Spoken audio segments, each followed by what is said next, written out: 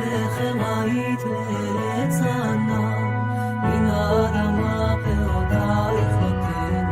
יודע אשר מחולל, מספרה כל נפלאותייך. זמרת היפים, דלקת נעימים, זורמת על הים, נוצרת צפנים, פורצת ושקיעה ענה יום וליל, המלכה היכלתי לדורות חלקות לחיים. אך נשלחה ונתבע, וברכה לפני פורתנו, אילנות ברכה לפרוגת, מפלצות נעשלה, נשים לנו בבית, שרית בקודש נשים, ממועידך ירח וצאן ילי. לחם היית לארץ ענן, מן האדמה פירותייך נותנת. יודע אשר מחולל, מספרה כל נפלאותייך.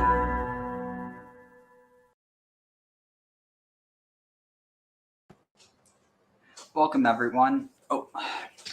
So this was a little bit impromptu, but once I saw it, I really decided, hey, this is something that I got covered. So he's a pretty,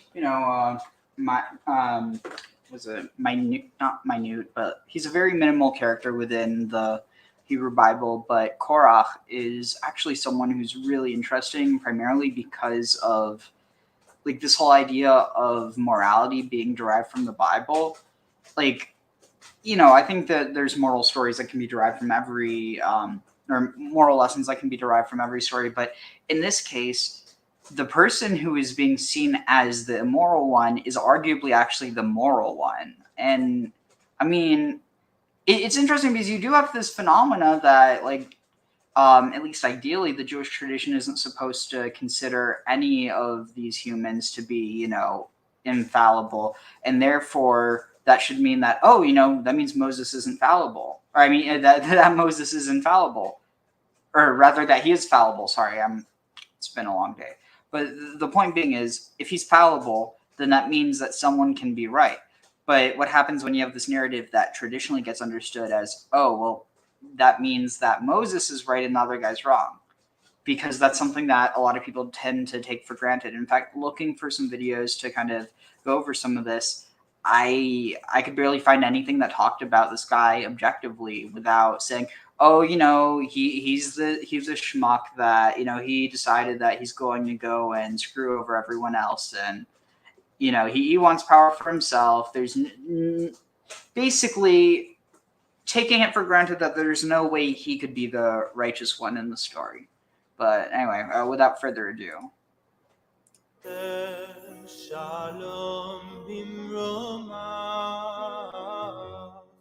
Also, a link to joins in the chat. This week, in Parshat Korah, we read about one of the great rebellions in Jewish history. Korah and his group of followers and fellow rebels mount a protest against the leadership of Moses and Aaron, and Moses makes a dramatic intervention. And I'm going to call this How Not to End a Rebellion. So let's begin at the beginning. Korah rebels. Korah and his followers rebel against Moses, and they challenge his leadership. We're all holy. Why do you lift yourself up above us? Why do you give yourself airs and graces? It's too much. Korah rebels. Korah, son of Kohath, the son of Levi, who was very envious that he wasn't made a Cohen. Then there were some people from the tribe of Reuven, envious that he wasn't made a Cohen. Then there were some people from the tribe of Reuven. Don't forget, Reuven was Jacob's firstborn son. So how come none of the Reubenites got positions of leadership? And there were 250 Israelite men from other tribes, well-known community leaders. How come nobody invited us? In other words, it was a typical Jewish broiges. Why weren't we invited? Why aren't we on the leadership team? And so on. And the question is, what happens next? And as you know, something rather dramatic happens. Moses prays that the ground opens up and swallows his followers alive. He says, if the Lord brings about something totally new and the earth opens its mouth and swallows them with everything that belongs to them, and they go down alive into the realm of the dead, then, you know, I'm the leader and not them. Now, Hey, Grum. I just saw you there. But yeah, I mean, does this sound moral to you? It sounds religious to me, and religious isn't always moral. No, it's one of those. I've always had a certain amount of sympathy because my reading of Korah is he was always kind of the more practical one, kind of much more in supporting the people. In the ancient Greek sense, Moses was pretty much the tyrant who just imposed his will over the people, as opposed to Korah, who was basically saying the people have an equal say in everything. And tag. I mean, there is an interesting point, though. What if Moses is just doing what Yahweh's telling him? I mean, obviously, there's people who would look at this and say, Moses is just telling them what Yahweh's saying, regardless of whether that's what Yahweh's saying or not. But realistically, what if Moses is literally just powerless in this position? He's having to, relay it. Otherwise, God's going to punish him or something. Exactly. That's part of what makes it so wonderfully complex, is both of them have their own legitimate points on the situation. And it's kind of hard to say one of them is 100% right and 100% wrong here, at least from my reading of it. Tag. Well, I mean, if he's being forced into it by Yahweh, then obviously it's not as simple as like, oh, he's completely responsible for everything that happens. But at the same time, it's like, I don't know, it's kind of one of those things where, if someone told you to do something, otherwise they would kill you. Like, there's obviously, a point where people hopefully would not do it, but I think realistically, when people's lives are put at risk, they'll do anything to save it, unless their moral strength outweighs their individual ego or capacity to survive. No, I agree 100%. It's like you see people go on, in the military, they know they're going to die when they go on a lot of missions, but they do it anyway because it's what's needed to be done. And people sacrificing themselves for their kids. It does happen. You always have the choice to say no, even though your life is threatened. You can always die. Okay. Yeah. I would call that a pretty reasonable way of ending a conflict. Would we not like all those people who are against us, that the ground should open up and swallow them alive? You would have thought that's a pretty effective means of conflict resolution. Well, you would have thought, since what Moses prayed to happen happened and happened immediately, it would have ended the conflict. Right? What happens next? The next day, the whole Israelite community grumbled against Moses and Aaron. You've killed the Lord's people, they said. It didn't end the conflict. They are still complaining. And something very serious then happens. God sends a plague against the people. The plague has started, says Moses. Go and do something, says Aaron. And by the end, 14,700 people died from the plague. It did not end the conflict. Now, this is odd, because we know that if you have a really serious problem and you want a miracle to prove your point, and the miracle happens, the miracle solves the problem. You remember, Moses says, "Hey lo yaminuli," they won't believe me. God says, you want to persuade the Israelites that you're the guy, take your staff and it'll turn into a snake and they'll believe you. And you know what? He took the staff, it turned into a snake, and they believed him. Moses says, but Pharaoh won't listen to me. Moses says, well, show him some signs. And if he doesn't believe the signs, I'll send a plague. And if he doesn't believe that, I'll send another plague and another plague. And by the time we get to plague 3, lice already. So, I mean, just notice this. It seems like Yahweh's primary means of getting people to do what he wants is plagues. Like, even his own people. Well, it also seems like Yahweh isn't a great persuader and resorts to force as soon as basically you don't agree with him. Yeah, kind of a tyrant himself. Okay. Yeah, but it's like a brutish tyrant rather than like a tyrannical overlord.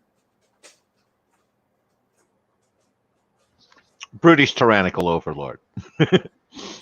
No, but like what I'm saying is that like this doesn't feel overlordish. This feels more like jealous X. I was going to say, it sounds a lot like gang leader thuggish. You know, do what I say or I'm going to beat the crap out of you. Basically, yeah, where it's not about, you know, I mean, like, for instance, it's not about love or respect. It's about fear. Because there's more effect. Yeah. Fear and following rules. Following rules is very good. It's very important for Yahweh. Yeah.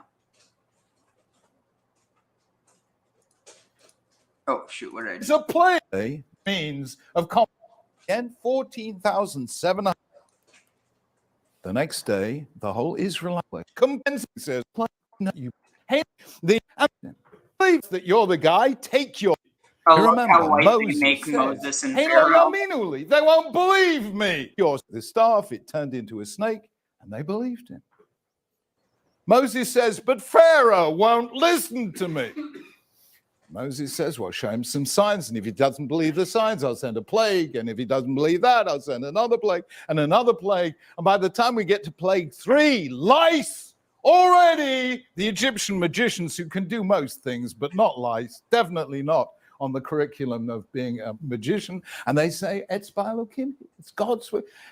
God does the miracle and the result happens. The most famous of all, Elijah and the 400 prophets. I mean, like, I'm going to be completely honest. The way that Moses has this ability to invoke God, kind of like Elijah, that really feels like kind of what's getting pulled upon in Christianity with the whole, like Christology or whatever, where, like, it almost feels like this idea of being like the logos of God is applied to both Elijah and to Moses before. You know what I mean? They almost like represent God's will on earth. I was going to say, you could sit there and see it. That's part of the like anointing sort of connotation, where God is elevating them through some sort of channeling, connection, extra power. Like the anointing of the kings. Almost like an avatar. Similar to that. It's more like an indwelling. I forget my Christology on that. It's and there are so many different versions. I'm going to screw it up, so I'm not even going to try. The anointing of the Holy Spirit. Exactly, and at that point there becomes a like a union between the Holy Spirit and the individual, which gives the individual extra authority and powers. Oh, Teresa of Avila knows a lot about that. Do you hear me? Oh yeah, no. Her writing and her approach is very unique, to say the least. I heard a really interesting thing. Like, basically, she self-censored a lot in order to protect her convent, which was largely made up of converts or like descendants of conversos. So they were what's the word? They were exposed to more rigorous scrutiny than the rest of Christianity because of them being descended from conversos. But anyway. Prophets of Baal at Mount Carmel. Elijah says, let's have an open contest, prepare a sacrifice. Holy crap. If that's another thing, think about it. Elijah at Carmel and the prophets of Baal, it's like Moses versus Korah. Yep, only several centuries later. Yeah. God sends down fire, or if Baal sends down fire, and we'll see. And the prophets of Baal try and they pray and nothing happens. It's funny because it's like, will Baal send down fire or will Adon send down fire? It's like, will Yahweh send down fire or will Yahweh send down fire? They're just using different words to refer to the same deity. And Elijah says, shout a bit louder. Maybe your God's asleep. Maybe there's trouble on the mobile phone and he hasn't got the message. Anyway, they try and try and try. Nothing happens. Elijah makes a prayer to God. Fire comes down and everyone says, Hashem hu Elokim. The last words we say on Ne'ilah, on Yom Kippur, Hashem hu Elokim. So the result is that you got a problem, you have a miracle and a problem, right? But it didn't happen here. It did not happen here. The truth is that the miracle didn't end the problem. And do you know why? Hang on. Do you know what did solve the problem?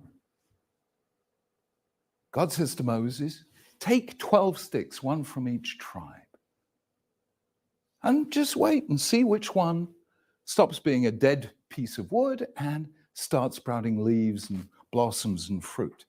And Aaron's rod brings out leaves and flowers and shkedim and almonds, and everyone knows Aaron was chosen to be the priest. That ended the conflict. And only that ended the conflict. Why? Because the truth is that right at the beginning, Moses got it right. Right at the beginning. He realized that... I'm sorry, that could have easily been achieved by just... Personally, I think that it's a euhemerization of older figures, like ones that were even considered deities. But really, that the idea of Moses is largely just attributed to the leader of the Canaanite exodus from Egypt back to the homeland. That's personally what I think. So I think there definitely could have been a figure that Moses is based on. I just, whether Moses was his name, I don't think that's the case. But, I don't look at the Bible as a historical document. I think there's parts of it that are based on that which is historical, but it's mainly myth, in my opinion. I was going to say, I take a slightly different take where I see Moses as a literary character that was basically a conglomerate of parts of at least 3 different historical figures, where they take a little bit of each of the historical figures, roll them into Moses, and now you got the literary character. Tag. Yeah, that's a nice blend. How does it smoke? But, much better than the tyrant stuff. Well, what do you mean? I thought we were saying Moses was a tyrant. Well, I was saying the Moses that they're interpreting Moses as being here is the tyrant. Oh, I see what you mean. Yeah, interesting. There's definite, probably most of my life I would have said that Moses was, real, even if not historical. But because I'm going into, field of scholarship, if I don't know something for certain, I'm not going to say it. And it's there's different ways that this figure could have been created. But at the end of the day, the fact that the Exodus narrative wasn't even around until the return to, I'm trying to think, this would have been, okay, now I'm actually blanking. But I think it would have been during the, trying to think. So they would have been during the return to the land from Babylon, because they needed a narrative. They basically, the conquest narrative in Joshua was created to justify oppressing the natives, who were literally their cousins and brothers, but that they had, the people in Babylon, and not all of them, but some of the cultural elites who were responsible for creating the monotheism, basically tried to wipe out what preceded them and viewed it as them versus the Canaanites, and that there were some Israelites who were left that they basically had to teach the right way. It's really bizarre, the whole history. But Qōraḥ and all his rebels were not rebelling against Moses. They were rebelling against Aaron. They knew Moses was the leader. Only he could speak to God. Only he could bring about miracles. Only he could send the plagues. Only he could divide the Red Sea. Nobody's going to challenge a guy with leadership credentials like that. But your number two, Aaron, well, we're as good as Aaron. And that's what they wanted. Real challenge was against Aaron. And Moses knew this at the beginning. But now you're trying to get the priesthood too. You know, isn't it enough that you slapped the ark? Now you want to be Cohen Gadol as well? Who is Aaron that you should grumble against him? At the beginning, Moses knew the problem isn't Moses, but Aaron. The trouble is that the more they needle him and complain, he kind of forgets and starts thinking that they're attacking him. Holy crap. See what he says? I just realized something. So, well, we'll get into it, but what happened to holy crap. I think what happened to, wait a second. Yeah, that doesn't make sense because I thought all of something's not right here. So okay, yeah. So I'm pretty sure that, was Qōraḥ a priest? I'm pretty sure. Yeah, he was. That was part of the big complaint, was he felt that too much was being focused into the one family's hands, and it needed to be more fairly distributed amongst all the people. So therefore, since Moses had his position, Aaron, being his brother, should have been basically disqualified for head priest. The next most qualified person would have been Korah. And by sitting there and inserting Moses in there, it's a sign of nepotism rather than God's favor. Is sort of where Korah was coming from. Tag. So here's my thinking. So the priests, the Kohanim, have to be descended from Aaron. But it doesn't seem like that was actually the case before then, because Aaron, was like the high priest, but before he had children, the priests would have. So it's almost saying that some of the Levites would have been priests as well, and that so not all of them would have been descended from Aaron. It just either that or maybe that rule was established afterwards or something. But the reason why this is sticking out to me is because what the punishment for Qōraḥ is more fitting for Aaron. And I don't mean this because of anything that Aaron does, but how he's named. Do you know what I'm getting at? No, etymology is not my strength. Go ahead and explain. I'll explain it once we get there, because I don't want to spoil it. But Mojo says, I think Jesus is a mix of characters as well. One being the guy who saved Joseph Bar Mathia.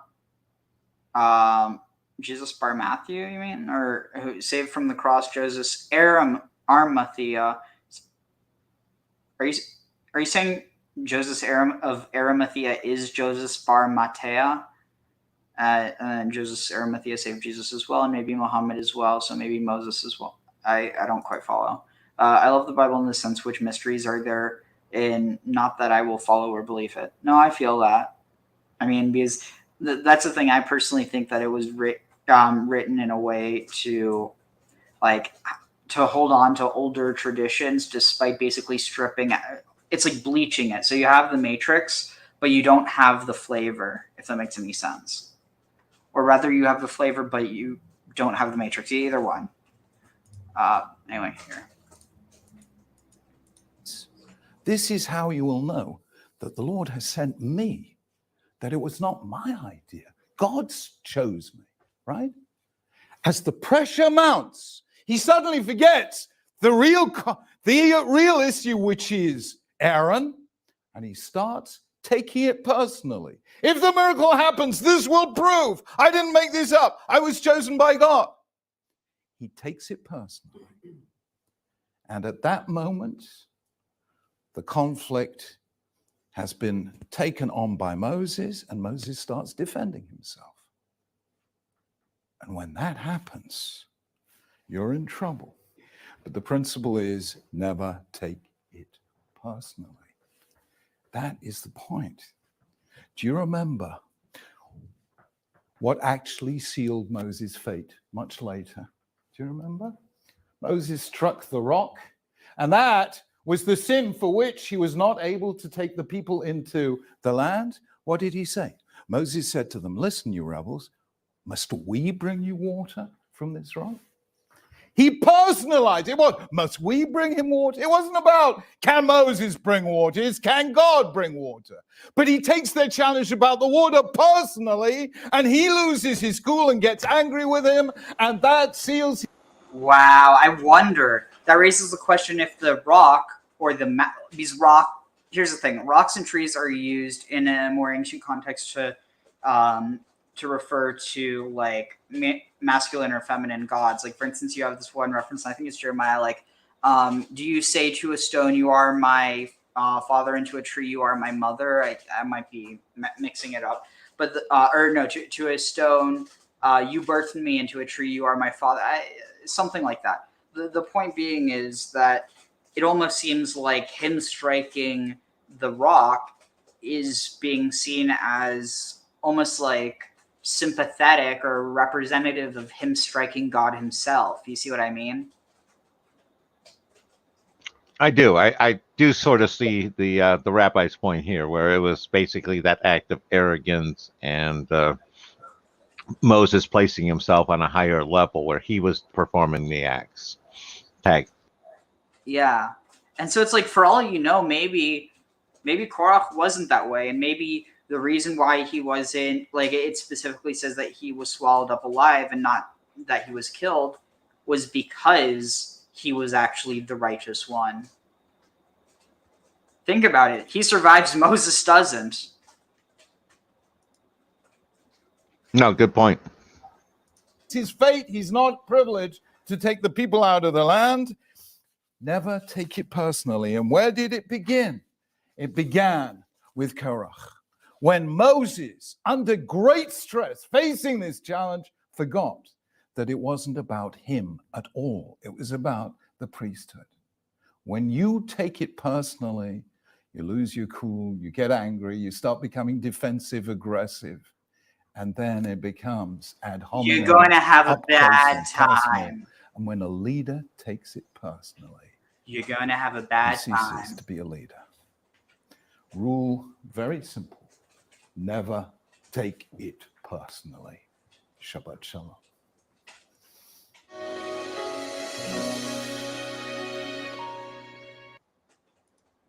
So, I mean, it's like, honestly, it feels like there's very little discussion around Qōraḥ that doesn't paint him as, oh, he was such a bad guy. But it's interesting because he actually doesn't come up with this idea all on of his own. Oh, but anyway, so what I was going to bring up, though, so the name of Aaron in Hebrew is Aharon. Now, do you know what the Levantine Hades was named?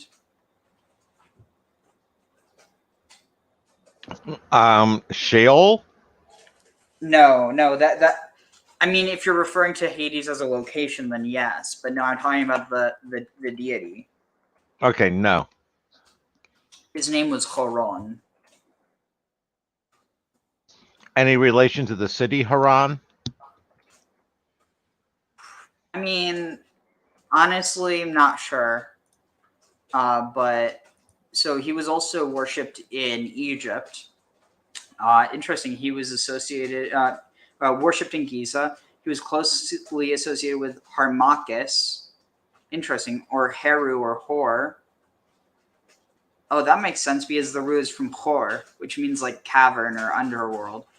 With the names in some cases used interchangeably, and his name as a result could be used as a designation of the Great Sphinx of Giza. Interesting. In the Ugaritic text, Haron, and listen, so Haron or Horon, and then Aharon. So Haron appears as a deity associated with magic and exorcisms. That sounds like stuff associated with the priests, right? Yep. This role is also attested for him in Egypt and in Phoenician sources from the first millennium BCE. The best known text focused on him is the KTU, the Kyle Albetish, so it's cuneiform text of Ugarit. 1.100, often interpreted as a myth in which the Ugaritic sun goddess Shapash implores him to help Fachalt, a figure of unknown character troubled by snakes. He is well attested in incantations. However, his name does not appear in any offering lists from the city, and is assumed his importance in Ugaritic religion was minor. In the first millennium BCE, Haran continued to be worshipped in Egypt, but his cult spread is also spread through the Mediterranean. He is attested in Phoenician and Punic sources from as far west as Sardinia. In the Hebrew Bible, he's referenced in toponyms such as Beit Horon. The last known source to mention him is a Greek inscription from Delos from the final centuries of this millennium. Let's see if I can find anything. No, very interesting. With the way they're talking about there, I see a lot of overlap with Thoth in Egypt and the idea that he may be a moon associated with the moon, which would make sense if it has any connection to Haran itself, because Sin, the god of Haran, again, was a male god and was also a god of the moon. So tagging. Okay, so this is really interesting. So this says, it has been proposed that the name is related to the root Hur, which I was talking about before. Where is it? Hur, present in Semitic languages, and that it might mean the deep one. Similarities to the Arabic word khaur, referring to the bottom of a well or a broad depression, and to Hebrew hor, cave or hole, has been pointed out. Though, according to Nicholas White, the fact that in Ugaritic the cognate is written as char rather than hor might cast doubts over this etymology, which means that it could have something to do with a mountain. An alternative proposal is that the name is a cognate of the Arabic khurun, or falcon. The early view that it might reflect the ethnonym Hurrian is no longer considered credible. So here's his character. The main sources of information about Haran's character are magical texts from Ugarit, Egypt, and Arslan Tash. Earliest theories about his character were formed by William F. Albright, but they have since been deemed conjectural and speculative. The Ugaritic texts indicate that he was chiefly associated with exorcisms and magic. In a single passage, he is addressed as a chavarm, most likely to be a text understood to a term referring to friendship or something. Oh, a specialist in the field of. Oh, he's like a chevra is like someone who's in charge of a special field or something. In the field of magic, comparable to Mesopotamian mashmashu or ashipu, translated into English as spellcaster by Eicha Rahmuni. The craftsman god Kothar Wachasis could be described in a similar way. A further Ugaritic figure whose role has been compared to Haran is Shatikatu, interpreted either as a minor goddess or another type of supernatural being, a healing genie or an entity comparable to an angel or a golem associated with exorcisms. The Egyptian papyrus Haris mentions Haran in a role similar to what he plays in the Ugaritic text, invoking him to render a wolf harmless with the help of Anat and a third deity, identified as either Arsaphes or Resheth. Oh, Arshaphes. Interesting, you can see how it's connected. Hershaf or Arshaphes. Interesting, he was associated with Dionysus and Heracles, depending on the translation. Elsewhere, he's occurs as a healing deity. Interesting, this is Aaron still. He was invoked Horon, but we could connect it to Aaron. He was also invoked to protect fields, and in this capacity has been referred to as a shepherd. Makes sense with priests. Richard H. Wilkinson proposes that Egyptians associated with the deserts and associated him a god of herdsmen and other people who wandered through this environment. Jacobus van Dyck concluded that he was understood as a god of the desert capable of protecting people and livestock from the animals inhabiting it. George Hart has characterized him as an earth god. Let's see, disputed aspects. Okay, this is interesting. George Hart argued that Haran's character was ambivalent and asserted in particular that his association with the tree of death in a single text he identified as Canaanite designates him as a god of doom. The term Ishmavet, they're saying is Etzmavet, translated as tree of death or deathly tree, is present in the Ugaritic text KTU 100 in a description of plants gathered by Haran. But the passage according to Wilfred G.E. Watson, should be understood as a recipe for a cure for snakebite. And interestingly, because that's what they use the serpent on the pole to cure the snake bites, supposedly. Though he notes the precise identification of individual names remains disputed. He does not list the deathly tree among the terms he considers to be the names of specific plants. Dennis Pardee argues the passage reflects the use of wood in exorcisms, and since one of the plants mentioned, according to him, is the date palm, it might indicate that Haran was believed to travel eastwards from Mesopotamia to gather plants typical for this area. He additionally suggests that it might be a nod to perception of Mesopotamian apotropaic magic as particularly efficient. Suggestions that KTU 100 portrays Haran in a negative light, presenting him as the god of black magic, master of evil demons, can be found elsewhere in literature, but Gregorio del Omolete notes that this view is surprising due to his portrayal as an effective healer in this composition. It is a matter of dispute among researchers if Haran was also associated with the underworld, with some authors such as Nicholas Wyatt voicing support for this assumption, while others, for example Manfred Krebernick, do not consider it to be conclusively proven. Wyatt's argument rests on the assumption that the term designating Haran's dwelling in the Ugaritic text, Matsad, or holy crap, also written as Matsada, which is also a directional form, a possessive one or both at once, refers to a location in the underworld. Similar argument has been by Udo Rutter-Swarden. The term Matsad is also translated as either fortress or steppe, and that's where the name Masada comes from. You know, the fortress? Yep. That would be, I mean, it was built by Herod, or commissioned by him, so there is definitely no way it's referring to this, but it's just interesting to think this idea of, one of the dwelling places of the god of death or of the underworld god being, a place where a bunch of people committed mass suicide. Yeah, I was going to say the other aspect of that one is how reliable is the historical record? We know that Herod certainly built a lot of stuff there and refurbished it and everything, but again, it could have been he was taking credit for building it when he just rehabbed an already existing structure. Tag. Yeah, so Mojo says, cool, you know Hebrew? Yeah, I do know Hebrew. I love this very much. I wish I knew Arabic and Hebrew. I'm trying to learn Arabic, but it's a bit of a learning curve. How is the Berber language linked to Egyptian language? I love this. Honestly, I'm not sure. And so, yeah, later you mentioned how Berber is actually Amazigh.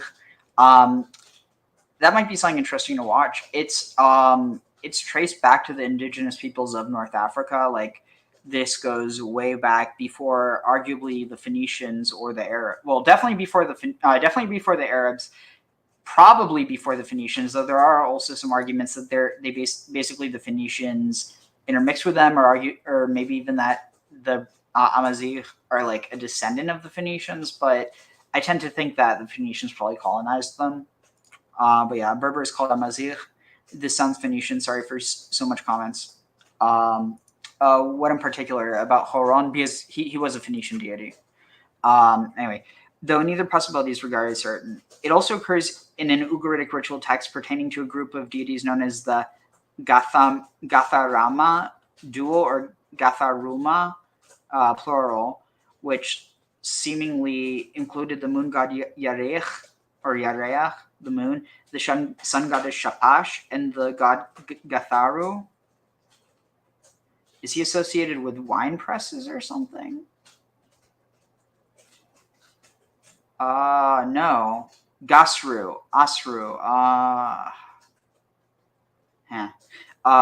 But the context does not provide any additional hints about its meaning. Wow, there's a lot of stuff about him. Possible early attestation. Here, let's see if we can find a video about this because my throat needs some water. Let's see.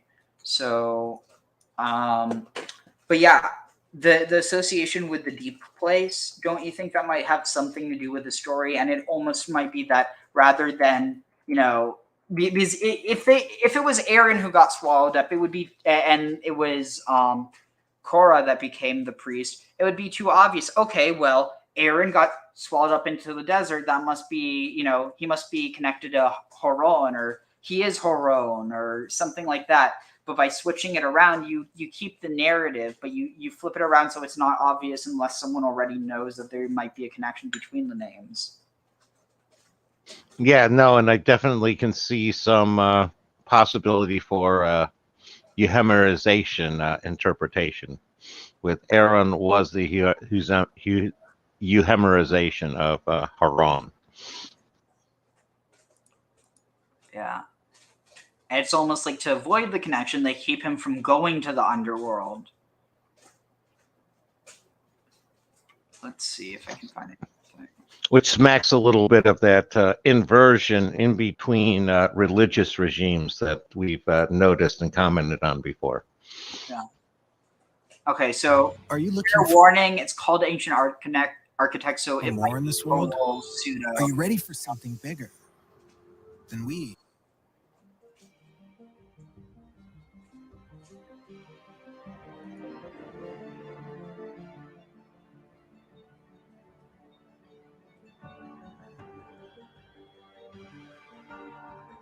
Hello, everybody, and welcome to Ancient Architects.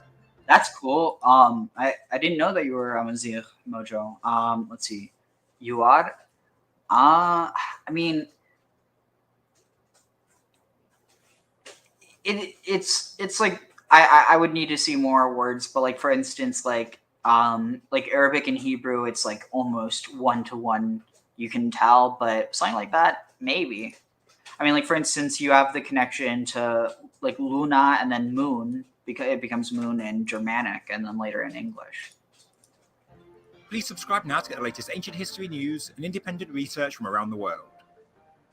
Ancient Egypt had a pantheon of gods that was seemingly native to the country and who actively evolved from the Old Kingdom to the New. So just why did the famous pharaoh Ramesses the Great also know from the Old Kingdom to the New? So interestingly, there's actually some theories that that Atirat and Taweret might have some connection because they're both associated with like birthing. Then you have Seshat with, actually, I don't know where I was going with that. There might be some connection between Sekhmet and Shechem also because, so notice this. What's the story of Shechem? You're going to have to refresh me. Sorry. Okay, so he basically absconds with Dinah, the sister of the 12 tribes. So then Simeon and Levi, basically they set up a marriage proposal or whatever. Jacob accepts it or whatever. Then but under the condition that they get circumcised. So when they're recovering from circumcision, Simeon and Levi massacre the entire city. So it's basically just an entire citywide massacre. Now, who is Sekhmet?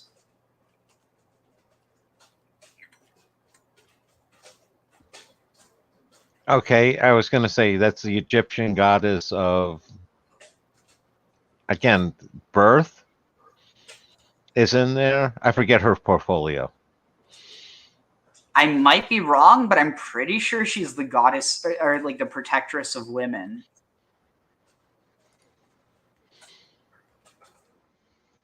I might be wrong. That might be Bastet, actually, because they're both associated with. But the point is, Sekhmet is associated.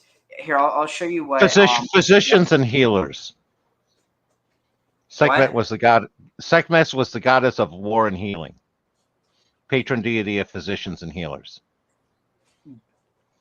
I think probably the association has to do with blood, but and so that could explain it. But the point is she's associated with like mass violence. She's basically the Kali of Egypt. Here, let me see if I can find this because it was okay, here. This goddess almost wiped out humanity. Sekhmet, The Egyptian goddess is a powerful and fierce deity who is often depicted as a lioness-headed woman. She is known as the goddess of war, destruction, and healing.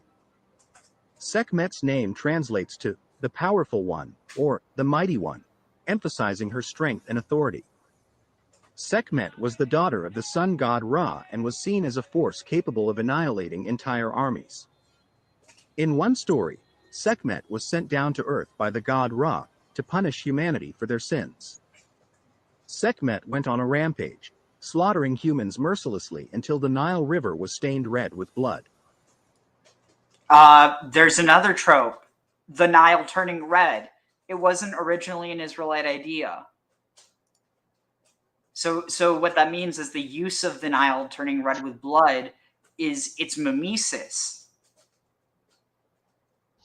No, definitely. And you wonder how much the two actually converge to similar events. You know, how much of the Nile running red with blood was an Egyptian take on the 10 plagues tag. Yeah. So it's almost like maybe the narratives are happening at the same time in a certain like syncretistic way. Like Yahweh is in some ways the one who like turns it red with blood and tricks Sekhmet, and then that leads to something. I don't know. To prevent her from wiping out all of humanity, Ra tricked Sekhmet into consuming a mixture of beer and pomegranate juice that resembled blood. Once intoxicated, Sekhmet fell into a deep sleep, and when she awoke, she had forgotten all about her bloodlust. This goddess almost wiped out humanity. So like I think that's totally connected. And think about it. The descendants of Levi or Levi end up being responsible for massacres later. You see what I'm saying? Yeah, no, it tracks. So yeah, then you have Set, who is connected with Sedek or with Yahweh. You have Hathor, which has probably connections with Astarte, as well as what happens if you put the Ha. Basically, put the Ha after the Thor. What do you get?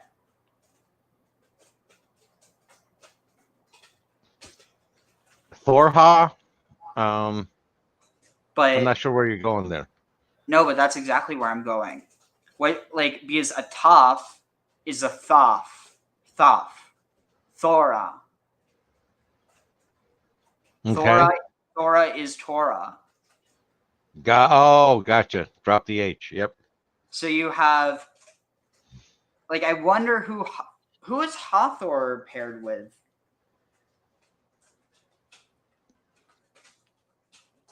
Because I bet you there might be some. Oh, wait, let's see. Hathor consort. She was. Holy crap! Get this. Her parent is Ra. Guess who else is her consort? Ra. I'm telling you, this idea of God and his Torah it's probably equivalent with Ra and his Hathor.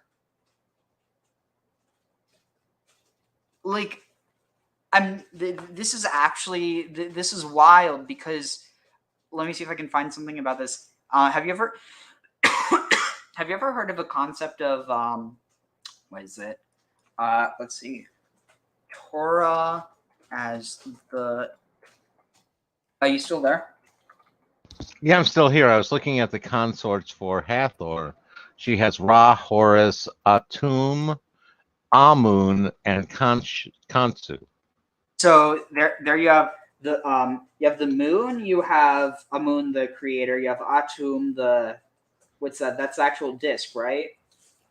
No, that's Aten. Oh, yeah, right.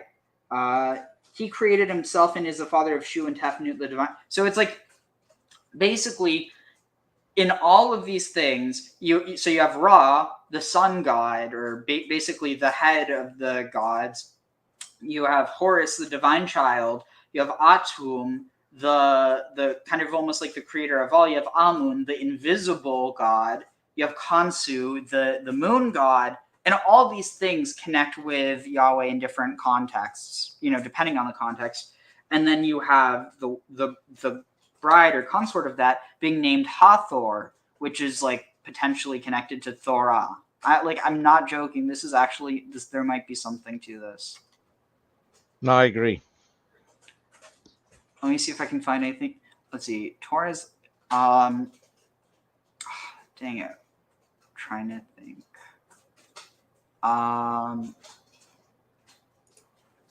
Torah.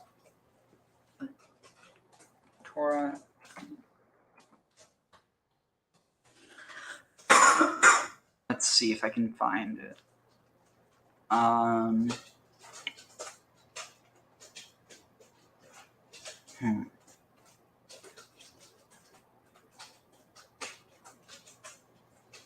Let's see.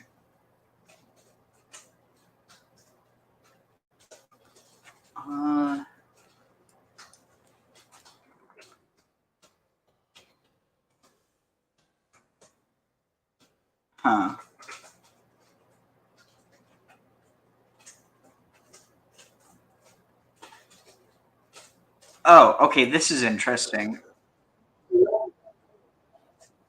Begins with the letter. I really think there's something to this, to the Torah basically being almost like the feminine. I mean, there is this understanding as like Torah in some ways being almost like an embodiment of Shekhinah, which, if you take that out of a monotheistic context, is definitely this idea of being a goddess. The first letter of the Torah begins with the letter Beis. Beis is the second letter of the Aleph Beis. Yet it's the first letter of the Torah. And all the commentaries ask this question: why does the Torah begin with a Beis, not the letter Aleph? The Aleph is not only first chronologically, but also first in greatness. Aleph alludes to Alufay Shal Olam, the master of the universe, or the chief of the universe. And Aleph alludes to Alafcha Chachma and Alafcha Bina, which means I will teach you wisdom, I will teach you understanding. Chachma and Alaf. And Aleph alludes to Alafcha Chachma and Alafcha Bina, which means I will teach you wisdom, I will teach you understanding, which alludes to Almighty God. Aleph also is Echad, the one God. So why does the Torah begin with a Beis? There are many, many answers to the question, but today I'd like to focus. Beit, house, bat, daughter, Bereshit, in the beginning, the Rosh in the head, Bara, create, Bar, like there's so much. On something that is connected directly with the graphic design of the letter. The reason why the Torah begins with the letter Beis, says Rabbi Akiva, is that Beis is the gematria of two. Two alludes to man and woman. That when God created the world, in the very beginning, he created the world for the sake of man and woman, equally. And what does that mean? We can appreciate this from another verse. If only people would actually take that into consideration, and by that I really do mean the religious people. I mean, in some ways they do, but I don't think they take it to a practical level. They look at it within a more spiritual context, when it should be, in all ways, people should be equal. Well, not like, the buzzword equal, but like, everyone should, no one should be more powerful than someone else, because of who they are. It should be like, you should only have more power in a certain case because your argument has more power, nothing to do inherently with you. In the portion of like who you are. I was gonna say I tend to go with everybody deserves to be more powerful in at least one way, and that way the power is kind of shared. Tag. Yeah, I mean, at the end of the day, I think it's just no one should have the power to oppress someone else. That's all I mean. Whether it's a man oppressing a woman, or a woman oppressing a man, or a man oppressing a man, or a woman oppressing a woman, or a child oppressing a child, basically just, people should treat each other decently. But all too often people will like lean on like, oh, look, Qōraḥ was a bad guy because Moses was good, therefore Qōraḥ is bad. It's like, not actually engaging with the narratives on a deeper level, just looking at what the narrative says and assuming that because it's written that way, that means one is key. I don't know. Anyway, let's move on. No, Bereshis. Over there it says that God created Adam, the first human being. Man and woman did he create them. What does it mean he created Adam, man and woman? So the answer is that there are four terminologies for man. There is Enosh, there is Gever, there's Ish, and there's Adam. Of these four terminologies, Adam is the highest. Adam is a mensch. We are created in the image of God. What is a mensch? A mensch means man and woman together. In other words, you have to possess both masculine and feminine qualities. If a man possesses only masculine and not feminine qualities, he's not a mensch. If a woman possesses only feminine qualities but no masculine qualities, she's also not a mensch. There has to be giving and taking. There has to be speaking and silence. There has to be aggressiveness and there has to be softness. Each one of us needs to possess both of these qualities, and we have to know when to use it. If you lack that intelligence, or if you lack those qualities, yes, you might be a woman or you are a man, but you are not Adam or Adam. You are not complete. Says the Torah, Bereshis, in the beginning, God created man and woman, and that was the objective of creation. And this concept could also be found within the graphic design to numerical computation and the meaning of the letter Beis. The Gemara tells us that the letter Beis is a combination of the letter Dalid and the letter Vav. Dalid represents a female, feminine letter. Dalid stands for speech. It says that a woman was given 9 parts of speech to a man that was given only 1 part of speech. It says, the Gemara tells us that the letter graphic design to numerical computation and the meaning of the letter Beis. The Gemara tells us that the letter Beis is a combination of the letter Dalid and the letter Vav. Dalid represents a female, feminine letter. Dalid stands for speech. It says that a woman was given 9 parts of speech to a man that was given only 1 part of speech. By nature, women are better speakers. The Vav alludes to the masculine attribute, the masculine letter of coming down, of being a benefactor, a provider. So the Beis represents both of these concepts, male and female. Also, Beis equals number 2, again alluding to man and woman. Furthermore, Beis can stand for either Bereshis, in the beginning, alluding to the seminal drop of wisdom, which is called Chachma, a masculine quality, or Bina, understanding, which is a feminine quality. As the Gemara says, Bina Yeseda Nitna Li'isha. A greater level of understanding was given to the woman over the man. So this is the first approach that we can take to the letter Beis. But as we get closer to the coming of Mashiach, as the Rebbe has told us, Hine Mashiach Ba, Mashiach is about to reveal himself. The Beis takes on a whole new direction. And that is, our rabbis tell us, based on the teachings of King Solomon and Jeremiah, that Eishes Chayil Ateres Baila. King Solomon tells us the woman of valor is the crown of her husband, alluding to the fact that the feminine mystique will rise and become superior to the masculine mystique. And furthermore, it says when Mashiach will come, Jeremiah tells us, Yekeva to Soivev Gever, that the woman will surround the man. In other words, the feminine attribute will overpower the masculine attribute. And this too we find in the graphic design, the numerical computation, and the meaning of the letter Beis. The Beis, we said, is a Dalid and a Vav. The Dalid is a feminine letter, and the Vav is a masculine letter. But the Dalid stands on top of the Vav, representing the superiority of the feminine mystique over the masculine mystique. Furthermore, there are crowns on the Beis. If you look on the Beis, the crowns are on the left side.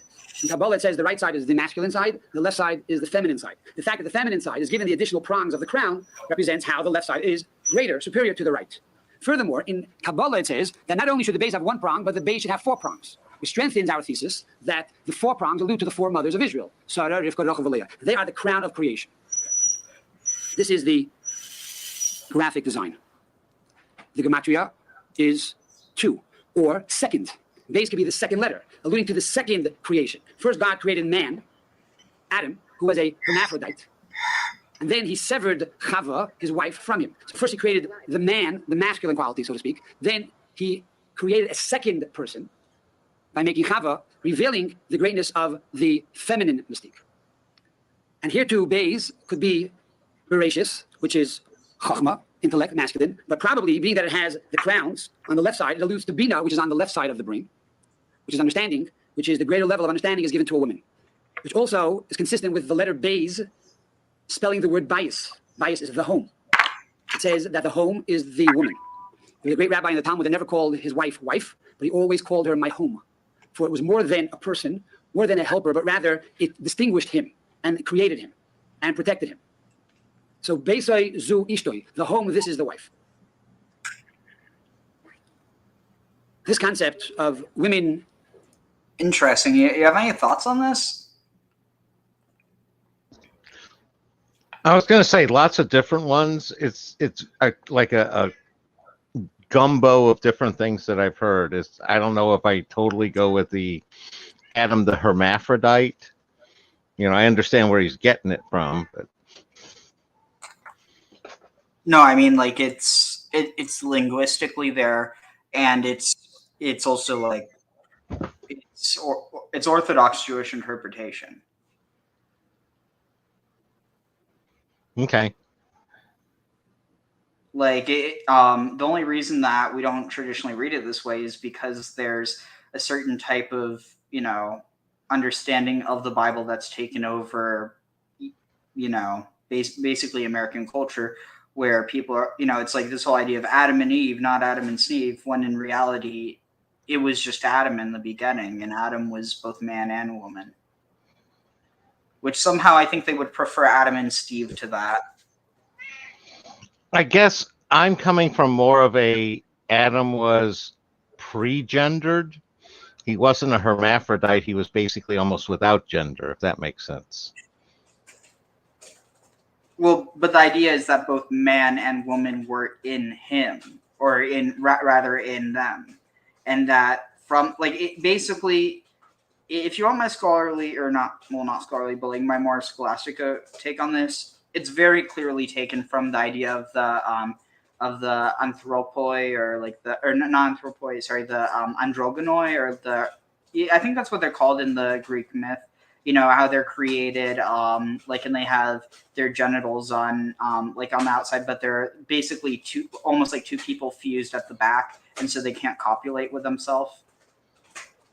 Yeah, So no, I was going to say that was one of the early Greek philosophers' take on gender, where, you know, homosexuals are two males pinned back to back.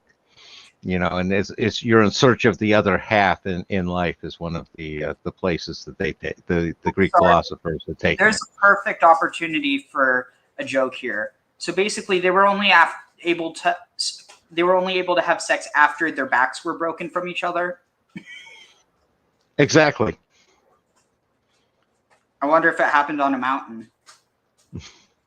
Either in a mountain or a cave. Those are usually the two locations.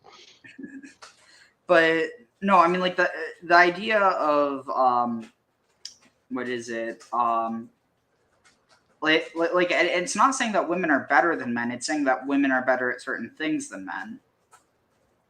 Right, which is like a lot of that concept that I was getting to, where each gender needs to have their own range.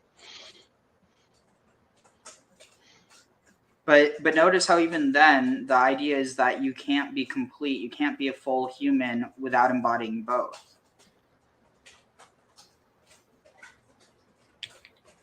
Right, you need to balance it out in yourself. Yeah. Oh shit! I just dropped something. Oh, that was not that bad. Like, 1 second.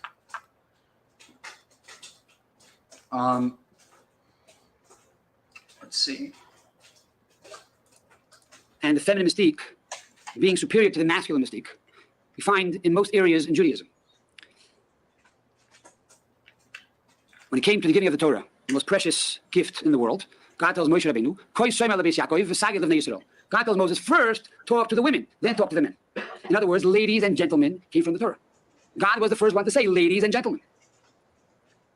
Now, it says in the Medrash, the reason why God gave it to the women first, because when it came to the sin of the Garden of Eden, God told Adam, do not eat from the fruit. And Adam messed up. He did not convey the message properly. But if God would have given Chava the message, we're sure that Adam never would have eaten from that fruit. So when it came to the Torah, God did not want to take any chances. He says, now I will give the woman the first responsibility. I will talk to them first. And after they agree, if I know they're on my side, then I know there's a chance that the men will do the Torah. When it came to the golden calf, which is the darkest sin in history, that a nation that just witnessed revelation on Sinai, 40 days later should commit an atrocity of a public, idolatrous act, bowing down to a golden calf, which is diabolically opposed to everything Torah stands for, is basically smacking God in the face. And who was that holy calf or that holy cow?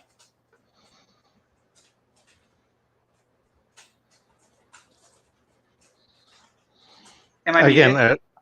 no, I'm not sure. I'm not sure where you're going with that one. Are you going with, because again, you got the astrotheology interpretation if you're moving from the age of Taurus to the age of Aries, hence No. the whole ram and shepherd thing. And I didn't think that's where you were going for it, but No, like who were the cow gods or goddesses in Egypt?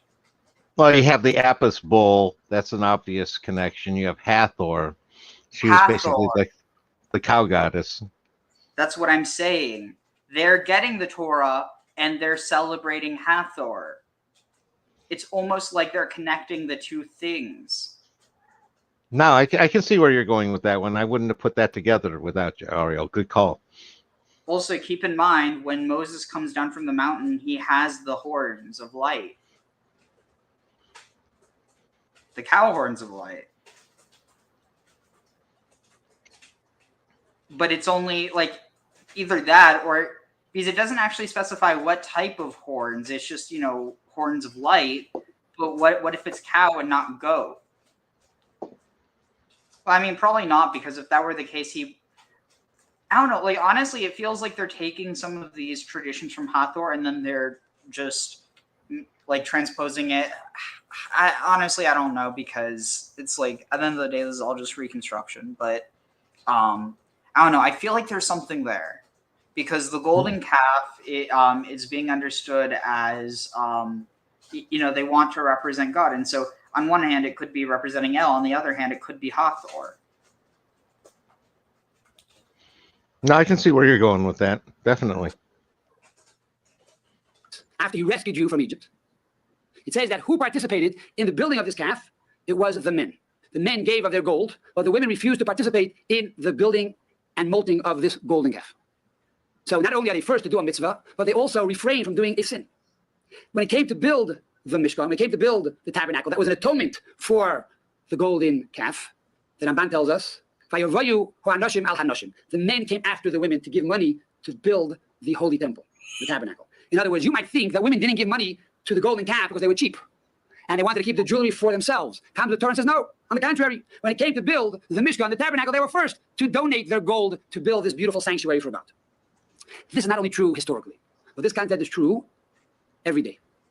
And we start with Shabbos. Shabbos is the holiest day of the week. How do we bring in the Shabbos? First, the women light the Shabbos candles. Then, an hour later, the men make the Kiddush. They sanctify the Shabbos. The women already sanctified the Shabbos an hour earlier. And the Rebbe takes it a step further, and he says it's not simply about lighting a candle. It's a lot deeper than that. For the Zohar tells us that the word for candle in Hebrew is ner. Ner is nun resh. Nun is 50, resh is 200. There are 248 positive commandments.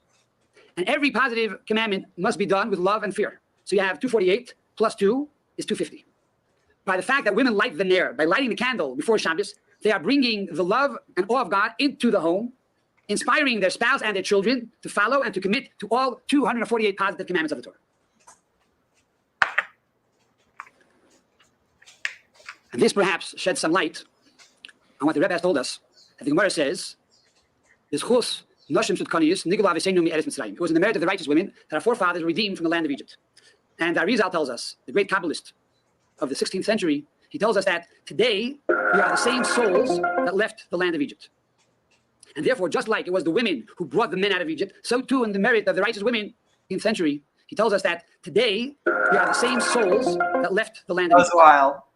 And therefore, just like it was the women who brought the men out of Egypt, so too in the merit of the righteous women, we will leave this final exile, we will leave this final goals.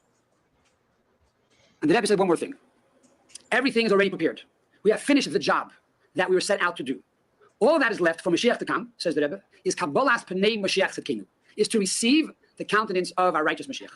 What does that mean? To receive the countenance of our righteous Mashiach.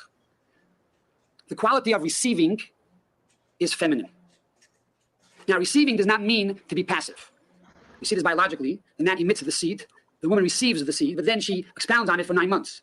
So receiving does not mean you are to be passive. But receiving does mean that you commit yourself with unconditional commitment to the Word of God to fulfill what He wants us to do. If we understand it or not, if we like it or not, we know it's the right thing. We have to do it. when the men will reach this natural level of the women, to have this unconditional level of commitment, to be mekabel bənê Mashiach Tzidkenu, to receive the countenance of our righteous Mashiach, then the Mashiach will come. So, I mean,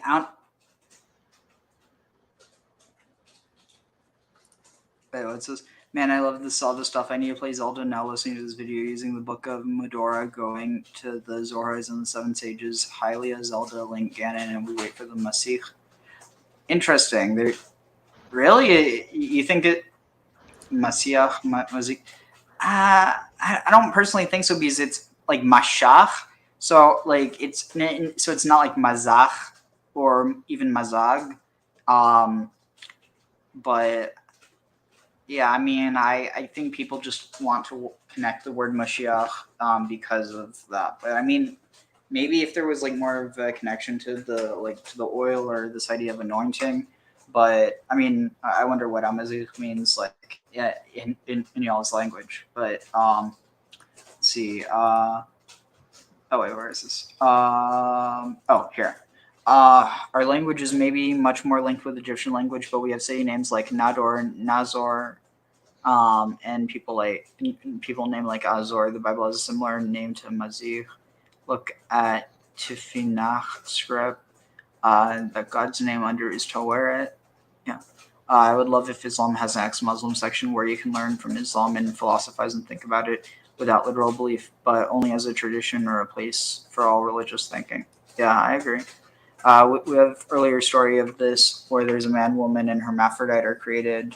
Man for man, woman for woman, and hermaphrodite has man and woman. Interesting. Let's see. What was this? Oh no, I already read that. Here.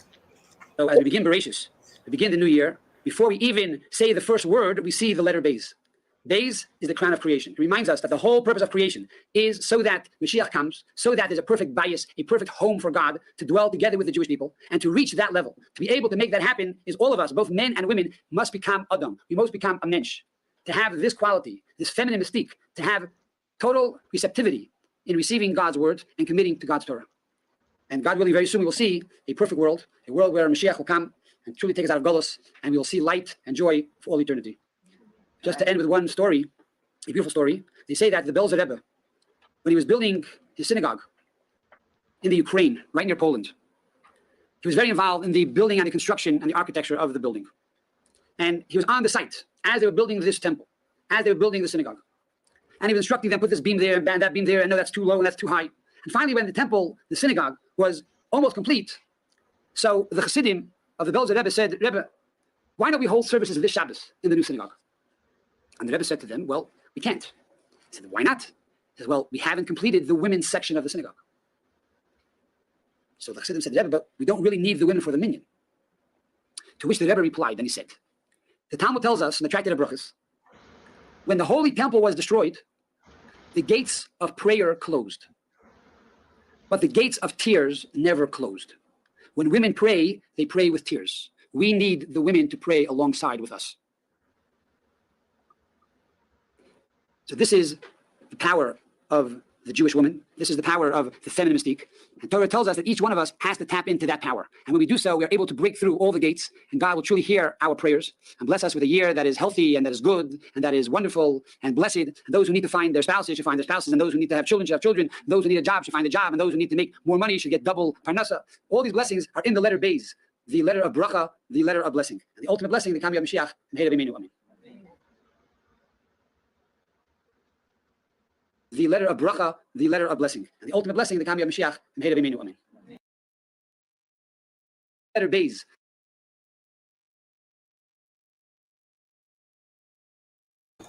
Interesting. What was it you said at the end? I think I know, but I'm not sure. 1 second. Okay, let's speed it down. The letter of bracha, the letter of blessing. And the ultimate blessing, the Kam Yom Mashiach, Amen. I think he said like maybe speedily in our day. But what was it that I was trying to find? So yeah, that was interesting. Let's see, is there... Ooh, what's this? This sounds interesting.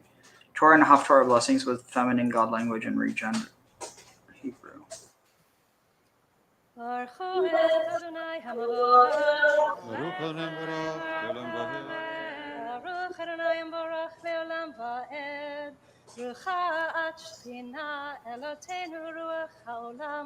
אשר בחרה בנו עם כל העמים ונתנה לנו את תורתה ברוכה את שכינה נותנת התורה. Amen. I really like that. ברוכה את שכינה אלוהינו רוח העולם אשר נתנה לנו תורת אמת. So, let's see. בחיי עולם נתן אשר ברוכה את שכינה So blessed is the Shekhinah. אלוהינו רוח העולם. Our goddess, the spirit of the world, אשר נתנה לנו תורת who has given us אמת.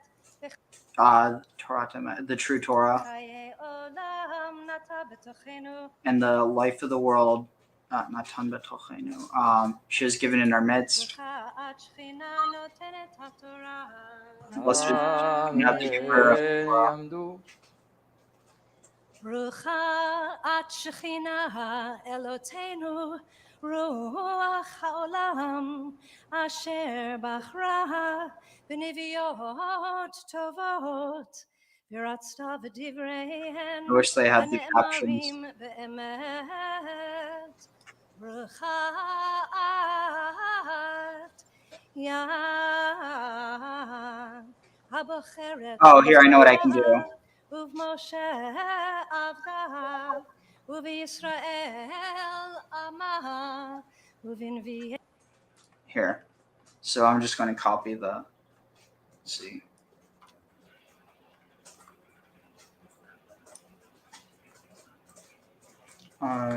Down. Here, Control C.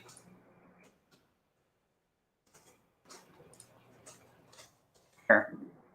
So it says, since Hebrew is a gendered language, all words are grammatically rendered either feminine or masculine. In the Torah, the 5 books of Moses, and the foundation of all of Jewish life and lore, the Torah is considered the heart and soul of the Jewish people, and study of the Torah is a high mitzvah. The Torah itself is a scroll that is hand-lettered on parchment, elaborately dressed and decorated, and stored in a decorative ark. It is chanted aloud on Mondays, Thursdays, and Shabbat, according to yearly cycles. Sometimes Torah is rendered as a colloquial term for Jewish... Okay, where is it? And also in traditional blessings and prayers, most words referring to God are written in masculine formulations. Chanting blessings and prayers using feminine names for God and also regendering the Hebrew grammar from masculine into feminine constructs can offer a more balanced Jewish prayer practice and expansive sense of the divine. Words can reveal a portal through which to contemplate the many expressions and attributes of God.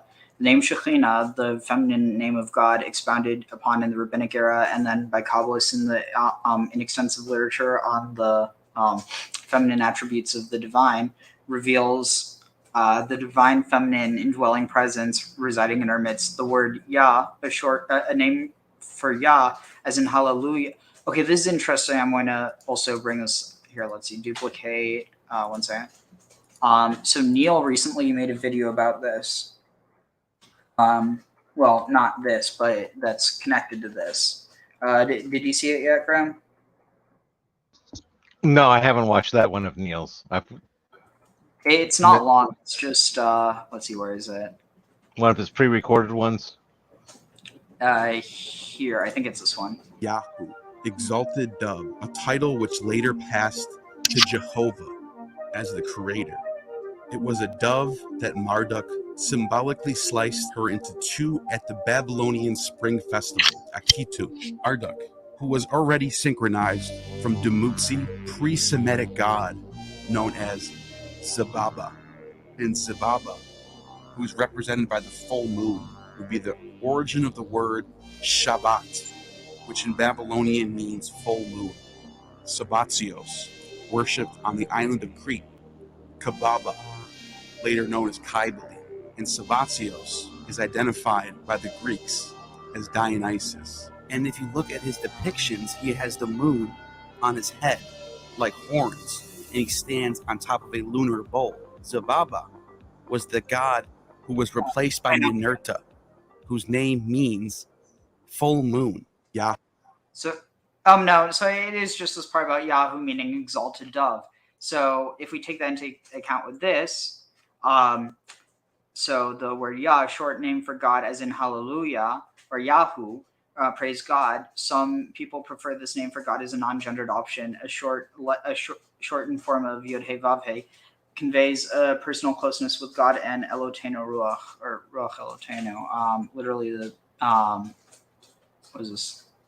Here it's just saying spirit. Some new versions of blessings called God, spirit of the world, Ruach HaOlam, rather than king of the world, Melech HaOlam. HaOlam conjures the ethereal spirit of the world, Ruach, also translated as wind or breath. So let's see, where is it? So here I'm going to start it over and then I'll just highlight where we're at. אשר בחרה בנו עם כל העמים ונתנה לנו את תורתה רכת שכינה נותנת התורה אמן רכת שכינה אלוהינו רוח העולם אשר נתנה לנו תורת אמת בחיי עולם נטע בתוכנו רכת שכינה נותנת התורה אמן יעמדו רכת שכינה אלוהינו רוח העולם אשר בחרה בנביאות טובות ורצתה בדבריהן הנאמרים באמת ברכת יד הבוחרת בתורה ובמשה עבדה ובישראל עמה ובנביאי האמת בצדק ברכת שכינה אלוהינו רוח העולם צור כל העולמים צדיקה בכל הדורות האלה הנאמנה האומרת ועושה המדברת ומקיימת שכל דבריה אמת וצדק נאמנה את היא אדוני אלוהינו ונאמנים דברייך ודבר אחד מדברייך אחור לא ישוב ריקם I'm lost. נאמנה ורחמנה את ברוכה את שכינה האלה הנאמנה בכל דבריה רחמי על ציון כי בית חי. So yeah, I mean that's really interesting because it's not, I mean, at the end of the day, as liturgy isn't actually biblical, there's nothing heretical about this because they're not, I mean, given I personally think that you could argue that the Shekhinah is derived from, a different source than, the idea of the God of the Bible, but irregardless, I think it's interesting that, it still is talking about an Orthodox concept. Definitely. I was going to say, are we going to dovetail this back into Korah again, or are we just going to keep it going? No, we're going back. So, let's see, where was it? Oh, right here. So I wanted to talk about Harun and Aaron, and then that'll bring us to Petra.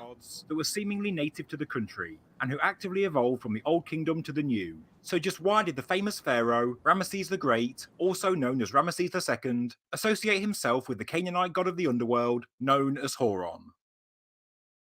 In the excavation of San El Hagar, at ancient Tanis in the northeast of the Delta region, a statue of Ramesses II was discovered, sucking on his finger and squatting like a little child, crowned with a solar disk under the protection of a great falcon. You'd be forgiven for thinking that we are looking at a representation of the great falcon god Horus. But on the four sides of the base of this iconic statue, there is an inscription that says, the son of Ra, Ramesses, beloved of Amun, the beloved of Horon. It isn't commonly known, but Middle Eastern deities were popular during the reign of the 19th dynasty king, Ramesses the Great. But there is a deeper mystery with the specific god Horon, whose introduction into Egypt wasn't because Ramesses the Great defeated the Hittite Empire and brought back the god as some have speculated. It was actually much earlier. The fact is that New Kingdom Egyptians actively worshipped a Canaanite deity, and this is a fact we need to address because I believe it holds central importance in New Kingdom Egyptian history.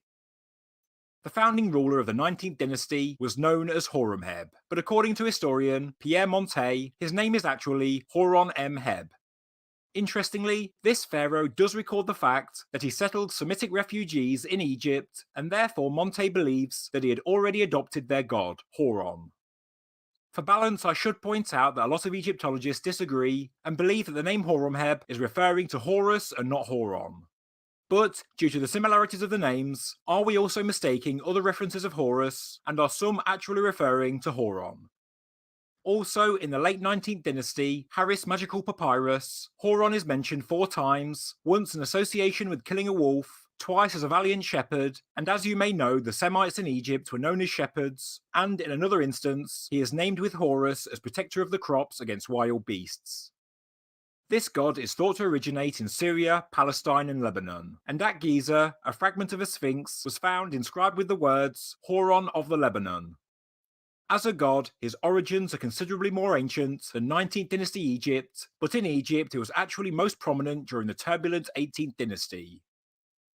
In the reign of Amenhotep II, Horon is named on a papyrus, and his name is also etched onto foundation deposits of the 18th dynasty Sphinx temple that was founded by the same king, located next to the Great Monument on its northeastern side. There is also another inscription at Giza on the limestone doorway of King Tutankhamun.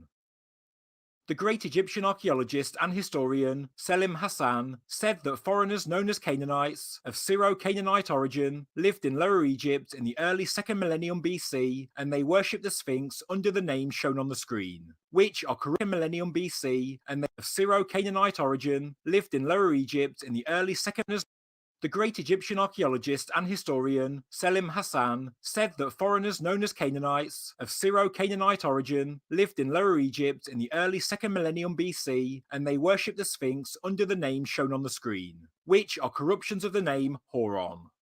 In his excavations, he discovered evidence at Giza for a long-term Canaanite settlement, which was particularly focused on the Sphinx and its megalithic temples. No written inscription says why they are there or how they got there, but the Canaanites had certainly settled at Giza by the 18th dynasty. Their origins in Egypt could go much further back in time, but with the evidence at hand, we just don't know. Interestingly, there is a lost settlement, known in scriptures as Horonia or Horonopolis, thought to be the main Canaanite settlement in northern Egypt, and interestingly, there were 2 villages that existed in the last century, known as North and South Horonia, located just 2 miles from Giza, and Selim Hassan found evidence of ancient buildings and stela at this location.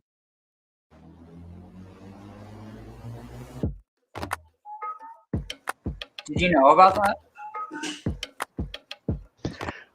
No, I did not know about that one, but that kind of also dovetails into some of the research I've done that I shared with you about Asherah being the female deity that the 18th dynasty worshipped. And, it seems like a tie-in with that as well, and the idea that, again, potential connections between Tedeshari, who was the matriarch of the 18th dynasty, and Asherah, where that was sort of like a new female power coming into Egypt at that time, that basically it was connected to the 18th dynasty. Tag. Votive stelae and other marks of respect to the Great Sphinx, inscribed and offered by the Canaanite community, have been found at Giza, and they called the Sphinx Herna or Horon. Both names refer to the same god, which was the Canaanite falcon deity, as shown in the Ramesses II statue from Tanis. The 18th dynasty Egyptians referred to the Sphinx specifically as Horomaket, meaning Horus in the horizon, Horus of course being another falcon deity. As Graham Hancock mentions in Magicians of the Gods, Horomaket and Herna are directly linked on a number of inscriptions, not just by members of the Canaanite community, but also by the ancient Egyptians themselves.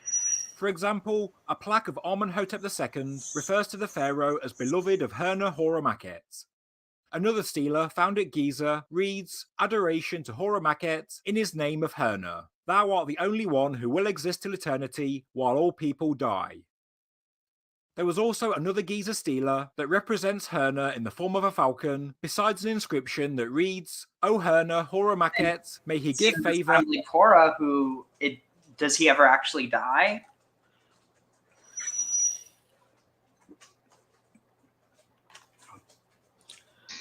I was going to say, I don't know. You have Osiris dying, but I don't remember Horus. And again, this is the first I've explored this god. So, tag. And love. As noted by expert Christian Zivi Koch, the variant Horon was that reads, O Hurna Horamakhet, may he give favor and love. As noted by expert Christian Zivi Koch, the variant Horon was also frequently used. She said, Horon was so closely associated with Horamakhet, the name of the Great Sphinx at Giza, that one addressed him indifferently as Horamakhet Horon or Horon Horamakhet. A papyrus document from the time of Ramesses II also mentions that labourers were taken to extract stone for the name shown on the screen, which experts understand refers to the Sphinx as a variant or corruption of the name Horon. Before the end of the 18th dynasty, Horon had become of the name Horon, which experts understand refers to the Sphinx as a variant or corruption of the name Horon. Before the end of the 18th dynasty, Horon had become associated with Horus, and by the time of the reign of Ramesses III, the name Horus and Horon are often seen coupled together.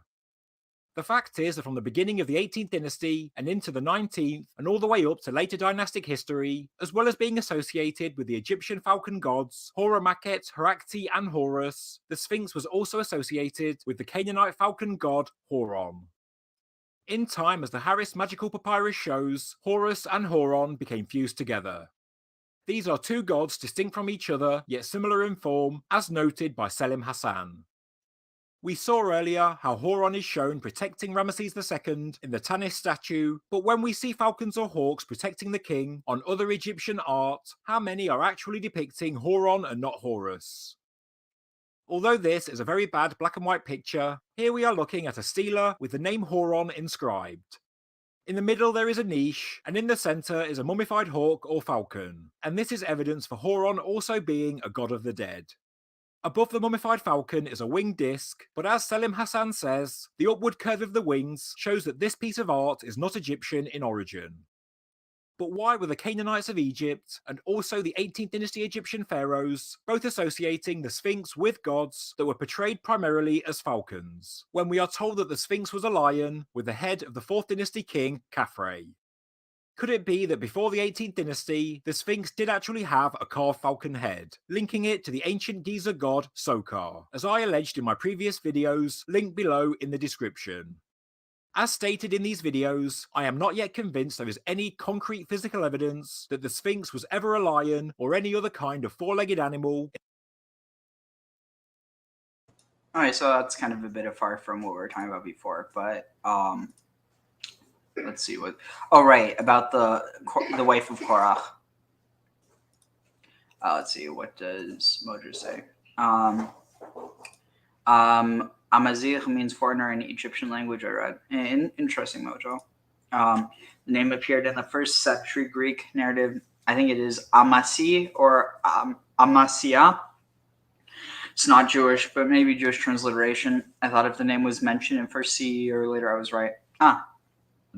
Interesting.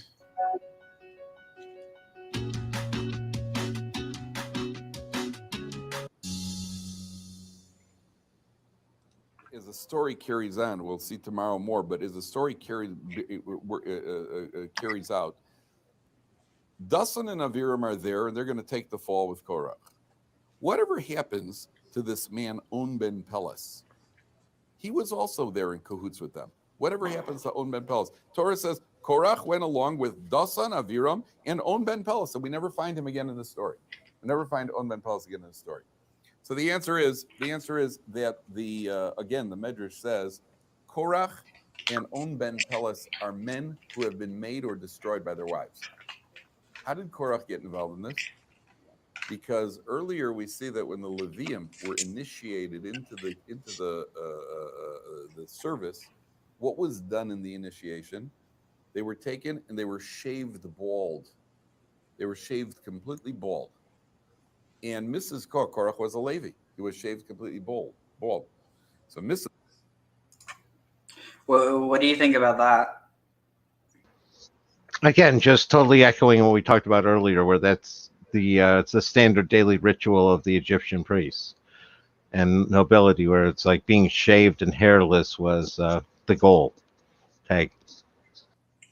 Yeah, so it's interesting that this is something that's going to be mentioned as being like, oh, why you have to do that? You know, even though that's something that, I mean, my thought is that it might actually be that this is kind of proof that that they had these indigenous practices, and Moses was kind of imposing Egyptian practices upon them.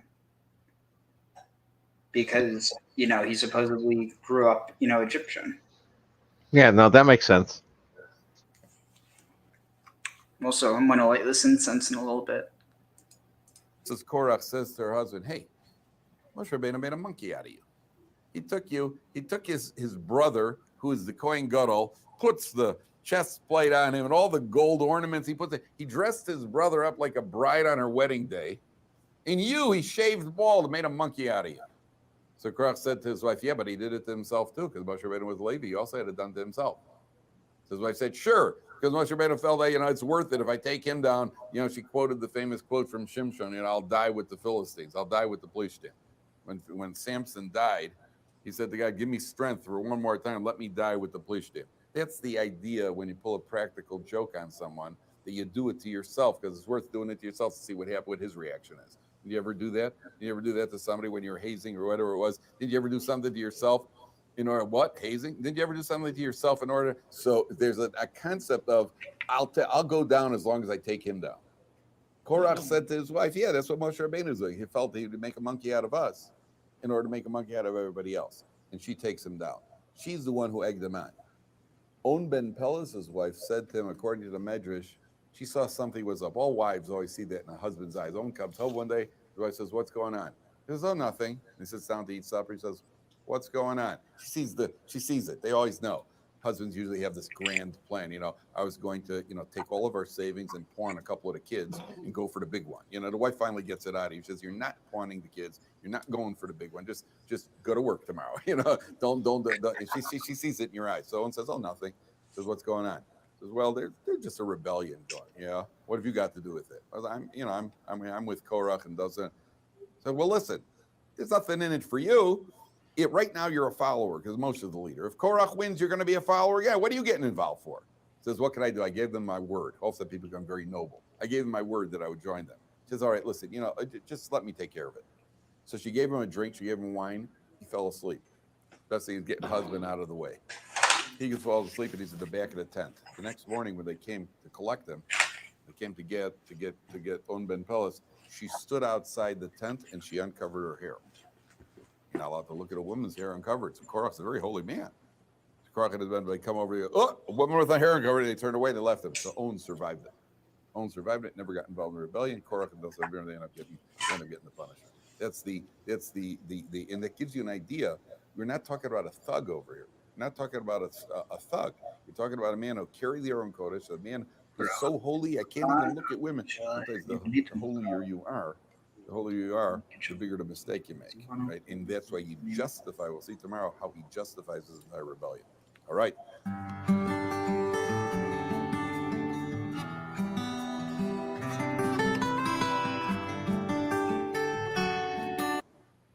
But yeah, I mean, it's like, what actually was so bad about what Qōraḥ did? Like, no one ever really seems to say, you know? Well, he didn't bow down and knuckle under to Moses. He had a different opinion, and he was sticking to it. That's my take on it. No, but it's not just that. Like, it's actually really bad when you read it. Not like bad in terms of what Korah does, but what Moses does. Like the arguments that Korah makes, it's like it makes so much sense. And Here, let's see.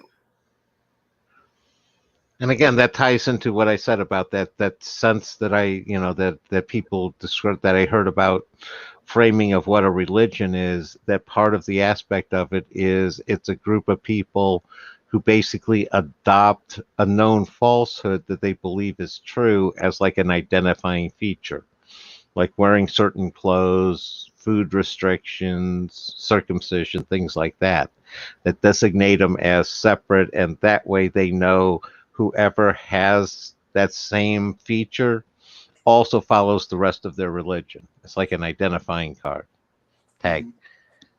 Yeah. Let's see if I could. Where was? Oh, here. Wonder what they're going to say on this.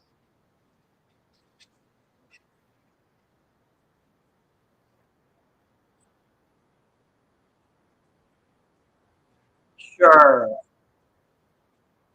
A book is literally designed, my dude.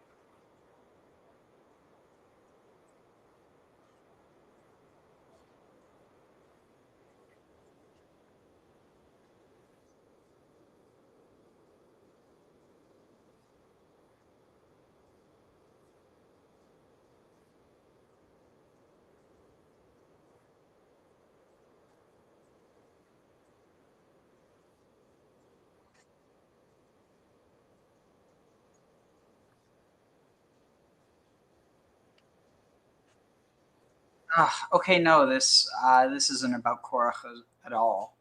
Hold on. I'm just trying to find one to give me some time to get this incense lit, and then we'll. Oh, here. Have we? Did they talk about being swallowed up at all? No, they haven't talked about the actual rebellion stuff or what Korah's complaints against Moses really were, just that he was rebelling. Let's see. Oh, here. This might be good.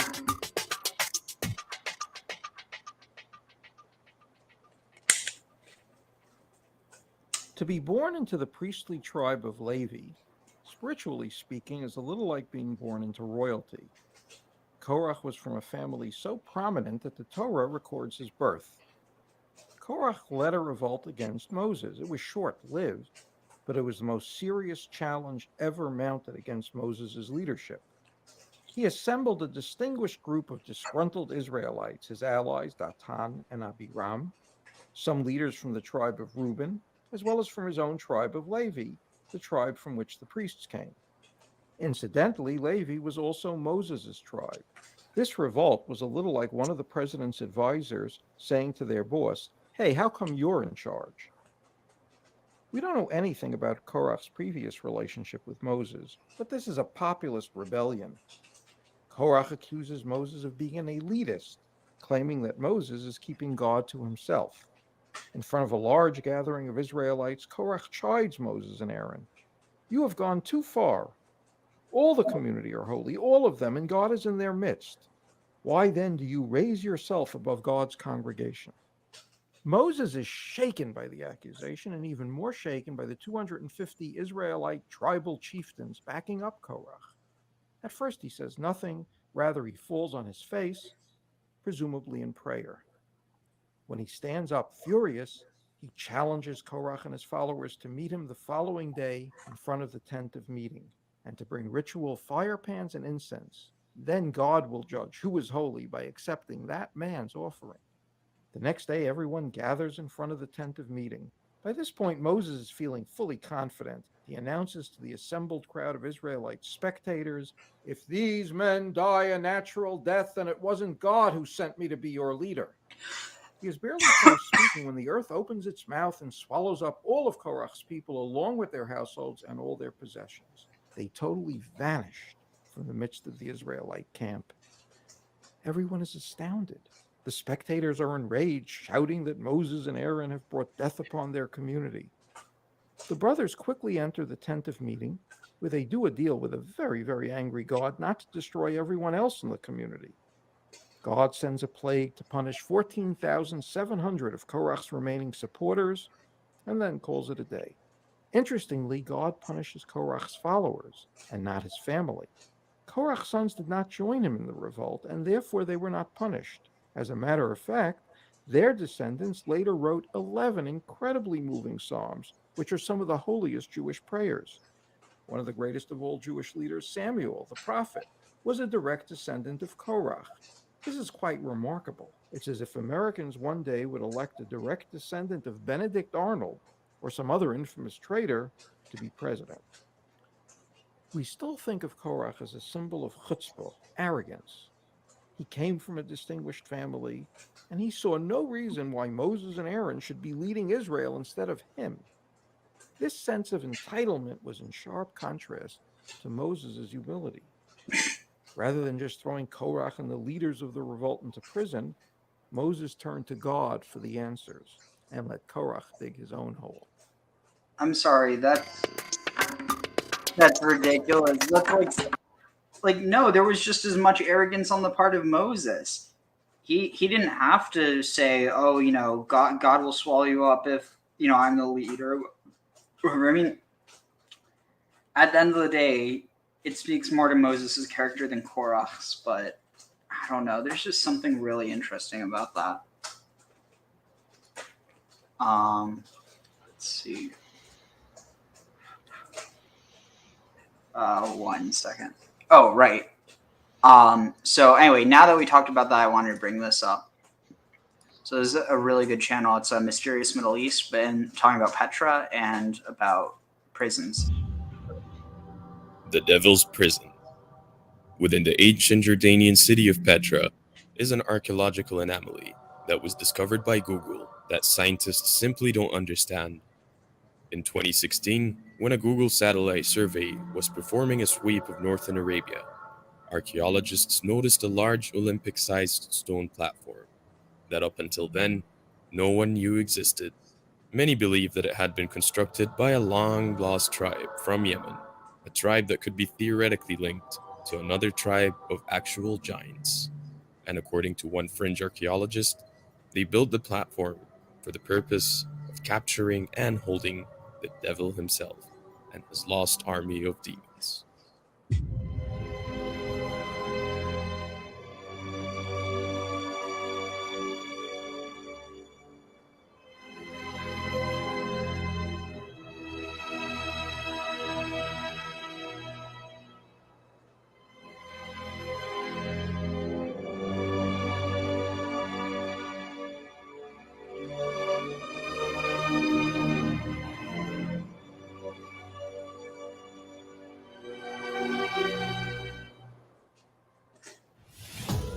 ancient Egyptians understood that they could use sound to reduce their weight and the gravitational effect.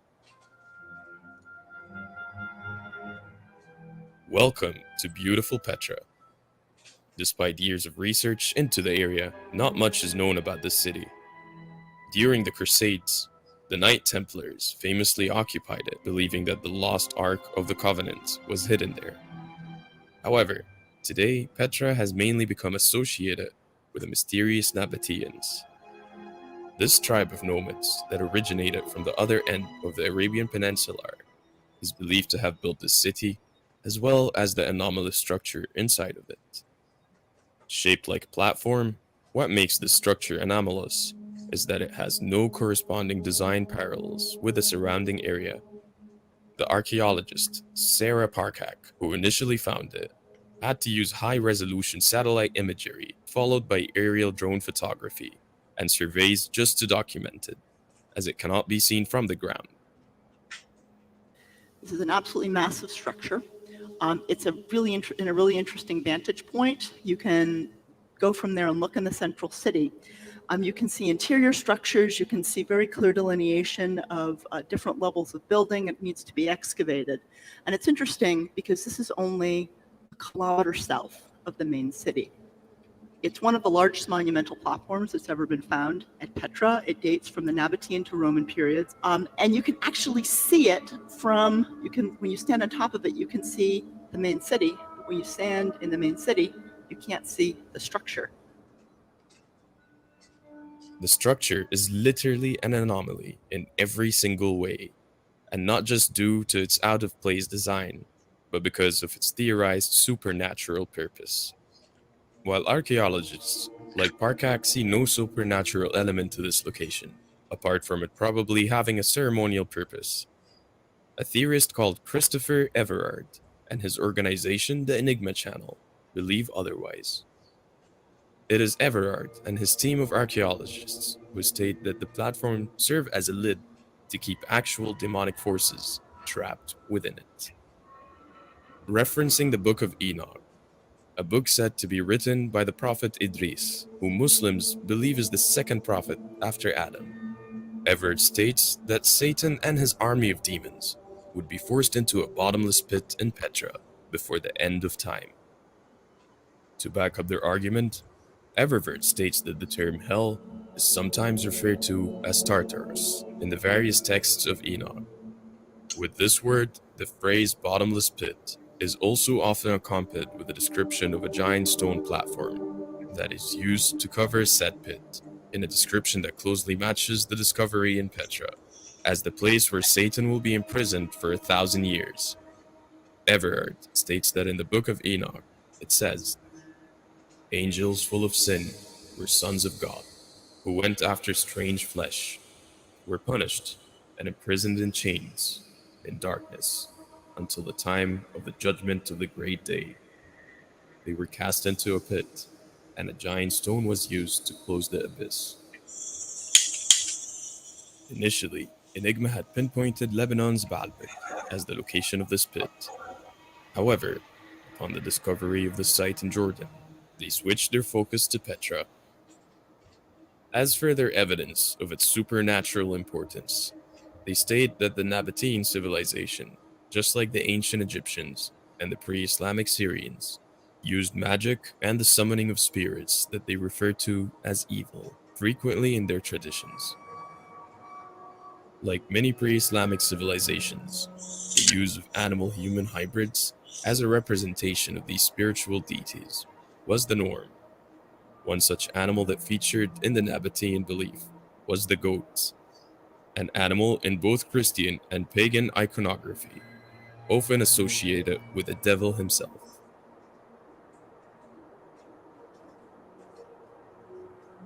In Islam, this period of time is called the Age of Ignorance, a long dark period before monotheism was reintroduced back into the Arabian Peninsula. According to Enigma, in this ancient culture, horses symbolized solar deities and camels symbolized the demonic. The Nabateans made clay figures of the horned animals such as the goat, gazelle, and ram, I thought they were going to say something about horses being suns and camels moons, but no, they're like, and camels were demonic deities or demonic entities. No, that's interesting. And I was going to say, it's easy to sit there and do away with any supernatural aspect. All you got to do is say that was a landing pad for spaceships. Nothing supernatural there. Tag. What do you mean? Oh, I was going with the old ancient astronaut theory, which they also had on Bellback, where that was a landing pad for ancient astronaut spaceships. Here, check this out. I finally got it started. Cool. Smells good. That symbolized power and strength. And this in turn triggered the idea that Satan should be represented as a goat-headed creature. So what evidence could there be that supports this over-the-top theory that Satan will be held captive below Petra? Everett does not have an answer that we are aware of, but maybe we do, at least hypothetically. For this, we need to go back to a previous episode where we questioned whether a lost tribe of giants once existed in the southern part of Arabia, somewhere in between the United Arab Emirates, Yemen, and Saudi Arabia, in a city called Edom, and whether this highly advanced species had conquered the much of the peninsula, just like the Nabateans. Despite the numerous clues for their existence, found in various historical texts, ranging from cuneiform discoveries in Syria during the 1970s to verses in the Holy Quran itself, a consensus of proof for the existence of these giants and their homes of Edom has yet to be made. But it seems possible that both the giants of Edom and the Nabateans originated from the same part of Arabia, even though that they may have existed in two separate time periods. Many people believe the Nabateans built Petra for the godlike entities they worshipped, or the giants that they lived with, as the doorways and archways of its buildings are extremely tall.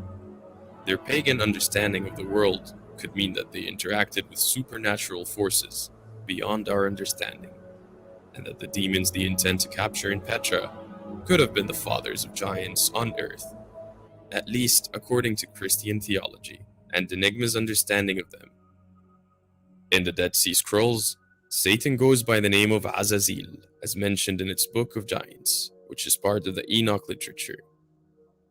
According to the Book of Enoch, he led the fallen angels who married these women, who then gave birth to those giants. In Islam, some scholars agree that Azazel and Iblis, the Arabic name for Satan, are one and the same, and that he is a type of ultra-powerful jinn that had the rank and the stature of an angel. According to Islam, Iblis is free to tempt and corrupt humans, presumably up until the Day of Judgment. Although no link between the Quranic giants of Edom and the fallen angels of the Bible have been theologically made, the wider context of fallen angels and giants residing in the same area, despite a difference of religious belief, is there. So, does any scripture, be it Islamic, Jewish, Christian, or even an Apocrypha, back up the idea that Satan and his army of fallen angels could ever be held beneath Petra? Well, from an Islamic point of view, simply no. Meanwhile, mainstream Christianity and Judaism, at least as far as we are aware of, do not speak of any such event taking place specifically in Jordan. If we are wrong, please say so in the comments section. Ultimately, as exciting as Everett's theory sounds, nothing indicating that a prison that holds or ever held demonic entities below Petra actually exists. The devil is real, but his prison underneath Petra is likely not, as both scripture and science does not seem to back this theory up. Yet, even though no real evidence exists that this site has any supernatural significance, many questions remain about it and the role it played in everyday Nabatean life. According to Parkak, it's important to remember that even in archaeological sites like Petra that have been examined extensively, there is still a great deal to discover. To date, despite the many decades of research that have gone into understanding Petra, not much is known about it, as only 15% of the city has been uncovered. The vast majority of it, an entire 85%, is still underground and remains untouched.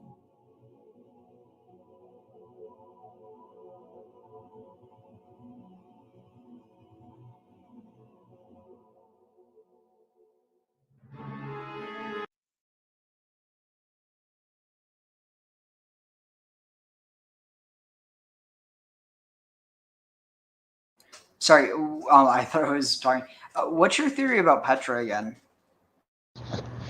Well, part of it is Petra just seems to be a recurring mystery and involved in so much, potentially involved in so much that goes around during that lower Middle Eastern, Africa, Egyptian period. And the idea of where Petra is connected with Korah is the idea where Korah was swallowed alive into a pit in the desert with all of his wealth, which is a strong parallel for what happens with what Petra was. It was one of the richest cities in the world, and it was basically in this pit in the desert.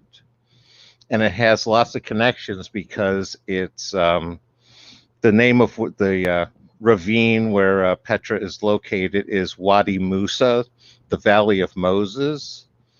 And it's the mountain of Aaron is right there as well, which is supposedly where Aaron died and was buried. And these connections there, and again with Korah, it seems like it's not directly from scripture, but it's just such a strong parallel that it's hard to say that there's no connection for me.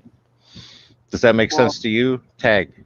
Yeah, and think about what the mountain of Aaron would be in Arabic. Jabal Harun. Yeah, which ties in the back with what we were just talking about. And again, that's the first I've ever really explored that god at all. So that I haven't even factored that into my ideas yet. Tag. Yeah, I'm don't really have a whole lot of ideas already formulated about this, but let me see if I can find something about Harun. Let's see, Harun Hades, maybe. No, there's like barely anything about this. Yeah, because part of it is I see Petra involved with Judaism. I see it also involved with Christianity and then involved with Islam again. And there seems to be a recurring theme, not specifically mentioned, but tying together all three of the Abrahamic religions. Yeah.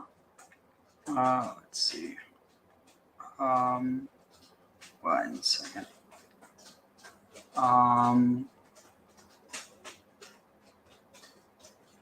Let's see. Harun deity, maybe. Ooh, this looks good. The refrigeration school.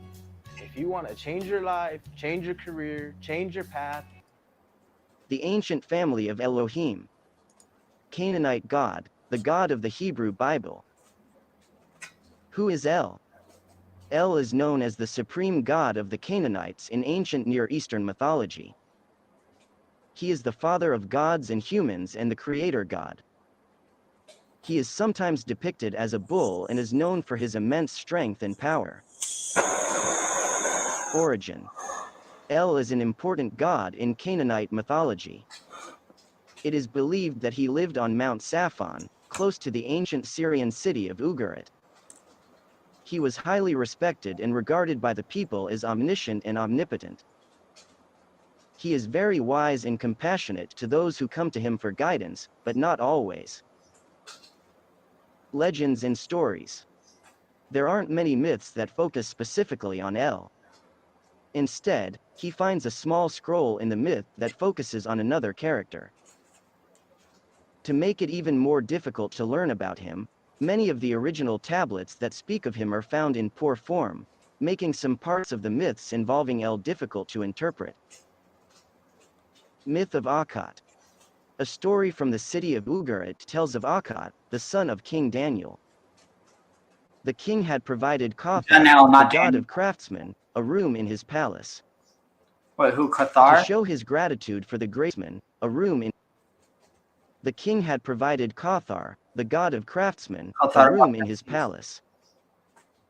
To show his gratitude for the gracious hospitality, Kothar gave his personal bow and arrows to Akkad. But the goddess Anat was angry and wanted a bow for herself. He tried to buy it from Akkad with gold and silver, but the prince refused his offer. He tries again to buy a bow from her, this time offering immortality. The prince was offended by the offer and told the goddess that he was a man destined to die and should not be cursed with immortality. Anat is annoyed and goes to El. He asked that the prince be killed. El gave him permission, but after Akkad's death, the land experienced a severe drought and the crops would no longer grow. Anat was upset and wanted to revive the prince so that the people would not starve again. As mentioned earlier, the tablets containing the Canaanite myths are not well preserved, and the end of these myths is unknown. Myth of Baal. Baal was the son of El, according to many accounts, but there are also sources that say he may have been more than a distant relative. Baal complained to El that he did not have a magnificent house like many other gods had. She feels that she deserves a home like she just conquered Yam. El agreed and built a house for Baal. When the house was finished, Baal celebrated. However, he did not invite his twin brother Mo. This angers Mo, who decides to invite him to the underworld, as he is the god of death. Oh, wow. That's a... Wait, am I muted? Oh, no. Nope. All right. So that's a direct parallel to Hades not being allowed allowed in Olympus. Yeah, I'm also picking up you got parallels between the Epic of Gilgamesh there, with Anat in the role of Ishtar, and Gilgamesh refusing the advances, and then there being the bull of heaven that Gilgamesh and Enkidu slew, which resulted in a drought and famine afterwards. So I'm definitely seeing some parallels there. Tag. Even though Baal was worried, he didn't want to risk insulting his brother again and accepted him at his invitation. When Baal visited Mo, he saw that the table had been prepared for a large feast. The food served was the food of death, and when Baal ate it, he found himself trapped in the underworld. While Baal is trapped, El starts looking for someone to take his place. El's wife suggests her son Ashtar. Ashtar was the god of irrigation but quickly realized that he couldn't fill Baal's place, because when he sat on his throne, he couldn't even reach the ground with his feet. El continues to look for a successor, but once Baal's wife fights Mo and is able to bring Baal back, the two continue to rule together. Family. El is the supreme god. He is married, and some sources say that he has more than 70 children. Here are some of the more famous members of his family. Asherah. Asherah was the wife of El and the mother goddess of Canaan. She was also a sea goddess and in some accounts referred to as the Lady of the Sea. She goes by many other names, including Lady of Byblos, Mother of the Gods, Queen of the Sea, and Hathor. Baal. Baal is said to be a god under El. Together, they reigned together with Baal as the god of fertility and the god of storms. He is married to his sister Anat and is likely to have had several other wives, including Arisia, Baalat, Padria, and Talia.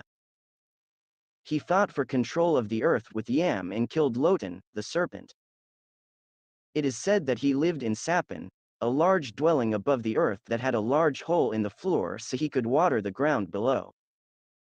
His twin brother is Mo, and when Baal dies, his wife Anat fights and kills Mo. Just so you know, what he means by him watering the earth down below, it's literally talking about him releasing seed onto the earth. The ancient Hebrews okay, actually maybe not Hebrews, but the ancient Phoenicians and Canaanites, Proto-Israelites definitely saw rain as basically being the seed of God or the seed of the God. No, I definitely get that one. Another one that's jumping out at me is the idea, the tie-ins with Demuzid and the dying and rising God there, where, died and then brought, Anat died and then Anat brought him back. Tag. Yeah. And there's also definitely this element of, where is it? There's an element of, the grain god also being come from the seed of, I didn't mean a pun by that, but that they come from the seed of the god. And so in that they are God, but they're also the seed of the God. And that's where you get this idea that later gets, shifted into Christianity, that you can be a god and the son of a god at the same time. But then Christianity makes Jesus human, whereas in all other traditions it would have just been pure deity.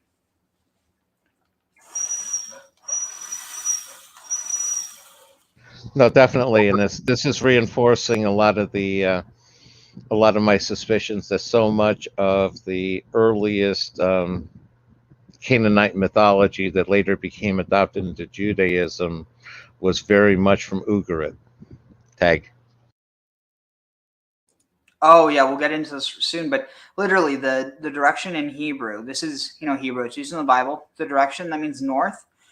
Tzafon is derived from the Mount Safon because it's a barrier direction. It's kind of like, so like, let me see if I can find it. There's a part, where is it, like, ufaratza, like, go forth, Yama v'kedma, to the sea and to the east, Tzafona v'negba, to Tzafon, or to the north, and Negba to the south, but to the Negev, the desert. So basically, it's talking about the boundaries of the ancient kingdom, whether that was Israel or Phoenicia or whatever, but basically from the Negev to Safon, so from the Negev to Ugarit, and from the sea unto the east. That's the Levant. It's not talking about Israel, it's talking about the Levant. And here's my theory. If you have this text and that motif that's taken from Levantine or Phoenician texts, then all of a sudden people nowadays are like, oh, the Jews, they want to take over the entire Middle East, when in reality it's just a text that's been taken from a larger context and appropriated into a Jewish one. But, no one except for the really crazies actually want to do that. Again, that's sort of no different than adopting Romeo and Juliet into West Side Story, only with better music. Tag. Yeah. Oh God. I just got the imagery. Someone, if it hasn't been done already, someone's going to do it. They're going to turn the Bible into a musical. Did you ever see Jesus Christ Superstar? Yeah, but that's not what I mean. I'm talking about like legitimately turning the entire Bible into a musical. That could be interesting. Yeah, but I think that by the end of it, everyone would be insane or would be... honestly, I don't even know. They'd either have to be high or lose their minds. I don't think there's any middle ground. Well, or be religious. That works as well. Like, I feel like that could actually be interesting if you're religious, but like, I'm just saying, if you already don't like musicals and you already are not into the Bible, it would probably turn you either into some like street preacher that can't stop singing, or some Chainsaw Massacre murderer or something. I don't know, but that's a reason why no one should do that, in my opinion. I was going to say, you already have some built-in songs with, I could see Moses singing "Let My People Go Go." Okay. Couldn't they just do "Let My People Go"? It's already a song. I mean, I know you're making a joke, but it seems like it would be missing an opportunity. "Let My People Go Go" was a hit song back in the late 80s. Oh, wait, like that was actually the full name of it? Yeah, That was the full name. Yeah, Let My People Go, wanting to let them dance. Let's free them to dance. Oh my god. Yeah, it's like reimagining the Exodus into was it, is it Dirty Dancing, or the one where dancing's illegal? Flash dance. Yep. No, I think it's Dirty Dancing. No, it's Flash Dance. Dirty Dancing was a resort in Pennsylvania, where it was the help falling in love with one of the rich patron's daughters. Well, it's way before my time. Oh, Footloose. Yeah. Footloose. Yep. Who is the god of the underworld. Baal was then revived and regained his command. He is usually depicted as a strong warrior with a horned helmet. Qārəḥî fights and defeats Itra, the moon god, who tries to take the kingdom from him. His wife was Hurriah, who died before giving birth to a child. Having no children, Qārəḥî went to a neighboring kingdom and stole the king's daughter. He has 7 sons with his new wife. One of them, Usib, will fight Qārəḥî for the throne. Qārəḥî won the battle, even though he was sick. He was finally healed by El. Mo is the god of death.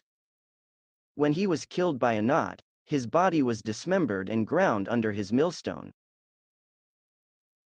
Other children of El and Asherah include Adad, Anabrit and Atak. Appearance. In artistic representations, El is used. And Asherah include Adad, Anabrit and Atak. Anabrit is the one that's said to be married to El, or like Elus, the one that is connected with Israel. Interesting. So interesting. You might be onto something, because the I know at least in Hebrew the word for like freedom is was it chorim. So like the children of freedom is bənê chorim, which interests. I wonder if there is a connection between chorim and choron. Appearance. In artistic representations, El is usually depicted as an older man with a very long beard. As he is often referred to as the bull, many pictures show him sitting and wearing a crown with bull's horns attached to it. Symbolology. Because El is often referred to as the bull, he is associated with animals, and more specifically, animal horns. He is also immortal, with the ability to live forever. The only way Papa John's makes a big, extra large New York style pizza like this. No, that was the first I've heard of like Baal being a dying and rising god. I was unaware of that aspect.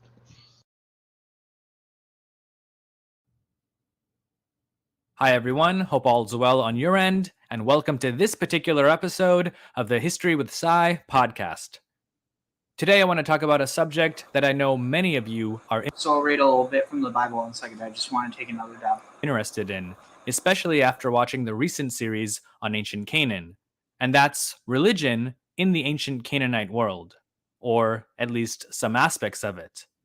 It's a pretty broad topic, which we won't be able to cover in its entirety over here, but for those of you not too familiar with the subject, this podcast should give you a good foundation from which to learn more. So, let's get started. As we defined in past programs, what we call Canaan and the Levant, several thousand years ago, was a geographically, economically, and especially politically diverse region that included all sorts of people. While many lived a rather nomadic or pastoral existence in small agricultural communities, ancient Canaan and the Levant are also where some of the world's first cities developed. In many ways, the world of ancient Canaan wasn't too different than that of the modern nation-states that occupy the same land today. Just think for a moment how different the modern political entities of Israel, the Palestinian territories, Syria, Lebanon, and Jordan are from one another. If you were to visit the different countries in this region, you'd pretty much notice right away that they're different culturally, politically, and even ethnically. This diversity obviously applies to religion as well. In a broad sense, the people are divided up into Muslims, Christians, Jews, Druze, Alawites, and other lesser-known groups. But even within these, there are seemingly countless denominations. It's pretty amazing just how many strands of belief exist in a relatively small area along the eastern Mediterranean coast.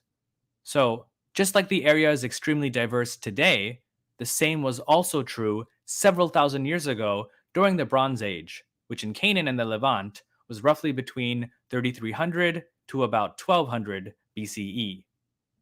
Of course, religion in the region existed well before this time, but for our purposes here, we're going to start in the 3rd millennium BCE when the first written and material remains of Canaanite and Levantine religion start to show up in the archaeological record with greater frequency. There are many early sites that shed light on. Interesting. You see that? There was a Sumur in the Levant. I wonder about that. Okay, what significance would that be? Sumer. Ah, okay, gotcha. Simri. Like the Sumerians, who were based off of the south coast of the Black Sea. They were like Scythians that were off of there. Again, you're talking a couple millennia later, but those are the Sumerians. Tag. No. So it says Samri, from Egyptian Egyptian Sumer, Akkadian Sumuru, and Assyrian Simira, was a Phoenician city in what is now Syria. It was a major trade center. The city has also been referred to in English publications as Simira, Shimira, Shumra, Sumura, Shimura, Zamar, and Zamira. Zumar or Sumura appeared in the Amarna letters, mid-14th century BC. Aribta is named after its ruler. It was under the guardianship of Rib Adi, king of Byblos, but was conquered by Abdiashirta. Is that connected to Asirta, like Ashirta? I think that is. Let's see. Maybe if I let's see. Maybe if I just look for Ashirta.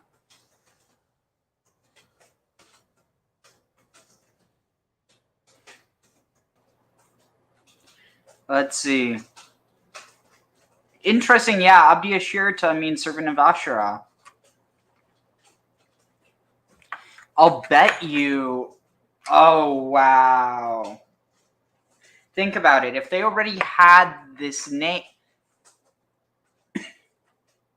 Wow, this is huge. So if they already had the goddess Asherah, then going into exile and seeing the people who, who exiled them or who conquered them as worshiping her, that could have some connection to why they stopped worshiping her, or why it got enshrined into orthodoxy, that wasn't a good idea.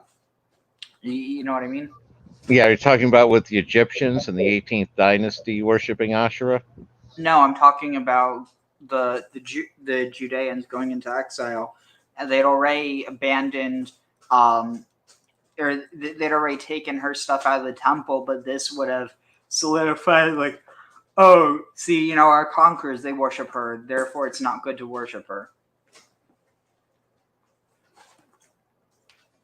Could be. Don't know how strong that connection is, but it's no reason to rule it out yet.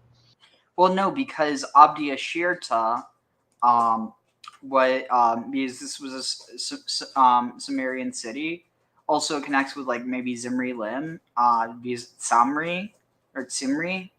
I don't know. It's just just some thoughts. But let's see, where's the here. Canaanite religious beliefs and practices. The earliest written records that we have from this region come from the ruins of what was once the city of Ebla, today in northwestern Syria. Texts found there from around 2500 BCE show close ties with the Sumerian civilization of Mesopotamia, especially the city-states of Kish and Ur. Thus, they might not be the best representations of indigenous Canaanite religious beliefs and practices. However, the site of Tel Ras Shamra on the Syrian coast, what was once the very cosmopolitan port city of Ugarit, does shed some light on early religion in the Levant. Now, there are many scholars out there who do not believe that Ugarit is a Canaanite city, and honestly, I'm not here to argue with them. However, it's pretty obvious that many of the people there practiced some form of popular Canaanite religion, as can be seen from the approximately 1,500 cuneiform tablets that have been discovered there. For our purposes here, we're going to include it as an honorary Canaanite city, since much of what we know about Canaanite religion and culture actually comes from the texts that were discovered there. Other Bronze Age sites that have helped archaeologists and scholars unlock the mysteries of Canaanite religion include Hatzor, Lachish, Megiddo, Gezer, Ain Dara, and Alak, just to name a few. While religious beliefs and practices varied by region, there were some overall characteristics that most of them shared, which will be the focus in this program. Like believers of other religious traditions, especially those of ancient Mesopotamia, Canaanites believed their gods and goddesses, along with other deities, actually inhabited the world in which humans lived in. These gods were ever present in all of the phenomena that took place in the world, whether it was some mundane matter or a cataclysmic event. Everything from the birth of a newborn child, sickness, drought, a rainstorm, a flood, sunshine, or an earthquake, for better or for worse, was the doing of some deity. The gods, goddesses, and lesser spirits were always at work in the world. This, though, didn't mean that they were necessarily entangled within it. Being divine, and in most cases immortal, they were well above and beyond mere humans. Even though they technically did inhabit the world, they generally lived at its fringes. For example, at the top of a faraway, unclimbable mountain, or well into the distant horizon, where heaven and earth met. The god Baal, the patron of the city of Ugarit and a popular Canaanite and later Phoenician deity, had his mythological palace on Mount Zephon, the peak that locals today call Jebel al-Akra. His father, El, was said to live at the source of two cosmic rivers at the end of the universe. Such locations made the gods generally out of the reach of humans, though as we'll soon see, there were ways in which men, women, and children could commune with these higher powers. Though I said that the gods and goddesses of ancient Canaan were above and beyond humans, they still had many human-like characteristics. Their bodies, though larger and often with special features, such as an extra set of eyes or arms, were pretty much like human bodies. They were capable of thought and could be quite stubborn with wills of their own. And, like humans, they were emotional creatures. The main and most obvious differences between the gods and humanity had to do with their greater power as well as permanence. Gods and goddesses were mostly immortal. They were generally, though not always, more intelligent, and of course, they had the power to control natural phenomena that humans depended on for their very livelihood. It was the gods who granted good health, many offspring, good harvests, the accumulation of wealth, and success in battle. The opposite, however, was also true if the gods were angered or provoked. The Canaanite peoples, like those in other parts of the world at the time, knew that they were at the mercy of their gods and goddesses, and so it was in their best interest not to displease them. So, let's take a look at some of these gods and goddesses. The oldest known pantheon in the Canaanite Levantine region comes from the city of Ebla. Its main or most powerful deity was the god Dagon, who was given the title Lord of the Land. In texts from the ancient city of Imar, so some people say, oh, he's a fish god or he's a grain god. but I think the two are connected because so the word for fish, dag, and then the word for for wheat is dagan.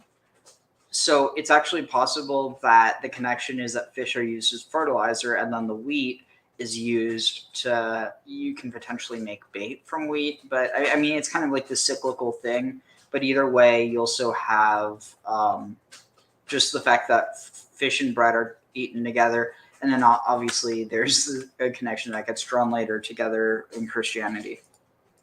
In the Levant, I was going to say, there's also, I remember, some connections between Dagon and Marduk as well.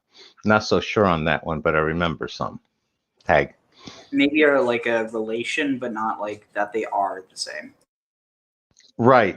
It's sort of like more of a cognate. It's sort of like he was the Babylonian offshoot later on, and Dagon was a more previous one.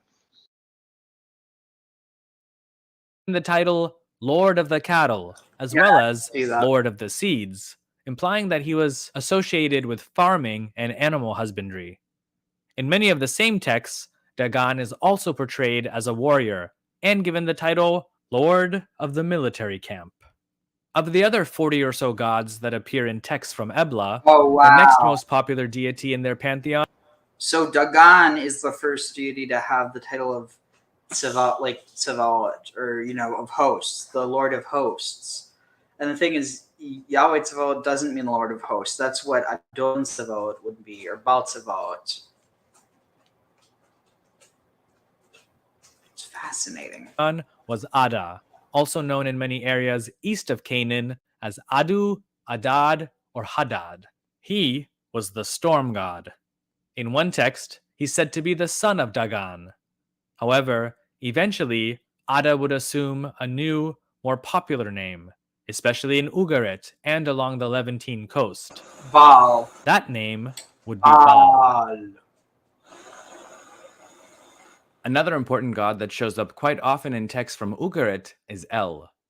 Technically, the name El was both a generic word for any god and also the specific name of the creator god.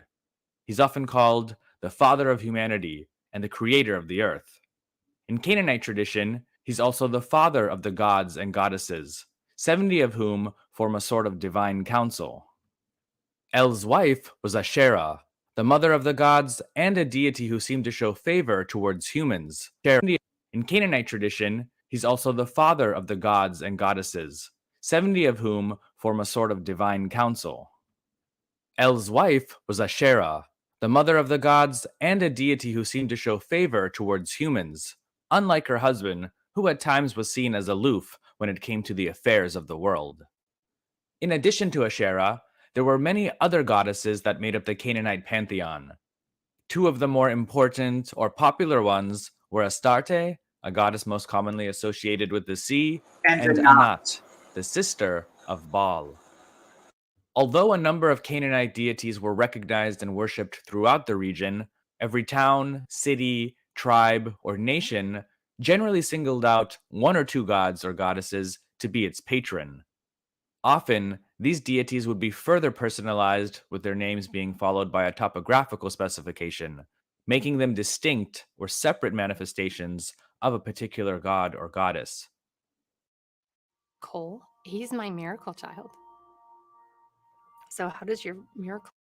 For example, to his worshippers, the god Adad of Aleppo was not the same as Adad of Damascus. The reasons as to why or how a particular society chose one god over another to be its patron isn't known. There may have been many reasons that were dependent upon local conditions. For example, if a community relied heavily on farming, they may have adopted Dagon, known as the god of the land, to be their patron. If they were a more martial society, then perhaps a manifestation of the god Adad or the goddess Anat were adopted as their patron.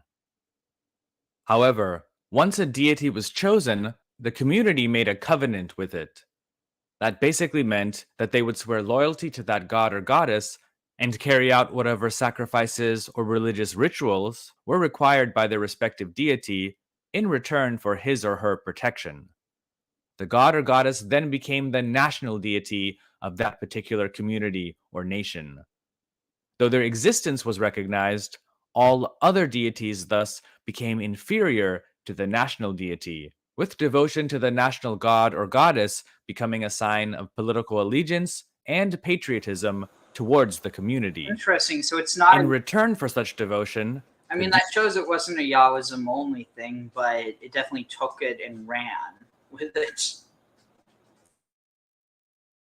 Well, there seems to be a tradition there where you had a male deity and a female deity for each city. And, you know, that seemed to be the setup in the Fertile Crescent there. Tag. deity would fight the community's battles for it. Thus, it was Chemosh who fought the battles for the Moabites, Baal for the people of Ugarit, Dagan for the various Philistine city-states, and Yahweh for the Israelites.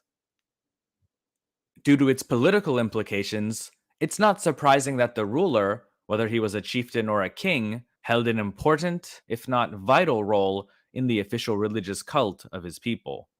The ruler depended on the goodwill of the deity, whose voice was often heard through the priests or some sort of clergy. At the same time, materially, the national deity couldn't prosper without the support of the ruler. After all, it was the king who built his or her temple or raised armies on behalf of the deity.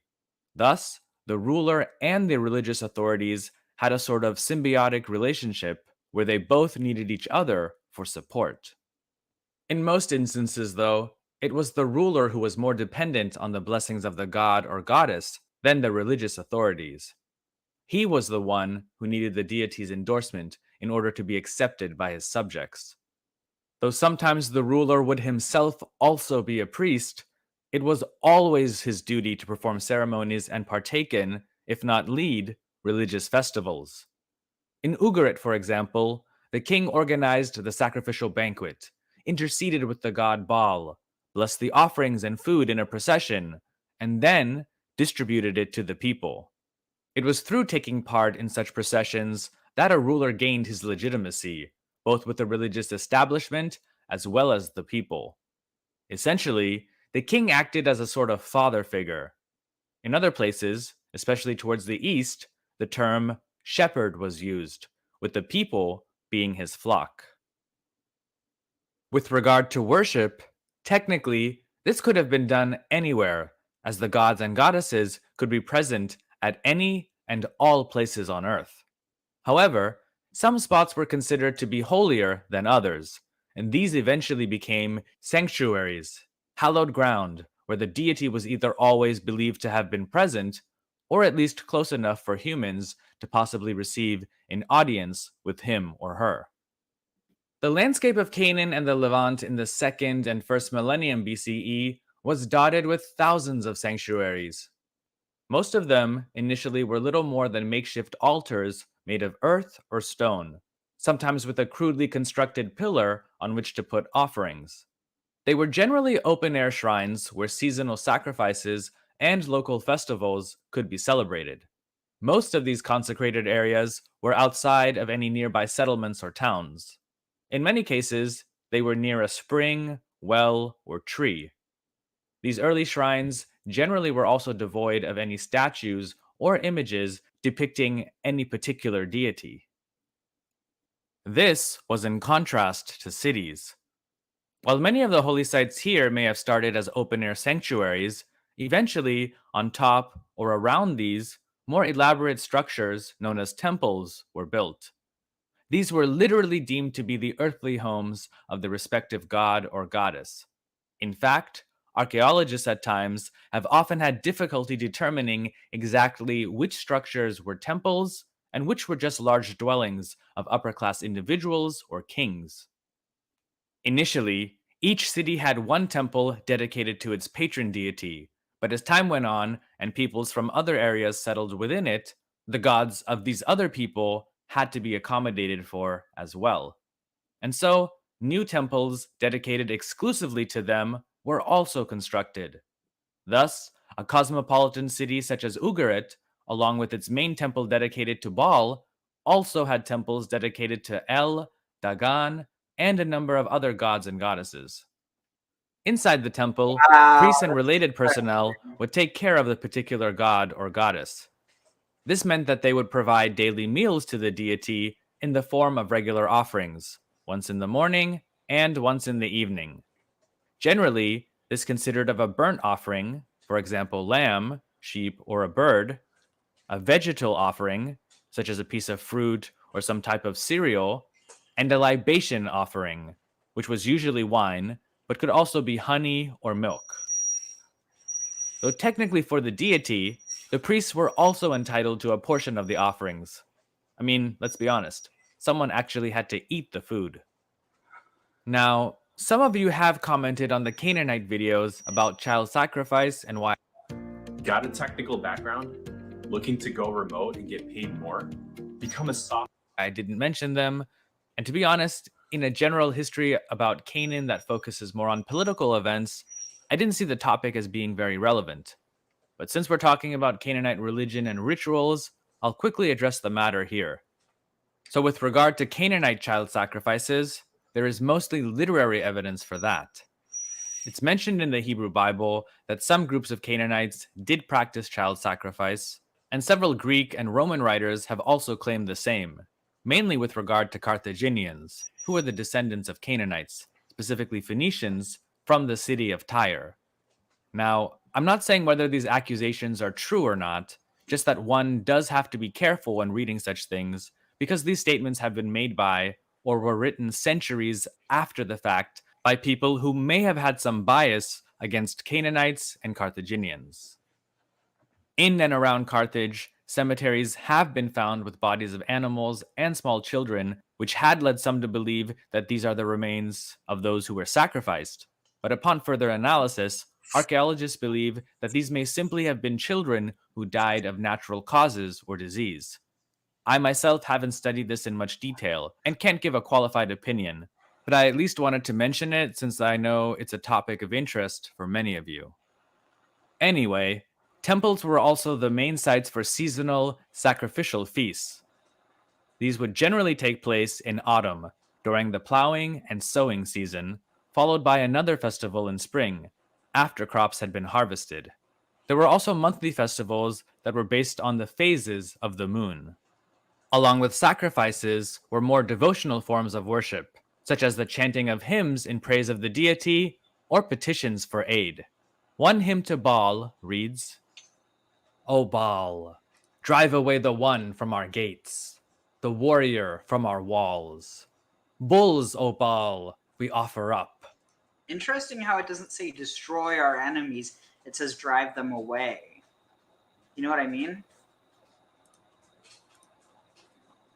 Yeah, if I do. So, are biblical books theologically different, and what is different? Can you make a video on that? I mean, one day. Yeah, definitely. Sorry, it's just honestly because of the brain fog I've had from long COVID, it's made planning stuff ahead of time really difficult. But I think, part of it's also the heat. Like, I have a lot of heat exhaustion. But, yeah, one of these days, that's actually part of the reason I want to do this today as well, to show how even the depictions of Qōraḥ, his descendants, how it's different. And we'll get into that in a second. I'm just finishing this last stab, so we're going to finish this video and then maybe listen to a little bit of Joel Baden talking about how Canaanites were the Israelites. But then I'll show some from, throughout the Bible. But it's interesting because some of the Psalms that are attributed to the Korahites, there's no mention of Yahweh, only in some of them. I find that fascinating, and part of what we could be looking at here is again one of those theological inversions where what was good becomes bad, what was bad becomes good, and that's how you differentiate the new religion from the old one. You make that huge total, inverted break tag. Interesting. Yeah, there might be something to that, like inversion. Vows, Baal, we will pay. Male animals, Baal, we will offer up. Sacrifices, Baal, we will perform. A banquet, Baal, we will serve. To the sanctuary, Baal, we will go up. The paths to the temple, Baal, we will walk. In general, most temples were open to all people, provided that they brought some sort of offering. If the visitor to the temple didn't bring an offering, they were prohibited, at least in the temple, from petitioning the deity. Often, the offering would be accompanied by some sort of vow that the petitioner would make. For example, a barren woman may petition a god or goddess to help her conceive a child, usually a son, followed by a vow not to eat meat for a specified period of time. In addition, most Canaanite temples had non-religious functions as well. Since some priests also acted as judges, disputes were often brought to the temple for arbitration, especially in cases where the facts were uncertain. Temples also played an economic role in most Canaanite societies. To start with, they were huge moneymakers and acquired stocks of gold, silver, precious stones, and other valuables, which were often referred to in texts as their treasures. The source of these mostly came from spoils of war, gifts and donations from individuals, taxes that the temple levied, and income from temple-owned properties and farms. And that's likely why Qōraḥ was so well. This accumulated capital was used for a variety of purposes, including providing funds for the destitute, especially widows, who were seen as a very vulnerable part of ancient society.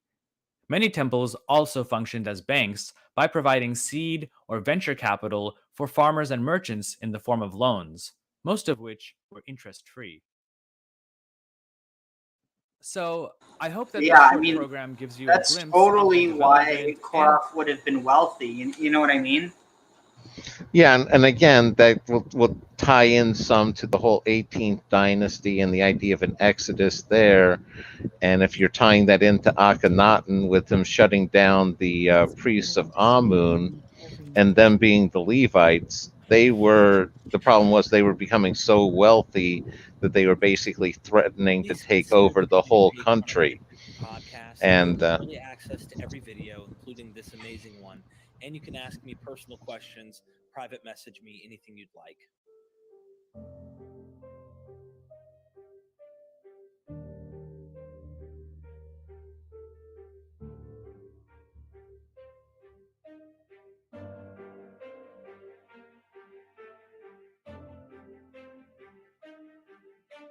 Then I have a good friend.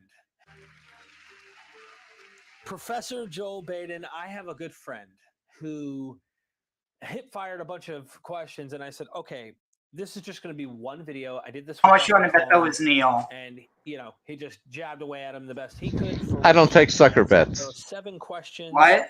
And I guess... I said I don't take sucker bets. Oh. That's like God here, okay. Number 1. But you know what I mean. You think it was Neil? Oh, absolutely. And you might know this, Dr. Collins didn't know the answer to this because it's not his field. Do DNA studies show no difference between Jews and surrounding Middle Eastern peoples? And inside, it was DNA that disproved the Book of Mormon's claim the American Indians were descended from the Middle East. My understanding is that the DNA tends to show that there is a reasonably close relationship between Canaanites and Israelites, which isn't surprising, right? Canaanites and Israelites were the same people, basically. They just lived in slightly different parts of the country, right? So in a sense, that goes against the biblical story where Israel, Abraham comes from outside and comes in, and goes more toward the scholarly story where Israel is just people who moved away from Canaan into a different part of the place. So I think that there is genetic evidence linking present day Jews and ancient Canaanites in a way that is logical to me. I don't think it's more. I don't think there's more than that beyond that in terms of other ancient Near Eastern peoples. I just don't know that anyone's done those studies or why they'd care to. Yeah, and there's some people in this vein of this conversation here who want to say they have this crazy, I think it's a conspiracy theory that there's no modern Jews, or they try to argue against the idea. You know what I'm talking Yeah, about? anti-Semitic freak shows. Yeah, I'm not interested. Yeah. Like, you keep your anti-Semitism out of my timeline. You know what I mean? And that's the thing; they'll act like Jew. Oh, It's like that one lady we were watching the other day. The point is, they'll say like there's just 1% rule in the world, and like they're trying to get us with this crazy stuff. I don't know.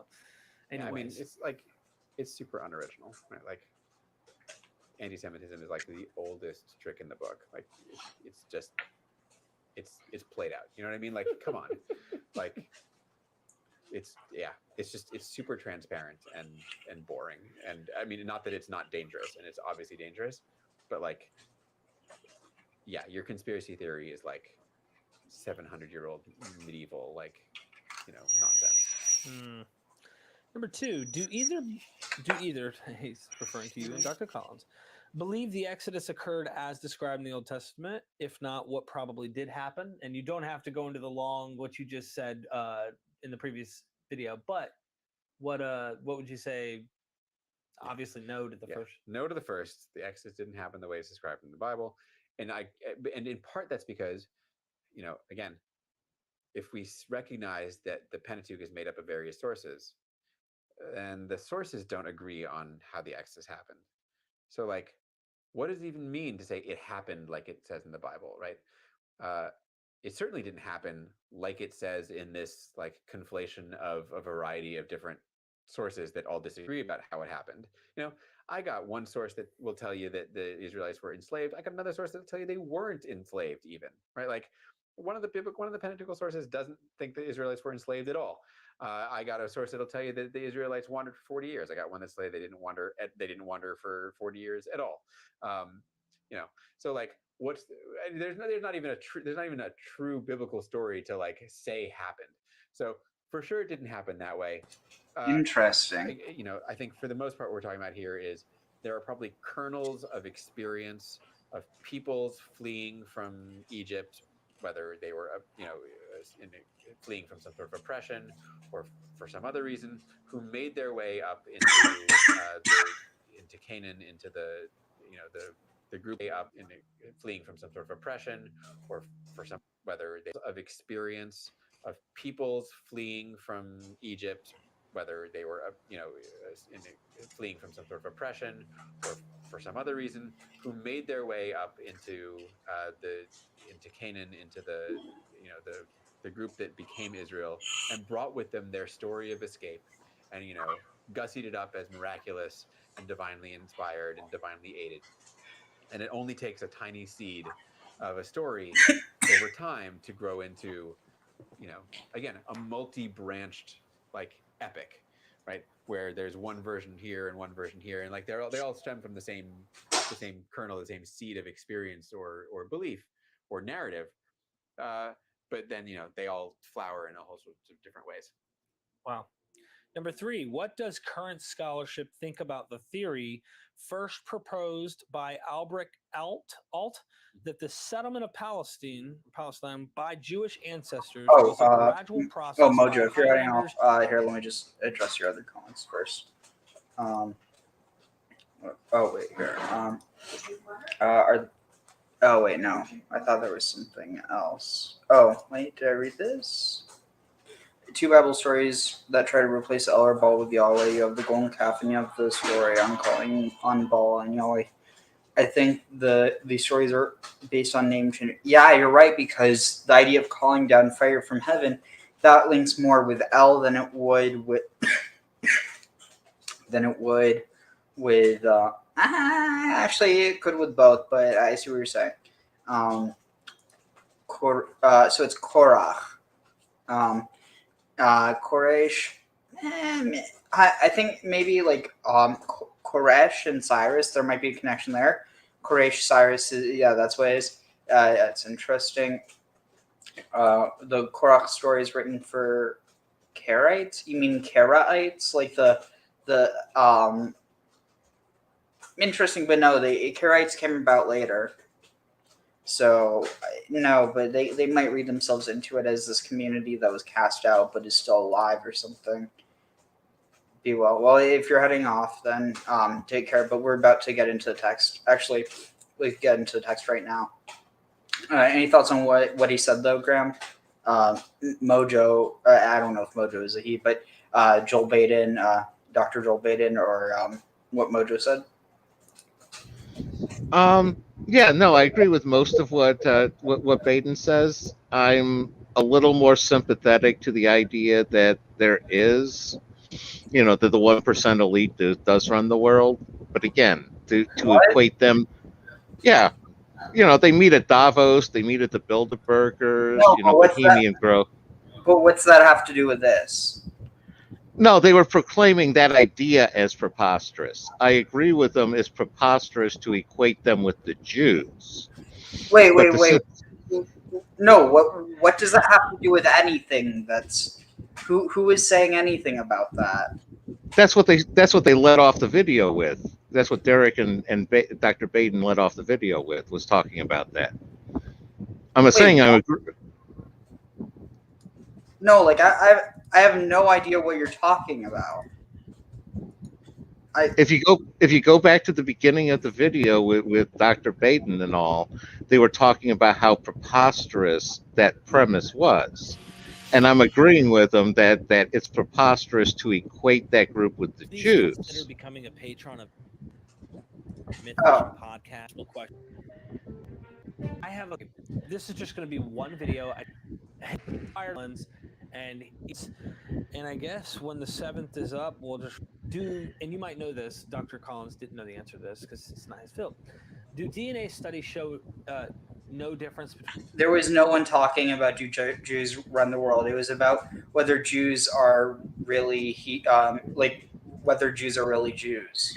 They tied that concept into anti-Semitism, and I see this different than anti-Semitism. That's all, Ariel. But it is. It's saying that Jewish people are not Jewish. That's anti-Jewish. I agree, but that's different than the concept of there is, the elite running the world. Those are two different things. I get that, but that's completely different than people saying that Jews run the world. People saying Jews run the world is different than people saying Jews aren't really Jews. I'm just saying that what they said had no connection directly. You could argue that people who believe one thing believe the other, but at the end of the day, let's just move on because it's not relevant to this. Yeah, no. I agree. Move on. But no, about Korah. Or sorry, not about Korah. About I don't even remember.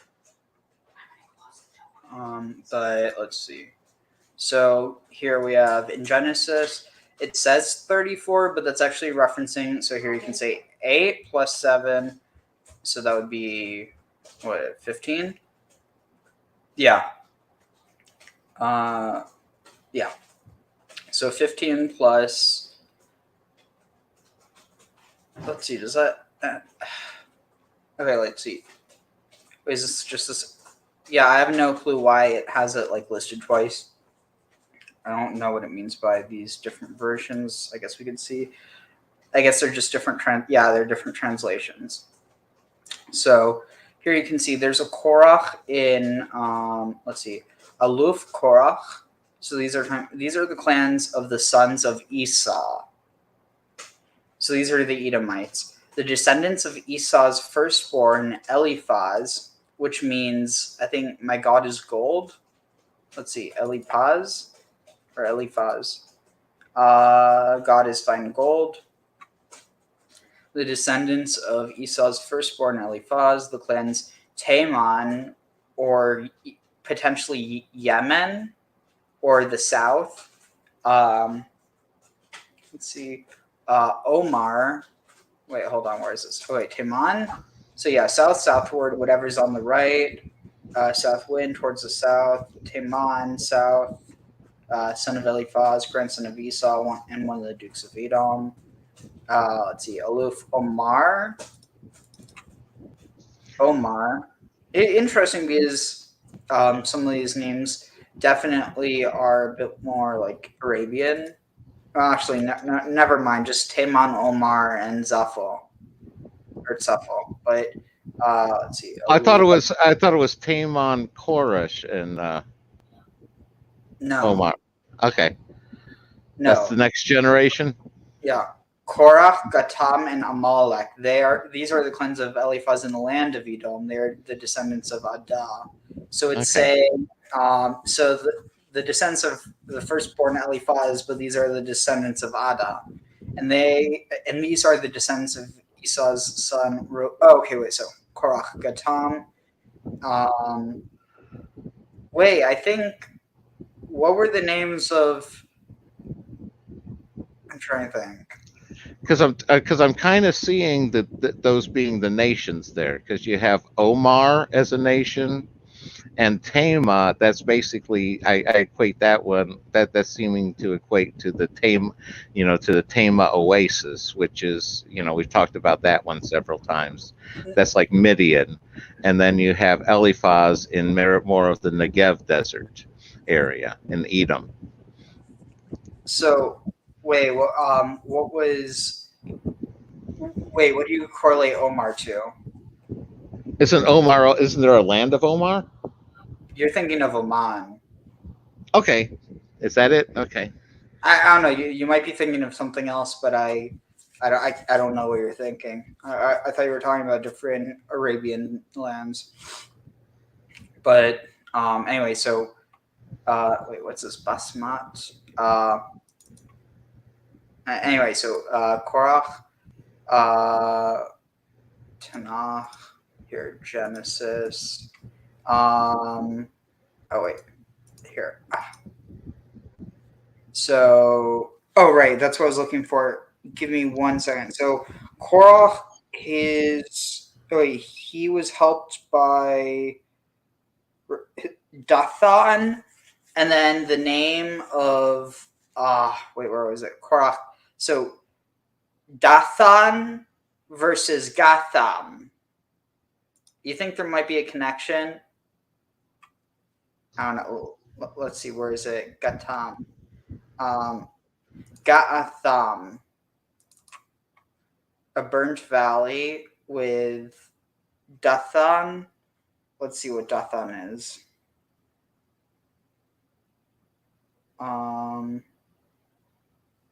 One second.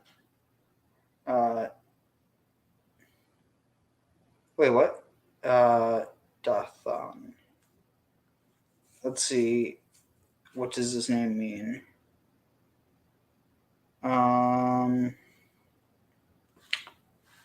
Shoot, I'm gonna have to look it up. Let's see. Etymology of Dathan. It's like Nathan, but with a D. It means fountain versus a burnt valley. It's almost like the opposite or something. I don't know. Probably nothing. And then what does Amalek mean? I mean, I know who it is, but not what it is. Sorry, it's not working well. Okay. Right there. Okay, that's where I was going with Omar, with equating it with Ophir. That was where I was thinking. Sorry, but nobody knows where Ophir is, though.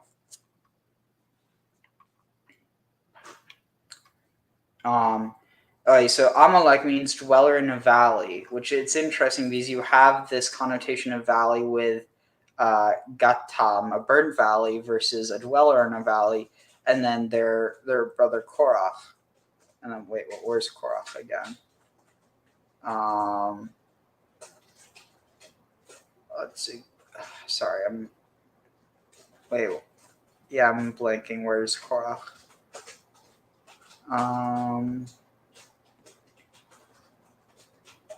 Here, I'm gonna have to look for it again. It was ridiculous. Son of Yitzhar, in Tanakh, Genesis. Gatam and Amalek. Okay, here, Qōraḥ is the first, and then his name means. So some people say it's bald, but it can also be.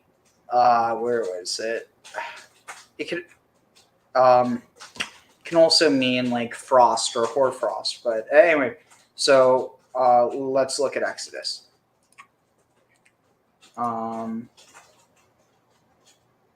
see.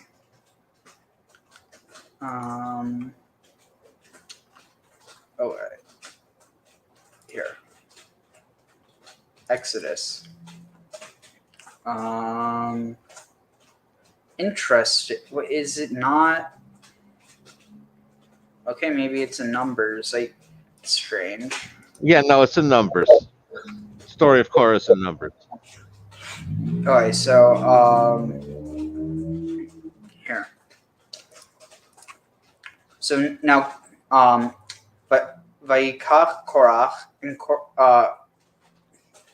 Qōraḥ, Ben Yitzhar, the son of Yitzhar, Ben Kohath, the son of Kohath, Ben Levi, the son of Levi, Vedatan, Ve'aviram, so and Dathan and Aviram, bənê Eliab, the sons of Eliab, Ve'on and On,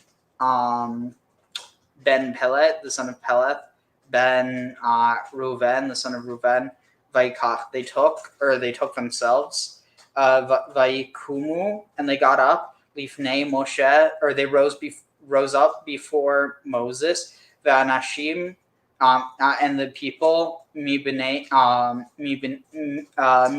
Israel, and people from the children of Israel, Chamishim, 50, Me'otayim,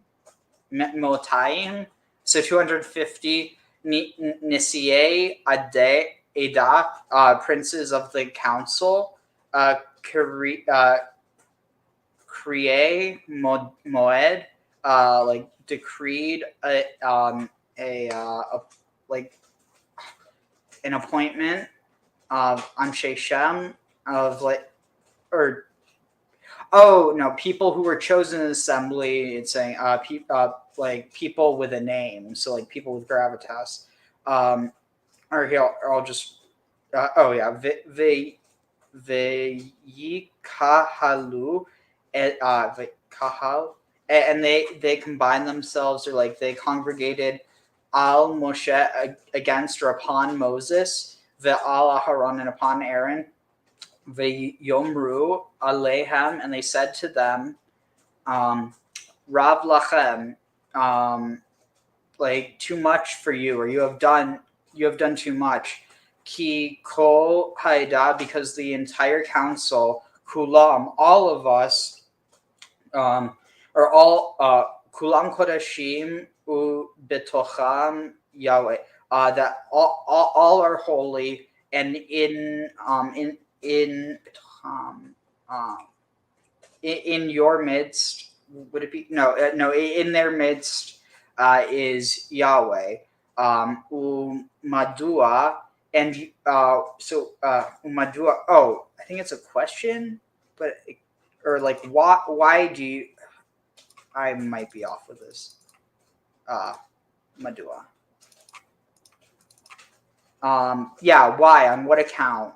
Why have you, Tinasu, why have you lifted yourself? Al Kahal Yahweh. Why have you lifted yourself above the council or the congregation of Yahweh? This is interesting. Any thoughts so far? No, it definitely has that feel of an inversion going on here. But go on. Vayisma. I was also going to say, Koresh is coming across. He's coming across very much as an egalitarian, and Moses is coming across as, again, like I said before, like that Greek tyrant, taking control of the people rather than bowing to the will of the people. Almost like Caesar.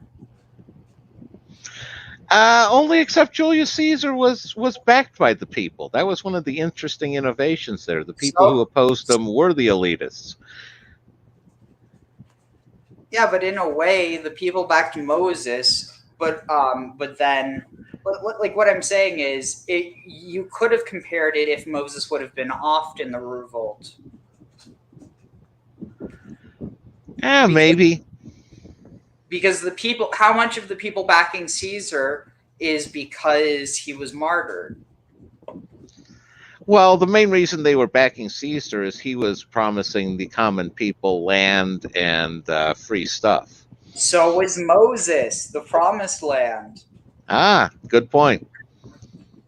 So yeah, I mean, there's maybe there's something there. And in a sense, Moses was martyred because he didn't get into the promised land too. Yeah, but rather than having him be martyred by the people, make him holy and just make it be God. And you got to accept what God says. Anyway, Vayishma Moshe Vayifal al Panav. So, and Moses heard this, and he fell upon his face. V'yidaber el Qōraḥ, and he said to Qōraḥ, Ve'el kol adato, and to all his council, or his those in his midst, but specifically his council, le'amor boker, to say morning, Vaida Adonai, morning you will know that Yahweh et Asher lo is Yahweh et Asher lo will that for him and to the holy, it's saying, come morning, Yahweh will make known who is and who it. This seems like something that's been futzed with or edited. You know what I mean? Because here, if you just read what it's directly translated, come morning, Yahweh will make known who is and who is holy by, it's almost, you know what it seems like? It seems like probably who is, something's been taken out, because who is and who is holy by granting direct access, the one whom blank has chosen will be, it doesn't, nowhere here besides here, so it says Yahweh will make known who is, it implies God's, but it's it almost seems like who is L's, but if it does that, then it would almost imply that the two are different. You see what I'm saying? I do, and I think one way that we already know that this text, this area, this time period, that the scripture has been futzed with, is the role of Miriam, and how minimized she was. Where it seems like in an earlier version, she was much more part of a triumvirate with Moses and Aaron, and then she got edited out largely later on. Tag. Interesting. Okay, so I'm going to take my 420 dabs, so I'm going to put slang up real quick. I'm going to see if I can find one that's interesting about this. Let's see.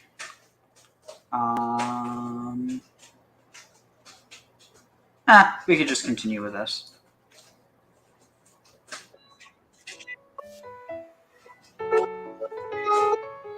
Landers gradually displacing Canaanites living on the lowlands closer to the Mediterranean. Like it a lot. Yeah. That's, it's pretty close in power and a whole sort of multi-branched epic, right? Where there's one version here and one version here, and they all stem from the same kernel, the same seed of experience or belief or narrative. But then, they all flower in a whole sorts of different ways. Wow. Number 3, what does current scholarship think about the theory first proposed by Albrecht Alt that the settlement of Palestine by Jewish ancestors was a gradual process by Highlanders gradually displacing Canaanites living on the lowlands closer to the Mediterranean? Like it a lot. Yeah. That's, it's pretty close in one way or another, right? It's again, what's being countered there is the biblical story, which is conquest, right? How did Israel come to be where it is, right? The Bible tells us, right? They all came from Egypt, and they all boom, swarmed in and conquered and took over by battle. And with any sort of little variations here and there, basically everybody's going to tell you now that, in fact, it was a much more gradual process, one of moving, again, from the, moving originally from the coastlands and the major cities into the highlands. And then as that culture expanded, eventually sort of creeping back and taking that over. And again, we have the stories about this, right? In the Bible, we have the stories of Israel having to deal with the existence of non-Israelites in Canaan, like negotiating those kinds of identity and cultural boundaries and subsuming them sometimes, not always by conquest, sometimes more just by over time. So the basics of that idea, which is that Israel became Israel and took that land over and came into existence in a gradual sort of expansive way, as opposed to through the biblical story of conquest. Yep. Thank you. 4. How does current scholarship respond to the theory advanced by Martin Noth that the books from Judges through Kings were composed by one author? Okay. So we'll do a couple of things here. First of all, it's totally not your fault. He's German, so his name is Martin Noth. Martin Noth. You and all of my students who make that mistake the first time. And how would you know any different? So fine. So we want to be clear. A couple of things here. Through Kings were respond to the theory advanced by Martin Noth that the books from Judges through Kings were composed by one author. Okay. So we want to be clear. The question is Joshua through Kings. It's not composed by one author. It's the Judges through Kings. Sorry. Oh, it's Joshua. Joshua through Kings all falls under a category that we call the. Do you think strength is a gift? It's not. Everything you've seen me do was made possible by what you don't see. Because when you're not looking. Deuteronomistic history, which is slightly misleading. Well, it's descriptive, but also confusing. The idea isn't that somebody sat down and wrote all of those at once. It's that, in fact, much like the Pentateuch, which is a collection of sources, those books too are a collection of sort of source material, bits from, like annals, bits from poetry, bits from pre-existing stories. I will tell you that some of it I think comes from some of this David story comes from an original story about a narrative about David, a text about David, reworked in various ways, but all of it, put together to create the history from the death of Moses through the exile, right? And that's exactly the history that's told from Joshua to the end of 2 Kings. How do we explain all the things that happened to us in that time period? Everything in there is explained through, and this is why we call it Deuteronomistic history, through the lens of Deuteronomy's theology, which is, if you obey, you will be rewarded, and if you disobey, you'll be punished, right? This is Deuteronomy's whole thing, if we through the exile, right? And that's exactly the history that's told from Joshua to the end of 2 Kings. How do we explain all the things that happened to us in that time period? Everything in there is explained through, and this is why we call it Deuteronomistic history, through the lens of Deuteronomy's theology, which is, if you obey, you will be rewarded, and if you disobey, you'll be punished, right? This is Deuteronomy's whole thing, is here's how life goes, right? Follow the laws and you'll be fine. Don't follow the laws and bad stuff's going to happen to you. I suppose that's almost universal, but it's really, in biblical terms, it's very closely associated with the book of Deuteronomy. Somebody came along and said, all right, Deuteronomy gave me the theological overview for how this is supposed to go down. Here I am sitting in exile. We must have done the bad stuff, right? It went bad for us. Let me go back and try and trace out the ups and the downs of Israel's history according to that, right? And so, the whole story from Joshua through the end of Kings is, how good were we at following the basic ideas of Deuteronomy? Don't worship foreign gods. Make sure you're only worshiping in Jerusalem, right? These really basic Deuteronomic principles that Deuteronomy hammers. All right, so let's go back. So any thoughts on what you've said so far? No, I think it's interesting. One of the things that jumped out with what they were saying is there's nothing in the biblical narrative about perhaps the most major event in that time period, which was the Bronze Age collapse. I disagree. I just don't think it's mentioned as the Bronze Age collapse. Could be. I'm just saying that doesn't seem to be part of. It's not very apparent in the narrative. Is what I'm saying. Well, but that's what I'm saying. Think about it. The famine in Egypt, the enslavement, the waning of Egyptian power. Eventually, they lose their power. The Israelites are free, but you also have the Philistines or the sea peoples ravaging the coasts. Yeah, no. And again, the Philistines are clearly they're related to the Bronze Age collapse. They're almost certainly the descendants of the Mycenaean Greeks that came over there. And it's like the plagues of Egypt. There's a strong case to be made that parallels the after effects of the eruption of Santorini, which preceded the Bronze Age collapse. Then you would have the Exodus happening more or less during, same time period more or less as the Bronze Age collapse, but they really aren't talking about the surrounding nation states and what's happening so much at the time period, at least in the official biblical narrative. I want to say they do handle that more in Jubilees, which we haven't gone back to yet and looked at. So, tag. All right. So, wait 1 second. I need to get a tune for this. 1 second. Let me think.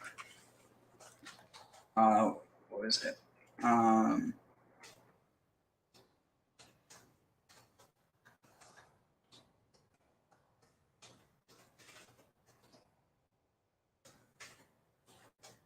see.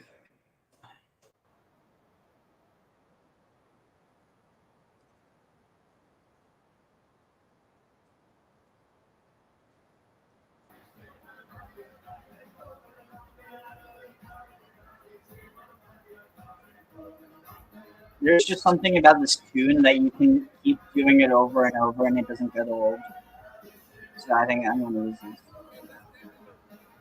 Because I remember when I was using a tune, it made it a lot easier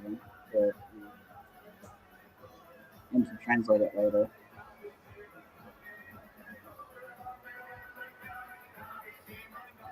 But yeah, so there's for the honor of is it like the, I think Hatamna is like the elder, the holy rabbi or great one, Shimon Bar Yochai.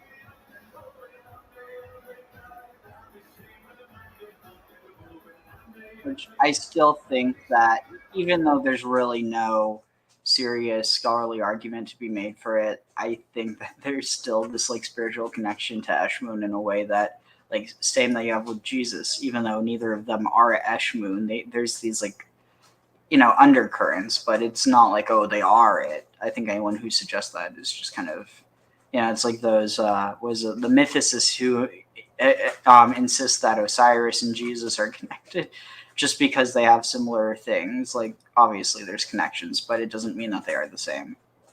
All right, so, what was it?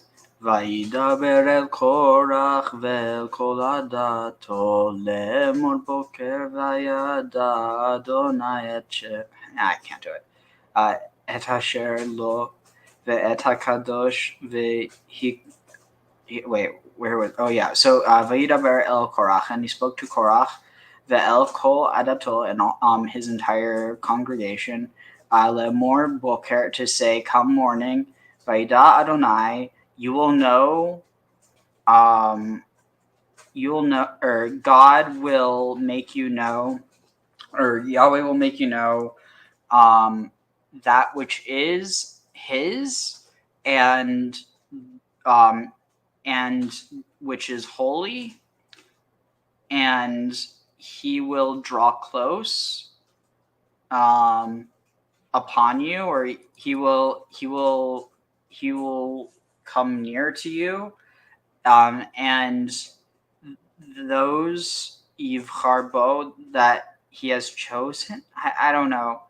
chosen in him, that have chosen in him, Yakariv Allah will, I don't know, he's saying will be granted access. Zot asu kahu lachem. If do this and take for yourself machtot, pans, I think, or you're saying like censers, Qōraḥ, take censers of Qōraḥ, the kol adato, and all your council. I'm just going to read. And tomorrow put fire in them and lay incense.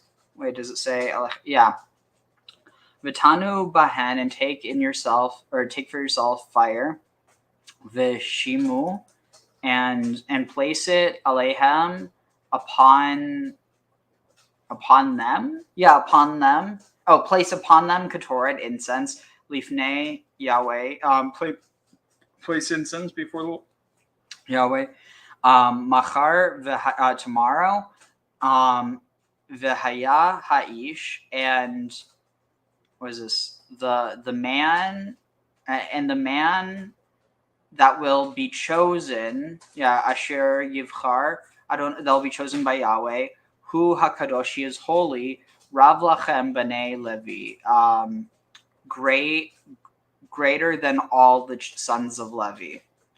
Moses said further to Qōraḥ, hear me, sons of Levi. It is not enough for you that the God of Israel has set you apart from the community of Israel and given you direct access to perform the duties of Yahweh's tabernacle and to minister, to put the community and serve them. To the community and serve them. Now that Vayikarav otcha, and now that you draw near to, it's saying now that God has caused you to get close, or has been closer than. Okay, this is interesting because it doesn't say Yahweh. You see this? No, that's something you had mentioned earlier, and it seems like this is the J script, the J narrative that got blended in later. And my suspicion is you had more of Miriam and probably more of this story in the J narrative as well. Tag. Interesting. So, let's see, where is it? Yeah. So it says, now that you've been, brought closer than all the sons of Levi, to you, to you? No, it says with you. Kashtem, do you, but it's like plural, like to the Korahites, do you also seek the kahuna, the big kahuna, the priesthood? I'm not even joking. Kahuna is priesthood, so the big kahuna is the high priesthood.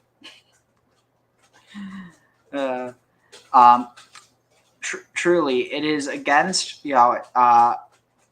Lachen ata, therefore you v'chol adatecha, you and all your council, ha-noadim, what's this? Noed?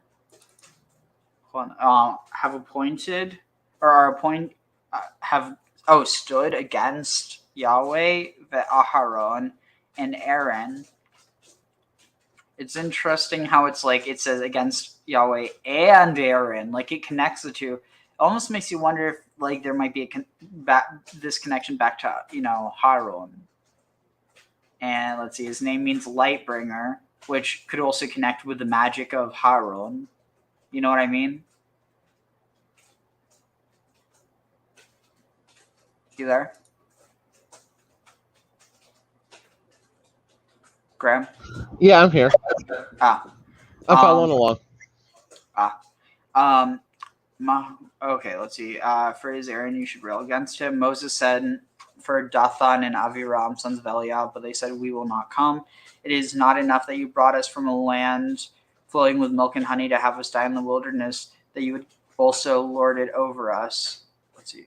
Tish Tarer. that you should lord. Interesting. Even if you had, what's it say here? Even if you had not, you have not even brought us to a land flowing with milk and honey, and given us possession of fields and vineyards. Should you gouge out? See, he's promised it to them. That's why they're going against him, because they're wandering in the wilderness. Should you gouge out the eyes of those involved? Wait, what? Gouging out the eyes was punishment for runaway slaves and rebellious vassals. Oh, interesting. Those involved, those men, is even. Oh, so it's like, would you gouge out our own eyes? We will not come. Moses was much aggrieved, and he said to Yahweh, pay no regard to their oblation. I have not taken the ass of any of them, nor have I wronged any of them. And Moses said to Qōraḥ, notice, Qōraḥ isn't actually given the ability to say anything in this narrative because he's been edited out. He's literally just a character that's referenced as, like, he's literally a scapegoat. He's not allowed to have any say. But anyway, so Moses said to Qōraḥ, tomorrow you and all your company will appear before Yahweh, you and they and Aaron. Each of you will take your fire pan and lay incense on it, and each of you bring that fire pan before Yahweh. Does it say? Yeah. 250 fire pans. You and Aaron also bring your fire pans. They each took their fire pan, put fire in it, laid incense on it, and took a place at the entrance of the tent of meeting, as did Moses and Aaron. Qōraḥ gathered the whole community against them, and at the entrance of the tent of meeting, then the presence of Yahweh appeared to the whole community. And Yahweh spoke to Moses and Aaron, saying, stand back from this community that what? And I will consume them. Oh no, it's not achal. It's, but you could argue it actually could be. Does it have here? Does it even allow for that to be? No, it doesn't. It says, and I will assume, but they will be. It could also be consumed. Will they? There's a way you could read that they will be consumed. But anyway, here it's saying that I can finish them off or like annihilate them in an instant. But they fell on their faces and said, notice this. Wait.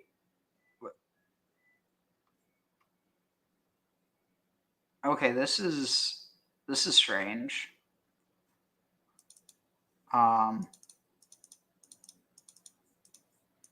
Let's see.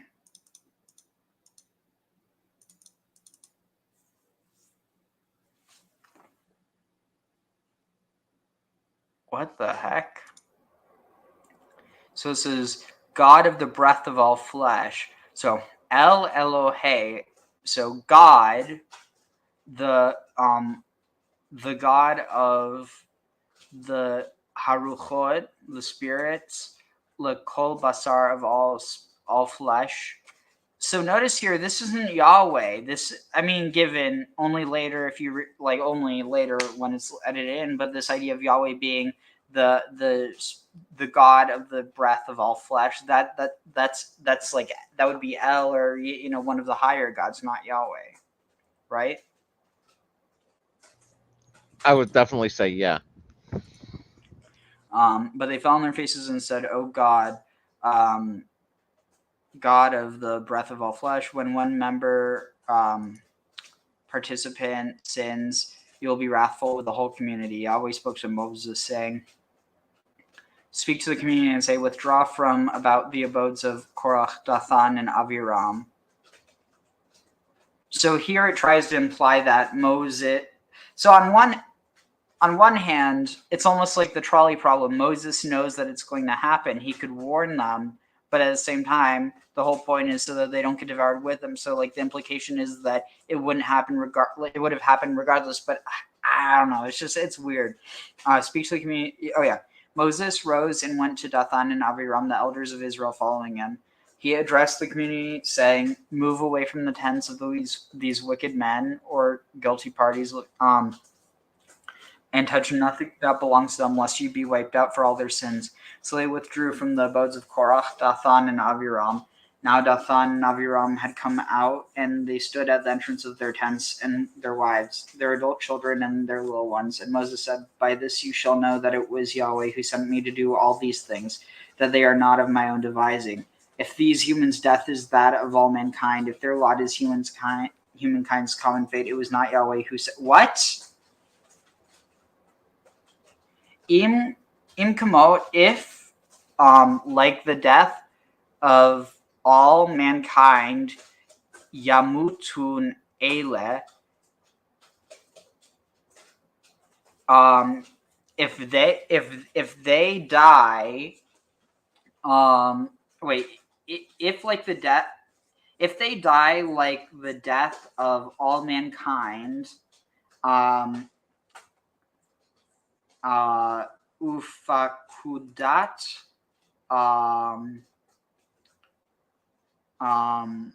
kol ha'adam,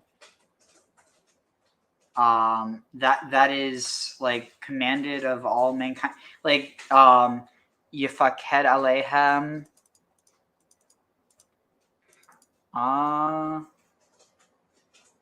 appoint, or like that's appointed to them. So basically, if they don't die like naturally, I guess it's saying, appointment upon them, lo Adonai. This just doesn't make sense. If these people, death is that of all humankind, if their lot is humankind's common fate, it was not Yahweh who sent me.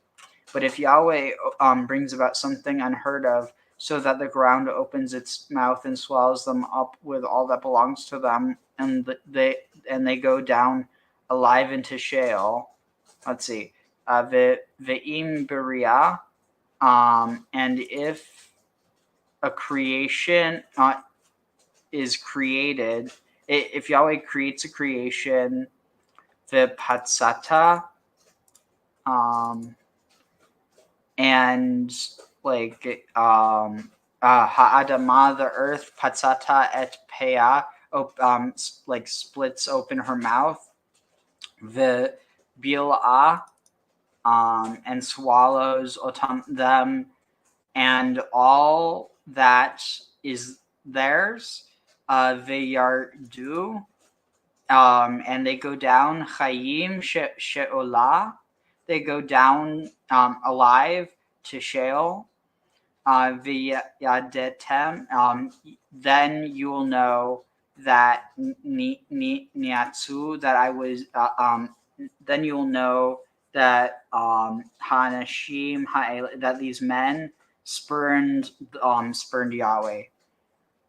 Wow. I mean, this is like, wait, does it even say, wait, what? Oh, wait, it hasn't even, wait. So it's just because they said that they haven't, that's insane. Well, what I'm interpreting happening here is they're basically choosing common sense, their wealth, and their livelihood over what Moses is trying to tell them. Because you haven't gone into some of Korah's actual complaints, which some of them are spread over like into Leviticus and Deuteronomy, where they're quoting some of the actual complaints, like the talent. You know, do you really need 4 blue threads in order to make it legitimate if every thread of the fabric is blue, is the same color blue? And Moses' answer is yes. And about, you know, not plowing a field with a cow and an oxen at the same time, and how a widow handles the field, and several of these more common sense sorts of things. And it's basically they're choosing, you know, this world over Yahweh. And because of that, they end up that's where I have the desert swallows them into the pit that is Petra. And that's where their wealth and all of them went there, because that was their lot of the future, because they forsook Yahweh, which is where the rest of them went the other way. Is that making sense to you, Tag? Yeah, it's interesting interpretation. So let's see, where was it? But yeah, I mean, why do you think it says that they went to Sheol? Well, that's down into the underworld. That's a traditional source of things, and that would be anything under like the surface of the earth. And if you're in one of those deep valleys, you would have been in Sheol. Again, ties into the whole what you were talking about earlier with, imprisoning Satan into the pits of the earth. And again, with that being associated with Petra, it makes sense and kind of feeds into this whole sort of Gestalt gumbo thing going on. Tag. Yeah. Let's see.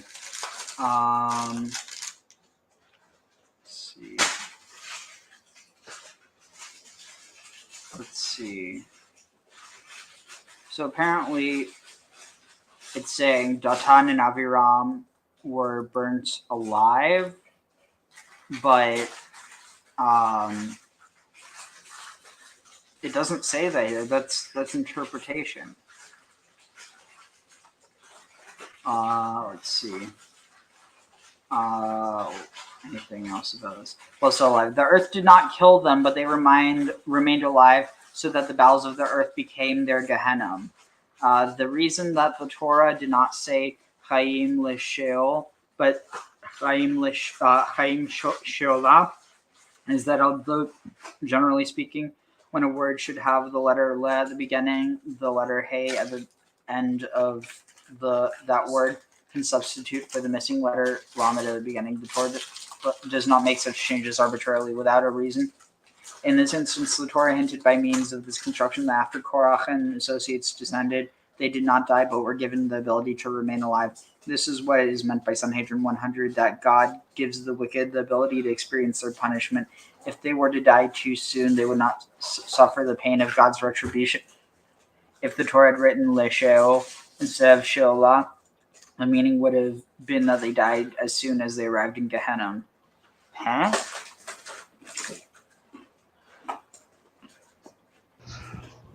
Again, that seems to be consistent with my interpretation, where they kept living in the hole that was Petra. I don't know. We're kind of plowing through with our machete unexplored territory a bit. Tag. I'm honestly surprised you haven't gone in the Hollow Earth, direction, or the inner Earth. I was going to say, I don't totally discount it. It's one of those where I don't discount anything until I have that factual reason to pop a hole in it. And again, the inner Earth and Hollow Earth are sort of two different theories. Let's see.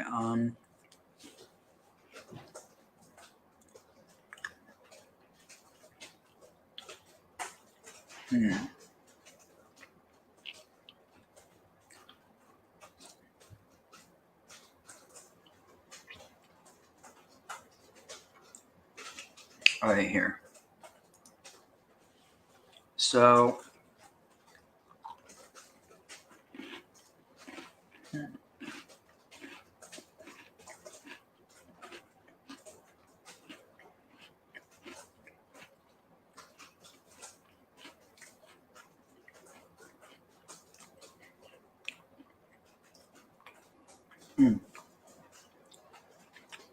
So, was Korah swallowed?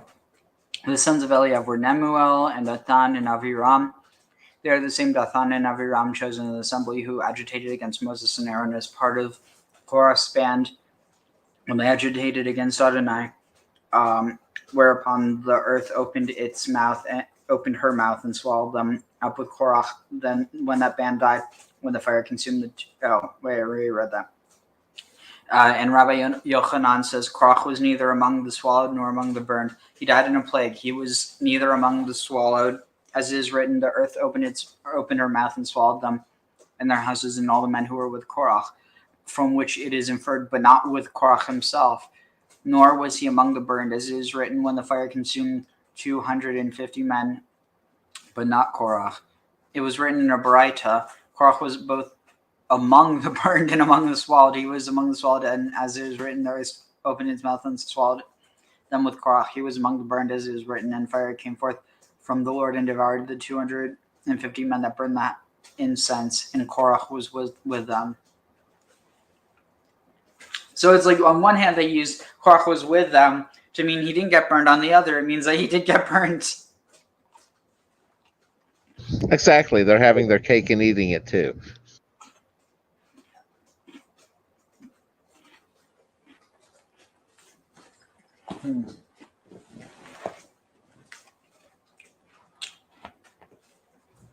But you haven't gotten into, like I said, so some of his complaints, because what he was arguing was pretty much common sense. It was like the mezuzah. Does a house filled with like Torah scrolls need a mezuzah as well? And Moses says, yeah. And it's like, well, how does the presence of the whole Torah with 175 chapters not make it fit for habitation, but only one chapter does?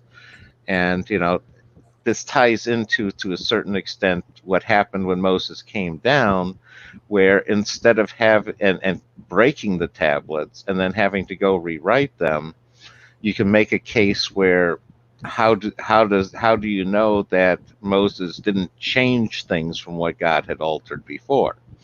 Again, that's sort of, I'm just arguing Korah's case for him, where it seems like Moses is setting himself up as a tyrant, and he's putting Aaron in as the next in command.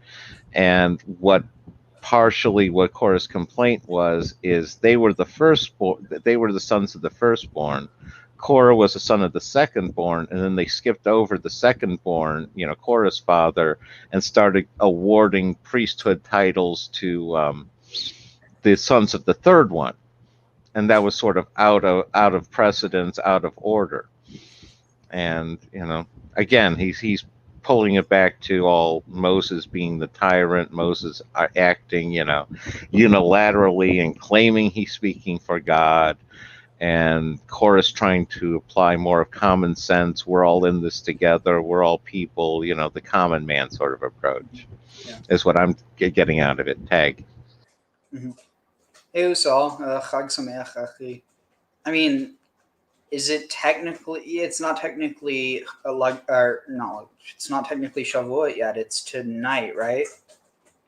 I mean, regardless, Chag Sameach. I just want to be sure because my sense of time is off, and I literally have not been around any other Jews besides my family since school got out. So I really have honestly, I don't even remember anymore. I mean, I've been counting the Omer, but it's like, is it I think it's the 48th now, but yeah. Okay, so you're are you going to stay up all night studying and chugging milk or cream cheese or ice cream? What are you going to do?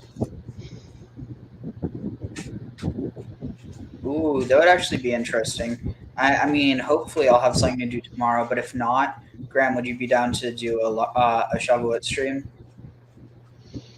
Yeah, I think we could do that. And I was going to comment on this Hollow Earth one. Is I see the Hollow Earth as a lot more plausible than the Flat Earth. Yeah, I should say inner Earth is more plausible than the Flat Earth. Hollow Earth, where you have an inner sun, that's a stretch beyond just the inner Earth theory.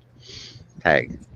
At the end of the day, I don't think it's necessarily that you even have to go Hollow Earth. It's just that there is. I mean, we already know that.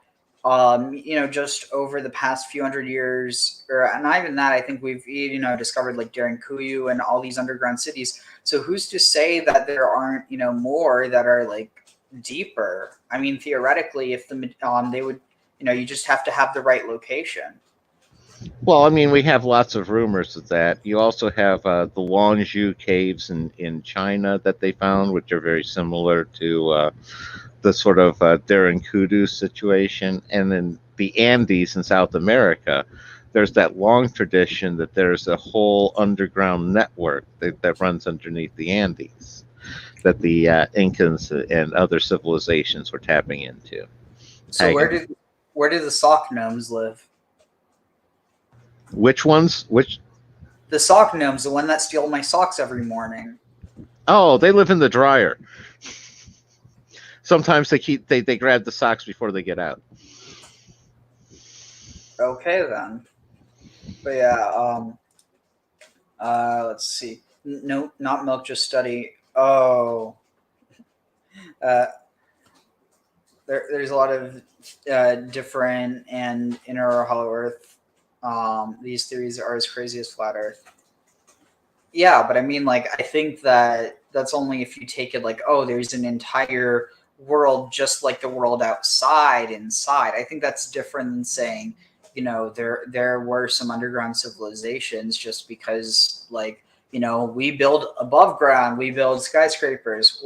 I mean, it actually makes more sense if you can build below ground because it's less likely to be attacked because it's harder to see, stuff like that. But anyway, all right, let's see. So with regard to a verse, and the sons of Korah did not die, it is taught in a Braita that in the name of our teacher, the sages said, a place was fortified for them in Gehenna, and they sat upon it and recited songs of praise. Rabba Bar Chana said, one time I was walking on the path, and a certain Arab said to me, come and I will show you those from the assembly of Korah who were swallowed. I went and I saw two fissures in the ground from which smoke was emerging. That Arab took a woolen fleece and dampened it with water and placed it on the tip of his spear and passed it over the fissures there. The fleece was singed, indicating the level of heat there. He said to me, listen, what do you hear? And I heard that this is what they were saying. Moses and his Torah are truth, and they, referring to themselves, are liars. Wait. Let's see, I want to see if there's any way this could be read a different way. Let's see. Okay, where is this? He said to me, wait, let's see. Ma shimat. What do you hear? The shamit, and I heard dahu. I think them. Ka'amri. Calling. Kamri. I think so. Hachi, like calling. Here, what does it say? What they were saying. Heard that this. Where did I go? Oh, right. Dahu ke'amri, that they're saying. Hachi, that Moses v'torato emet v'hen, and they are. Okay, so yeah, it's hard to really interpret it a different way, but let's see. They have said to him, every 30 days Gehenna returns them to this place like meat cooked in a cauldron, and they say this, Moses and his Torah are truth, and they are liars. This is brutal. I mean, what? The Mishnah teaches the members of this generation of the wilderness have no share in the world to come. The sages taught the members of the generation of the wilderness have no share in the world to come. As is stated, in this wilderness they shall be consumed, and there they shall die. They shall be consumed indicates in this world, and there they shall die indicates for the world to come. Okay, do you see this? So it's saying in this world, wait, in the wilderness they shall be consumed, and there they shall die. So they shall be consumed indicates in the wild, and there they shall die indicates for. So it's saying, it just says that they'll be consumed basically in this world and die in the next.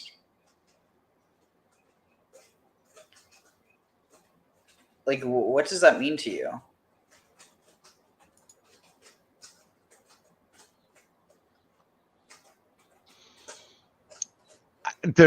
I was going to say, it's tough to try to interpret that one. And again, I have some of that where they're choosing over Yahweh. And that's part of the problem, is they're choosing this world over Yahweh in the next world. But they're not. They're just disagreeing with Moses. But somehow that indicates, like, like this is clearly written from that perspective in order to establish them as evil rather than just being, other Levites that had a disagreement. Well, and they're setting up where to disagree with Moses is the problem, because Moses is the official representative and spokesperson for Yahweh, and that's what they're trying to establish. It's like this is establishing Moses and Aaron as the dictators, sort of thing. Does that make sense? Yeah, it's honestly very reminiscent of like Muhammad in Islam. No, I agree. Like, and I mean, it's interesting because Muhammad and Moses are treated very similarly. Oh, Muhammad is huge in Islam. So is Moses. Moses is actually mentioned more than Muhammad. Did you know that? Yeah, no, and that's one of the thoughts where how much of Muhammad's story is history versus a lot with Jesus, where it's like, is it fiction after the fact or parable after the fact, I should say, since we're dealing with scriptures. Anyway, so there's definitely, I mean, it's interesting. I mean, I'm equal in how I look at different religions. Like, I'm not going to play favoritism, not even to my own tradition. I mean, I'm literally here doing the thing you're not supposed to do as a Jew, go against Moses. But I mean, at the end of the day, I think it's almost like to go against Moses is to go against the Torah. And it's like, but some of these texts pre-exist the Torah, or this idea of, Moses himself. So it's like, I mean, it's almost like, I don't know. It's just, it's something that I find interesting because, like, one of the things, like, part of a Jewish wedding is something like I think it's something like you swear, or not swear, but like it has a connection like to Torah, and like I forget exactly what it is, but it's like that you affirm it, and it's like at the end of the day, it just it feels odd to me because I don't know, like at the end of the day, you have atheist Jews that say that, or honestly, no, if they're convicted, they probably would just have a regular, like a non-traditional wedding. But at the same time, there's like so much to a cultural Jewish wedding that's like, I don't know. It's just, it's always been kind of weird to me how suffused and connected. I mean, on one hand, it's good, but on the other hand, it can be kind of alienating that if you don't fall within it, you're almost like ostracized, or maybe not inherently, but you feel a pressure to, even if it's not like direct, just, oh, what will people think if I don't say this? But I don't know. It's just, it's one of the things that, because for so long there was really no divide between religion and culture, but now there is. It just creates interesting dynamics that honestly I don't even know how to navigate, but thankfully don't have to worry about that for a while. Yeah, I was going to say, some of what you're talking about here is what I was talking about earlier, where in religion you're required to do these irrational things that just to be part of it, and that draw to follow it that way is part of that same situation. And that's what Korah's questioning here. As far as the relationship with Moses, the Torah, and the stories, one angle that may make sense, or at least makes a little bit of sense to me, is the idea of Moses as the lawbringer, the lawgiver. And with Moses, those stories transition from just being, traditional stories and myths into the Torah, which is the set of laws. And it's that transition that may have had a difference. Does that make any sense to you? Yeah. Ag? So let's see. Where was it? All right, here. Backspace.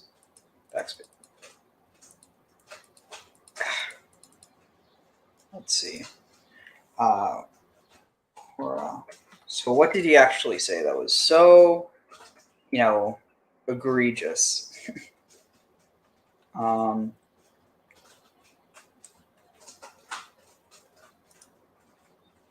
So let's see.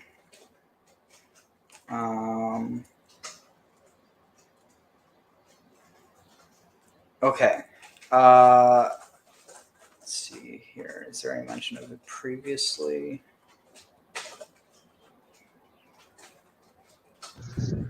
Well, some of it's not in numbers. If you want some other of the references, yeah, you have. Let me see. You have Numbers 3:30 where he talks about the talent.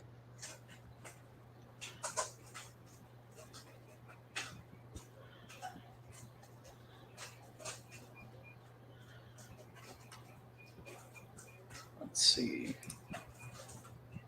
Numbers.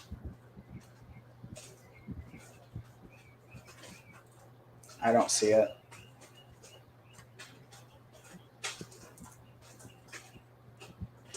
It has that. I'm looking at the Wikipedia. Oh no, sorry, I gave you the wrong one. I've read the reference wrong. My bad. Let me double check here.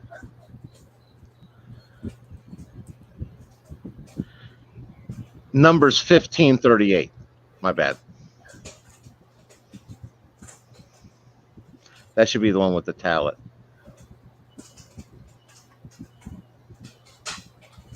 I'm not saying it. I'll just find it manually. Let's see. So 1538.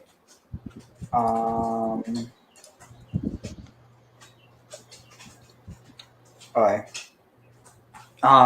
So the community leadership took him outside the camp and stoned him. Who is this that they stoned?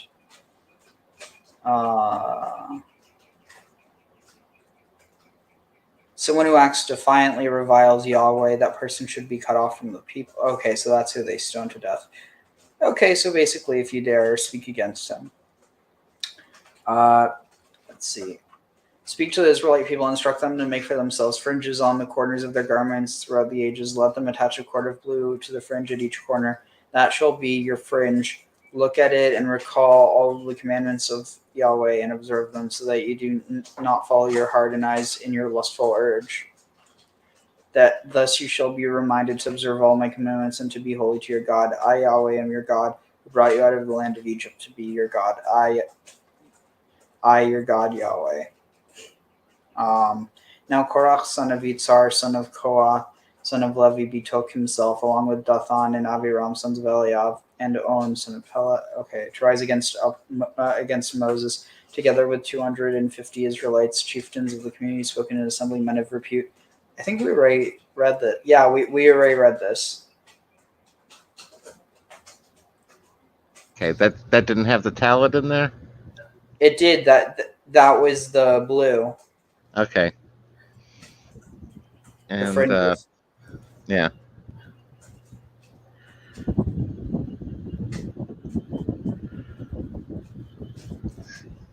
Deuteronomy 22:10 should have the one about the plowing the field with the ox and the ass together. Deuteronomy what? Deuteronomy 22:10.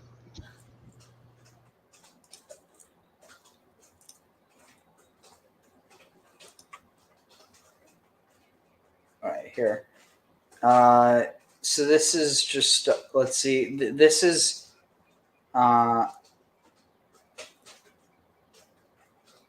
just all stuff that Moses is commanding them.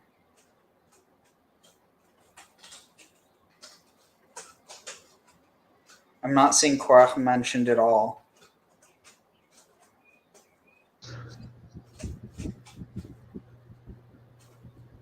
This was apparently, I'm reading from Wikipedia, it says Korah's parable, and it's saying that was one of the ones that Korah cited to incite the people against because they were enduring impossible to fulfill laws that Moses had instituted above them. Yeah, wow. Also, check this out. Oh shoot, one second. So I got this in today actually. I got this in a while ago, a few days ago. It's a little glass button. It's like check glass style. Here, let me make it bigger.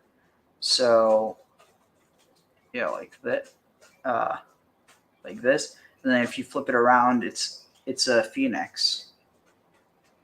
And then here it's like a goddess. But then I also got some. I'm going to send it off to like a professional or like. Yikes! Gotta be careful. I don't want to chip it. She's. I think she's professional, but like she's like an artisan. Like, but anyway, she makes jewelry out of glass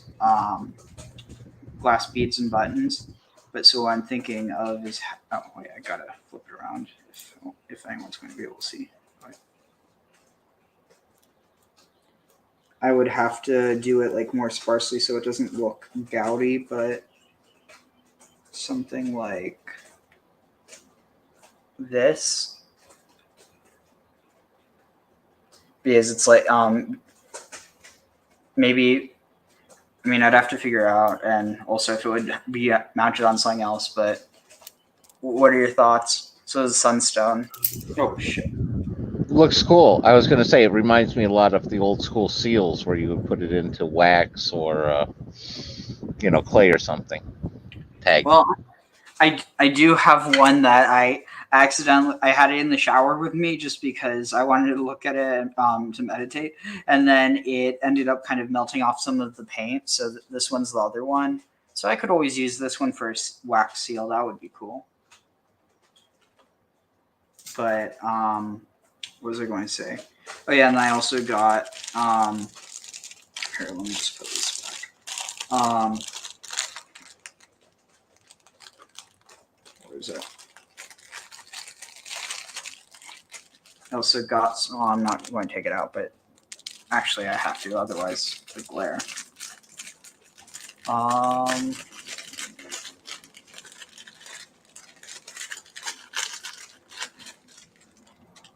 Hey, Fremen. So what's up with Nock? Is he pagan now? I'm confused. My take on his show is he came across as he moved more into my direction, more sort of a freelance monotheist. No, but he said the gods of your fathers. That he was told to seek the god of his father, or gods of his fathers. Yeah, no, and he also went on later on and saying that he's basically right now moved into like a deist sort of mode, where he's not subscribing to any given scripture, but he can't deny that he's had an experience that he can't explain and he can only attribute as supernatural. Interesting. I like it. So anyway, here's the amethyst. Very cool. Yeah, I didn't count on how tiny they were, but it's probably better because if it was any bigger, I don't think it would really look good on jewelry. But yes, I got amethyst for like the purple, sunstone for like the idea of like the phoenix teardrop or whatever, and then moonstone for like to kind of counter the sunstone. Yeah, got to balance them out. And then I also got these tiny little jade leaves. But nice. Yeah. Honestly, I have no clue what I'll do. I'll probably just use them for something else. Well, some of them, but anyway, let's go back to here. I'm waiting for Fremen's answer, but let's see, where is it? I want to see what they. Let's see, Jewish thought. What do they say about him in Jewish thought?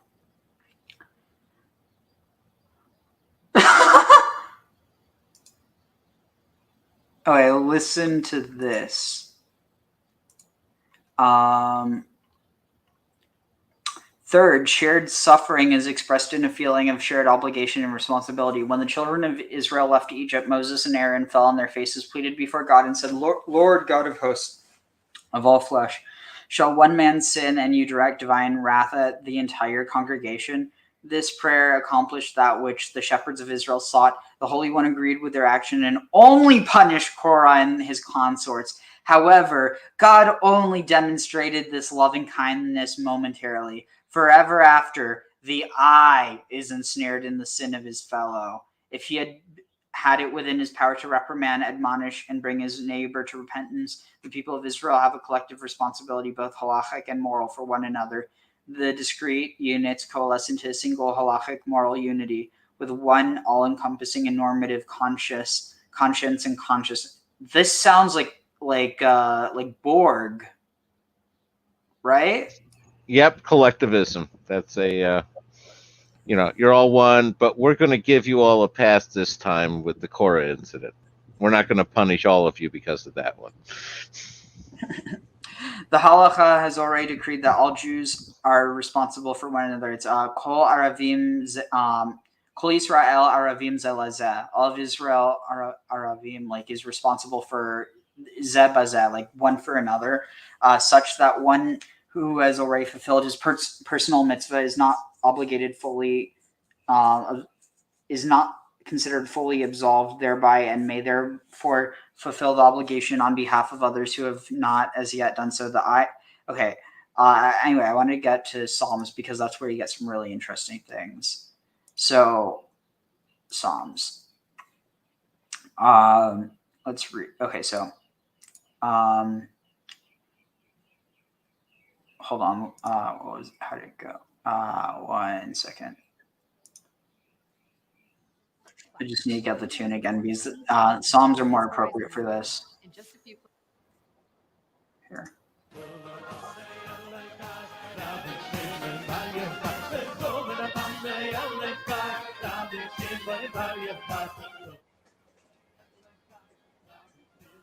Is that butter? It looks like it. Oh, yeah, here. Where is it? למנצח מזכיר לבני קורח, כאייל תערוג על אפיקי מים, כנפשי תערוג עליך אלוהים. צמת נפשי לאלוהים לאלחי, מתי אבוא ורפני. Yeah, I can't. I'm just... Anyway. So, let's see. Ka'ayal, as the, as the deer, ta'arog, pants for al afike mayim, the afik, the channels or ravines of water. Ken nafshi, so does my soul. Tarog alecha Elohim, so does my soul pant after you, God. But again, until we see a mention of Yahweh, so far it could be just Elohim. Actually, wait, alecha Elohim. Alech. No, in this case, it would, because of the tense, it would be referring to a singular. But Sama nafshi. Was it my soul thirsts Elohim for God, El Chai for the living God. Matai when will I come and be seen by the face of Elohim? Haitali dimati lechem. What is this? Dimati. My tears were daily bread, and night have been my food day and night. And more. Hold on, I don't. So yeah, you do have mentions of Yahweh in some of these, but the one that I saw that really stuck out to me was, let's see, it's in Psalms. I think it was this one, maybe. Okay. Let's see. Okay, wait. Let's see. It's not this one either. So yeah, I mean, a lot of them are, but there was one that just it shone through because he didn't see any of it, and it stuck out because of that. Let's see.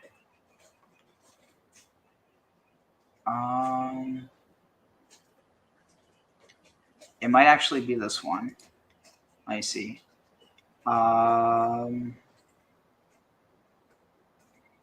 Sorry, this shouldn't take so long. It's my bad. But yeah, I mean, like, so this is attributed to the descendants of Korah who didn't, who weren't said to have, Oh, I remember. I saved it here. Here. Let's see. Where was it?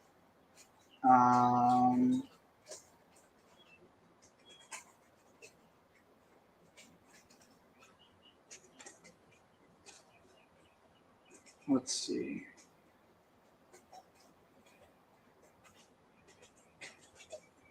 One second. It's loading. Oh, wait. Yeah, actually, I can just do this. See all. It's in. Oh, here it is. 48.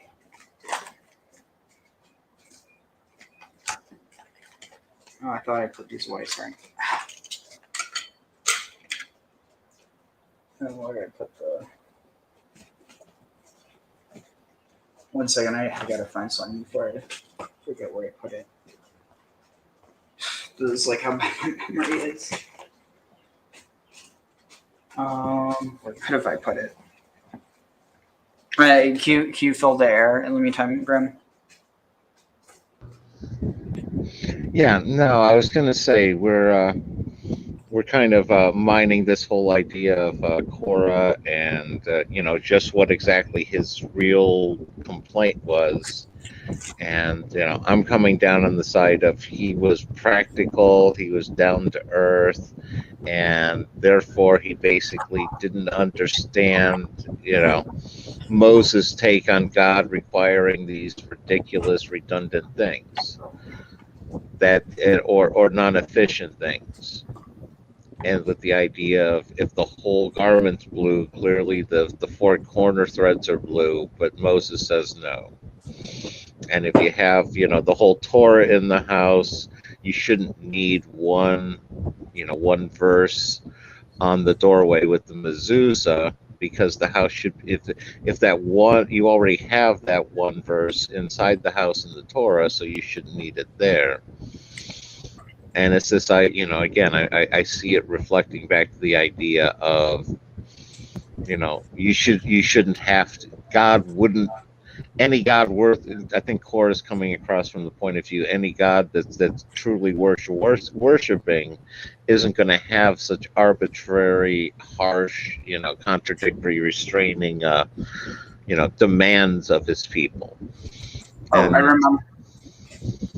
Go ahead. Yeah, so it's not that they don't have Yahweh, it's that they have things that aren't reminiscent of the South. So here, so Shir Mizmor Bənê Qōraḥ, a song of songs for or by or of the children of Qōraḥ, the sons. Gadol Yahweh, Yahweh is great. Hulal me'od, and praise and is praised much. Be'ir Eloheinu, in the city of our God, Har Kodsho, on his holy mountain. Yafeh Nof, like a beautiful landscape. Nof is or a beautiful view, I think. Masus Kol Haaretz, the joy of all the land, or all of all the earth. Har Zion. So most people say this, oh, well, that's Mount Zion, but no, it's not. Har Zion, older form stronghold, but it also has, shoot, I thought I would have it here. Here, if I type it in. What I'm hearing here is entirely consistent with the idea of they're singing praises of Petra, with the mountain of Aaron right next door of it, No, and it but, being the joy. I'm just saying it's consistent with that one. No, but, there's a reason why it can't be that. So here, let's see, Zion. So at Zion, a heap of stones mark. The mark put up to indicate the neighborhood of an unclean place. Not inherently unclean, but let's see. Basically, dry ground, desert. So I see what you're saying in that context, but monument, landmark, signpost, gravestone. I mean, putting up the monuments, that sounds like boundary stelas, which is a traditional Middle Eastern sort of thing to mark the where one plot of land ends and another one starts. Yeah, but the reason why I say it can't be that is because where is it here? So here, check this out. Har Zion, Yarkte, Safon. So it's saying even Mount Zion, the uppermost parts of the north, but that's not what it's. The uppermost parts, or the side of Safon, which here they interpret as the north, but it's also Mount Safon, which is in right by Ugarit. Kiryat Melech Rav, the city of the great king, and I forget what was the god of Ugarit? Baal. So yeah, I mean, you have the great king who's referenced as Baal, and then but Baal is just a title, whereas one of the names in Phoenicia was actually Yeo. Yeo. I'm not even joking. This is something that Neil found. But I mean, Hadad might come into play there too, but. Yeah, but the thing is that even in that case, Hadad is another title. Hadu, I think it means thunder. I might be wrong though. Let's see. So, wait, what? Holy crap! This is interesting. Okay, look at this. So the city of the king. Elohim be'armenotea, God in her palaces, Noda, has made for themselves Lim Shagav, a high place or a stronghold, a Miskav. But look at this. In her palaces.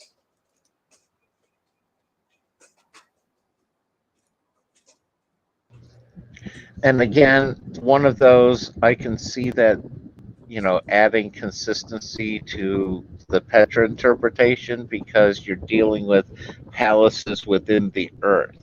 No, that's not what I'm saying. I mean, okay. It's interesting, but no, look, God in her palaces. Yeah. And that's the idea of the male aspect creating via the female, or creating in the female. I wonder if there's any commentary on this. God in its palaces, it renders it its in this form. The palaces of other cities are strongly built and elevated to take shelter, and the strength of the palaces of Jerusalem is better than these because God is known in. So it's saying that her is the land. Damn it. It almost. But that's still an interpretation. It could be implying Elohim. Well, and if you consider the land itself the goddess, then it's not inconsistent either. Yeah. Especially because in a reference to Qōraḥ, it says the land she opens her mouth. Yep. And again, I'm going back to the concept of Gaia and the, Earth being, Mother Earth, Father Sky sort of concept.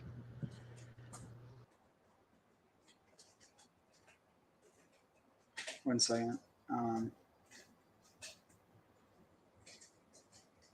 Let's see. Oh yeah. So for lo, the kings assembled themselves. They came onward together. They saw straightway. They were amazed. They were frightened. They were hasted away. Trembling took hold of them. Their pangs as of a woman in. Himareu ken tamta. No. Let's see.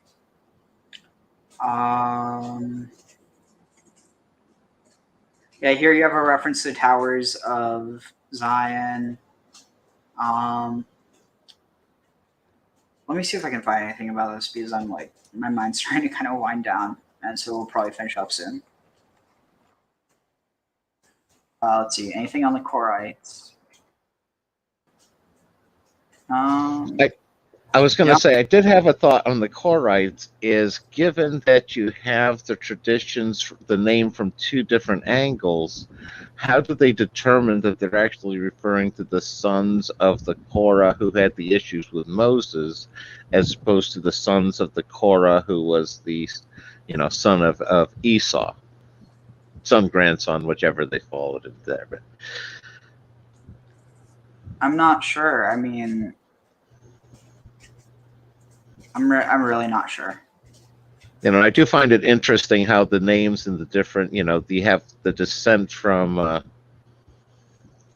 Cain and the descent from Esau both have names that are reflected in the other descent. Like with Cain, you had Enoch in both sequences. Yeah, it's a shame there's not more about Korah.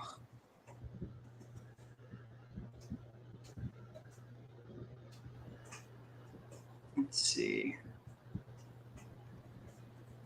There's got to be something.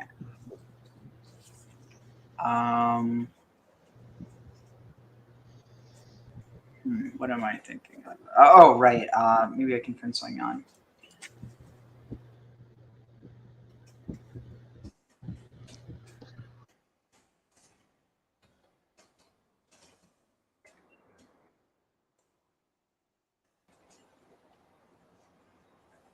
Let's see.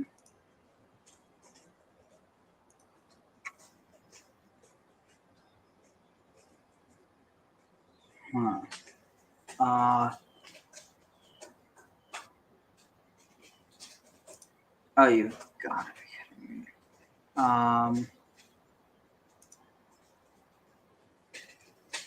Let's see, where is it?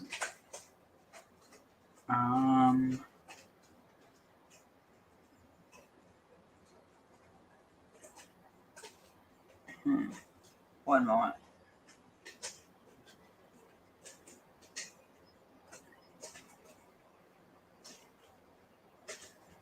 I mean, it's really a shame how much there could be said about these parts, but it's just because it seems like the people who tend to be the most interested in this are also the most orthodox, which means they're really not going to deviate from the traditional understanding at all. Oh, 100% agree. That's what I was bringing up. Is it's very clear to me that with the way Miriam's handled here, that her role got edited significantly, and I'm seeing the same thing happening with Korah.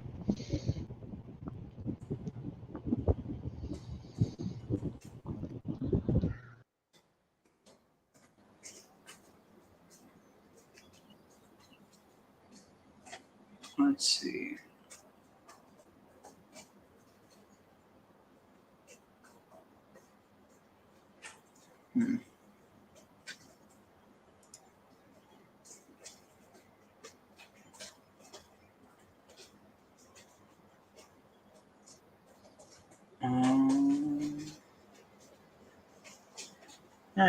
Here, let's just watch this. Something like this. A mother is like a kernel. In the same way that the vast collections of teaching in the Talmud explicate and expand upon the prophetic text of the Torah, The Zohar serves to elaborate on the cryptical visions of Ezekiel and serves as the foundational text for all later recorded mystical wisdom. The Zohar is a trove of collected teachings containing laws, advice, stories, sermons, as well as more visionary passages. The compiler of the Zohar, Rabbi Shimon Bar Yochai, was born during a supremely tragic time in Jewish history, the Great War with Rome that resulted in the destruction of the Holy Temple in Jerusalem. From a young age, he studied in the Academy of Yavne, the leading yeshiva of its time, and he was a pupil of the great Jewish leaders, Rabban Gamliel and Rabbi Yehoshua. Later, Rabbi Shimon Bar Yochai was a protege of a most eminent teacher, the renowned Rabbi Akiva.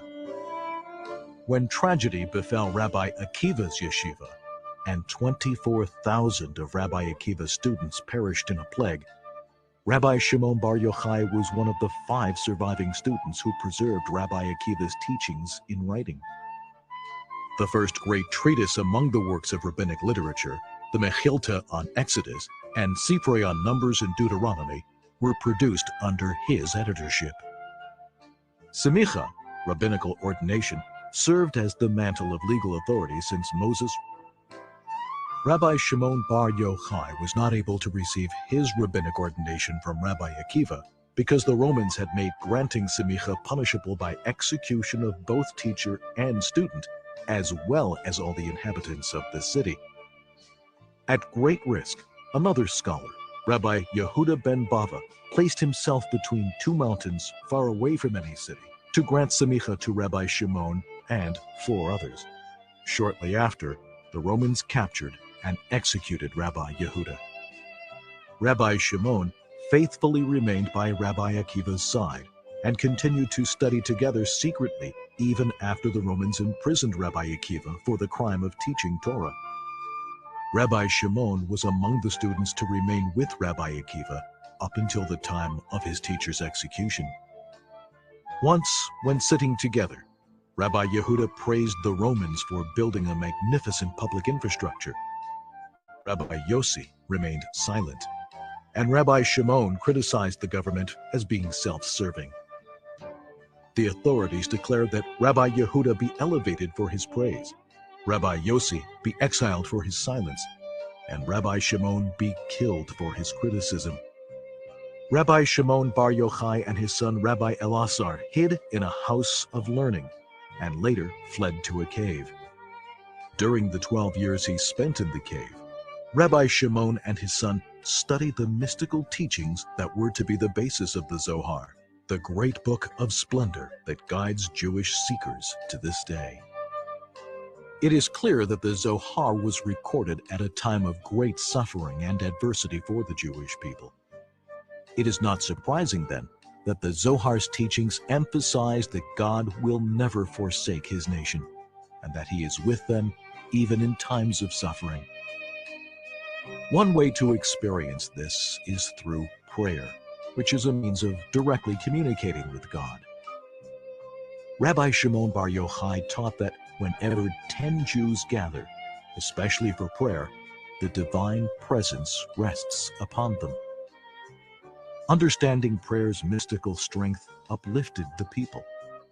Even though the temple was no longer standing and Jewish sovereignty had been lost, the connection between God and his people was unbroken. Rabbi Shimon Bar Yochai's life as a whole teaches a powerful lesson. Even when the darkness of exile engulfs the Jewish nation, God provides illumination. Out of the darkness of the Roman oppression, he revealed the brilliant radiance of the Torah's hidden wisdom. With him, Jewish mysticism brought forth the bloom of a great book, the Zohar, that would inspire an ever-expanding circle of Jews, beginning with great scholars and extending to the heart of the simplest Jew, reaching out to God in devout prayer. Rabbi Shimon Bar Yochai requested that the day of his death be a day of celebration rather than one of mourning. The anniversary of his passing, Lag BaOmer, is a festival celebrated by Jews around the world to this very day, In Israel, thousands travel to his graveside in Meron to light bonfires and sing and dance throughout the night.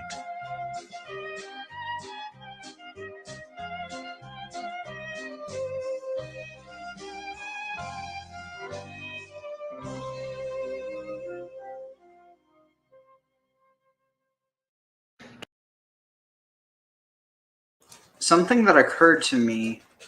So Shimon Bar Yochai, you know where he was said to have hidden?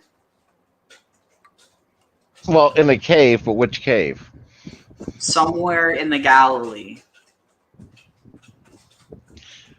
Which Galilee?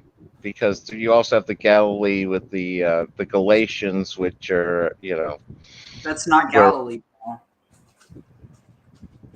It was Galatia, but yeah, you're right.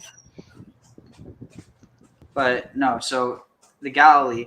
And I wonder, do you think there was still a pagan presence during the Roman era?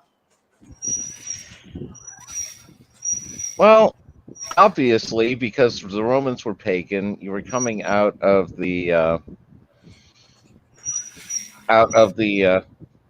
Hasmonean dynasty, and that you also had the Seleucids and now the Parthians involved in there, because that's a little further north than the general area there than technically Samaria, I believe. And you also have my initial question was he going into the same cave as John the Baptist?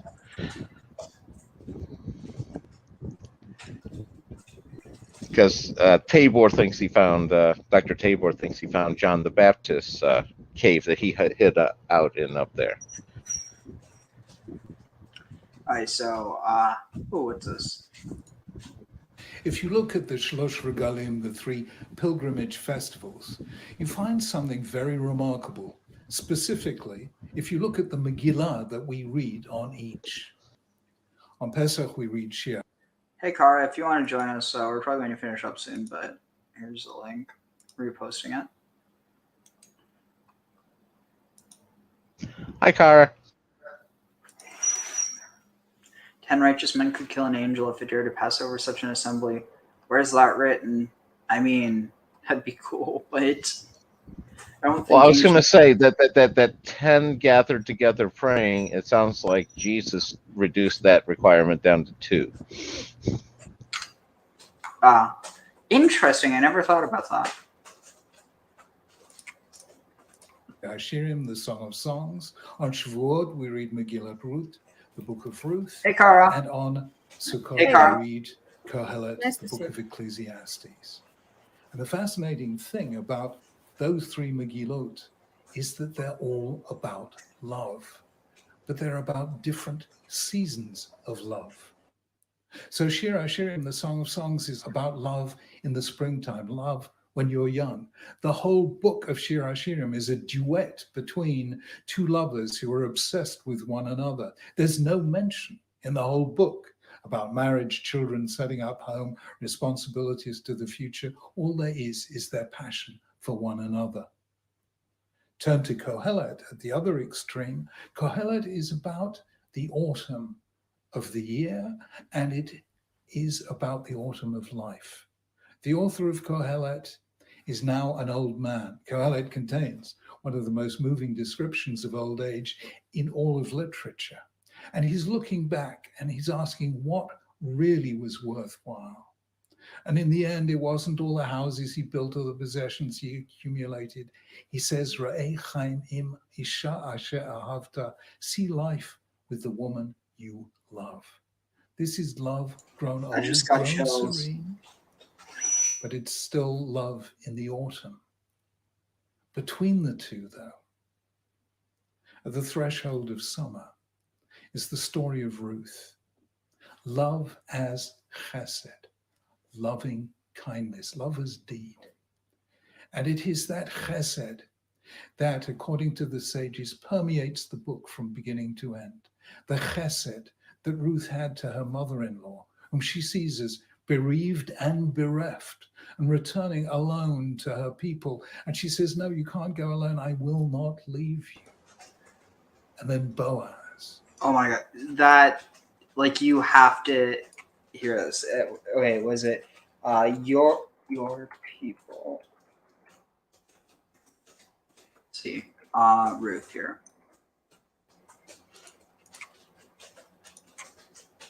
All right, so let's see. But now, yeah, I'll just start from the beginning. No, I'll just read this part. So may the Lord grant, may Yahweh grant that each of you find security in the house of a husband. And she kissed them farewell. She broke into weeping. This is after both her daughter-in-laws, who happen to be sisters and the daughters of the the Moabite king. She's basically telling them, to go back to their own house or to find, husbands. And she kissed them farewell. They broke into weeping, and she said to her, "No, we will return with you to your people." But Naomi replied, "Turn back, my daughters. Why should you go with me? Have I any more sons in my body who might be husbands for you? Turn back, my daughters, for I am too old to be married. Even if I thought there was hope for me, even if I were married tonight and I also bore sons, should you wait for them to grow up? Should you, on their account, debar yourselves from marriage? Oh no, my daughters, my law." Because this was like the tradition back then, at least according to the Bible, that you were obligated to marry the brother if your spouse died. My lot is far more bitter than yours, for the hand of the Lord has struck out, or for the hand of Yahweh has struck out against me. I mean, they're literally saying this is because of the hand of Yahweh. Like, it's wild how people don't see this as bad, They broke into weeping again, and Orpah kissed her mother-in-law farewell, but Ruth clung to her. So she said, see your sister-in-law has returned to her people and her gods. Go follow your sister-in-law. But Ruth replied, Al tif ge'i, don't, was this faga?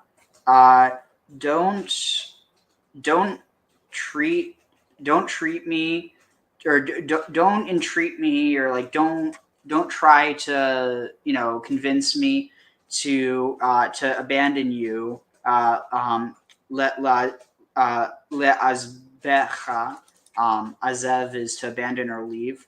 To abandon you. Lashuv me'acharicha, to turn from after you, or like to turn from behind you. Ki el asher telchi, because there was not telchi elech. Okay. Ki el, for where, or because to that which you walk, like to where you walk, I will walk. Elech ve asher talini alin. So, and in where, or like, and wherever you sleep or lodge, I will sleep or lodge. Amecha, with you. Ami, your my what was this? Ami. Okay, this is interesting. Oh wait, here it is. I messed that. No, it's not with you. It's Amecha Ami. Your nation will be my nation. Velohayich Elohai, and your God will be my God. Be'asher tamuti amut, and when you die, I will die. Visham ekaver ko yaase. And there I will be buried. Thus Yase, thus and more, or thus may this be. Thus may Yahweh do this to me, and thus Yosef. It was this. Thus may increase that my death, or that the death, Yafrid. That if death parts, bənê. If anything, I'm just going to read a translation because it's getting complex. But basically, if anything but death parts me from you, it's saying where you die, I will die, and there I will be buried. Thus and more may the Lord do to me. Here a formula of basically it's like she's vowing this. So this isn't just like she's basically fully expecting this to happen because she's making this vow.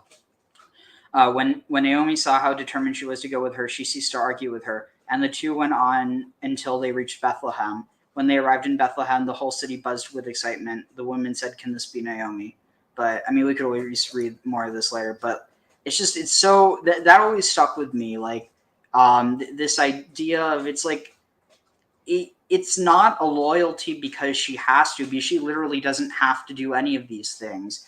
This is like a true loyalty out of love. And I mean, there's even been people who've tried to, imply, oh, well, maybe they were in a sexual relationship. I mean, there's ways that people could read that in, but that's not the point, because I mean, even if there is like some sort of attraction there, it's not mentioned, which, I mean, it's one of those things where like it doesn't mean there wasn't, but at the same time, it's one of those things where it's really in the eye of the beholder.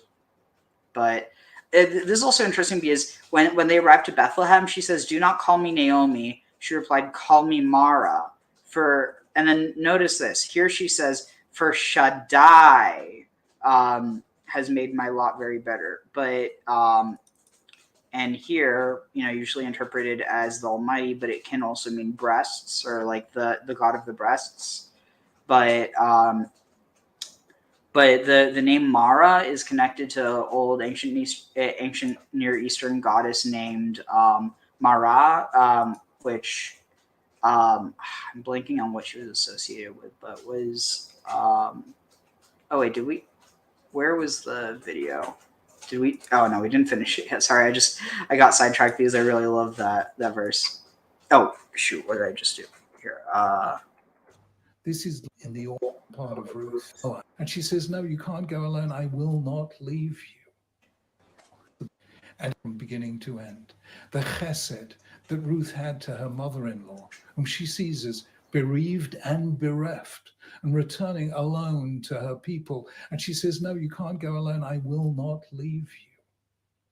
And then Boaz, moved by this kindness he sees on the part of Ruth, and that moves him to extraordinary kindness of his own, taking her as his wife, caring for Naomi, and making sure that they will have a marriage, which will have children, which in the end, 4 generations down the line, has David HaMelech, the greatest of Israel's kings.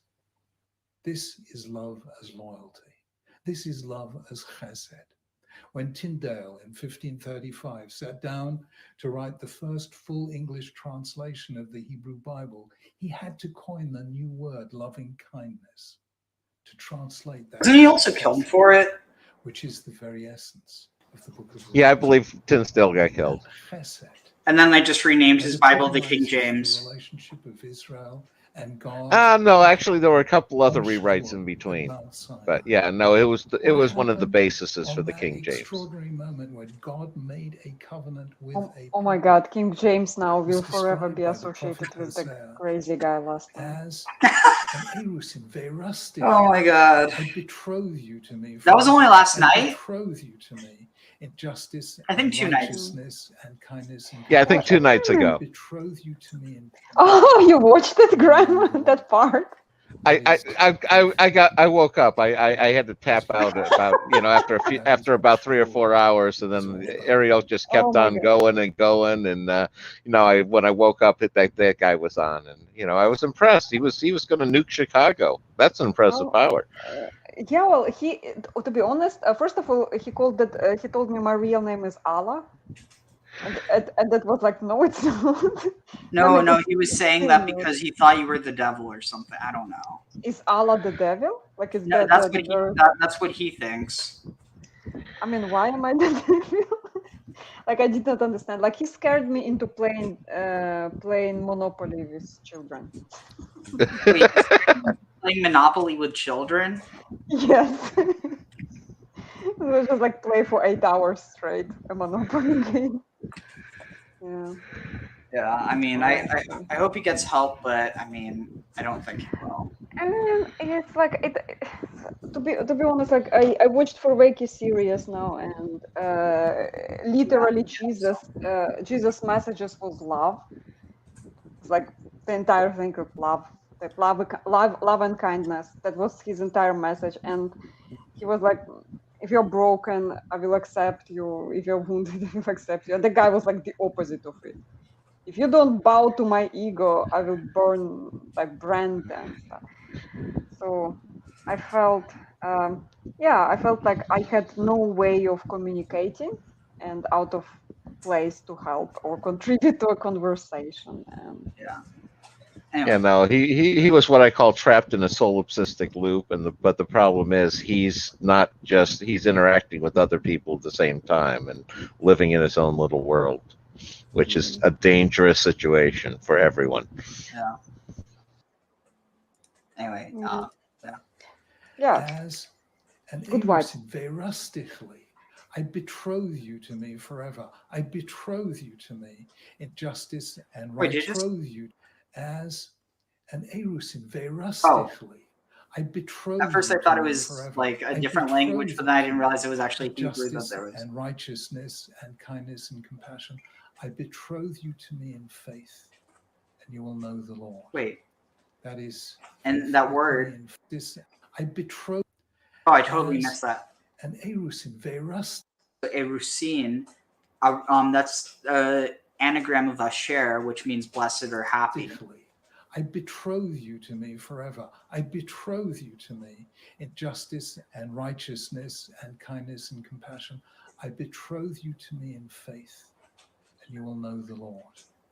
That is faith as marriage, love as loyalty. And that is what Shavuot is all about.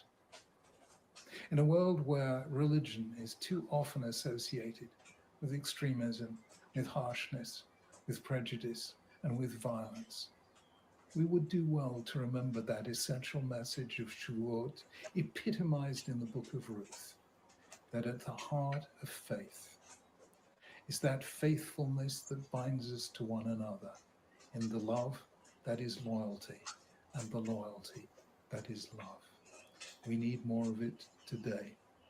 Live it and experience it. Chag Sameach. Hi folks, it is Rabbi David Foreman and welcome to Aleph Beta. We're going to be looking at the book of Ruth in this course. The book of Ruth is traditionally read on Shavuot, our upcoming holiday.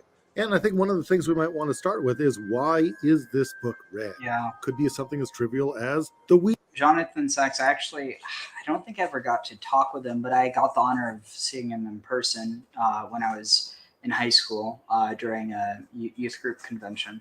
That was pretty cool.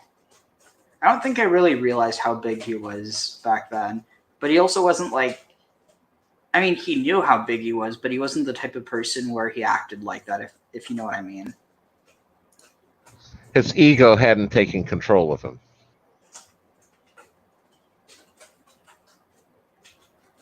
It's interesting how you phrase that. Like, I mean, you're not wrong. It's just, I'd personally say it's like, rather than hadn't mean, I don't know. It's more like it didn't, or not even like that, but it's like I don't know.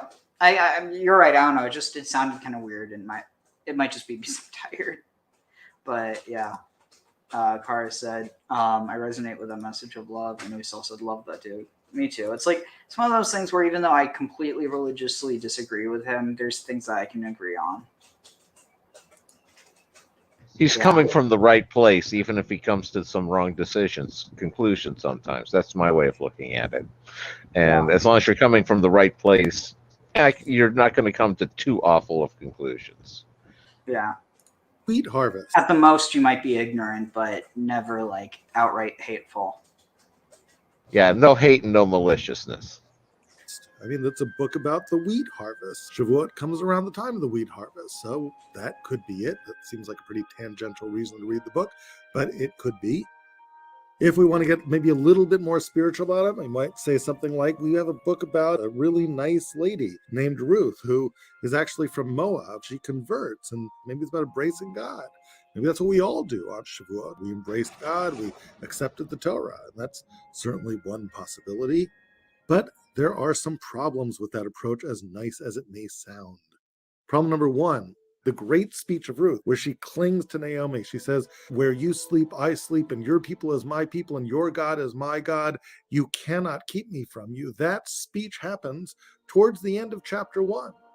The book should have sort of ended there. I mean, everything else is just sort of anticlimactic after that. I mean, what happens? Naomi heads back with her daughter-in-law, Ruth. They're in Beit Lechem, they're sort of poor, and Ruth is just taking some of the leftover sheaves in the field. There's this fellow there, Boaz, gives her a blessing, says, God should be nice to you too. Naomi tries to stir up some romance between Boaz and Ruth, and then there's this strange thing that happens in the middle of the night. It seems kind of risque, actually, and Boaz marries Ruth, and they have children. They live happily ever after.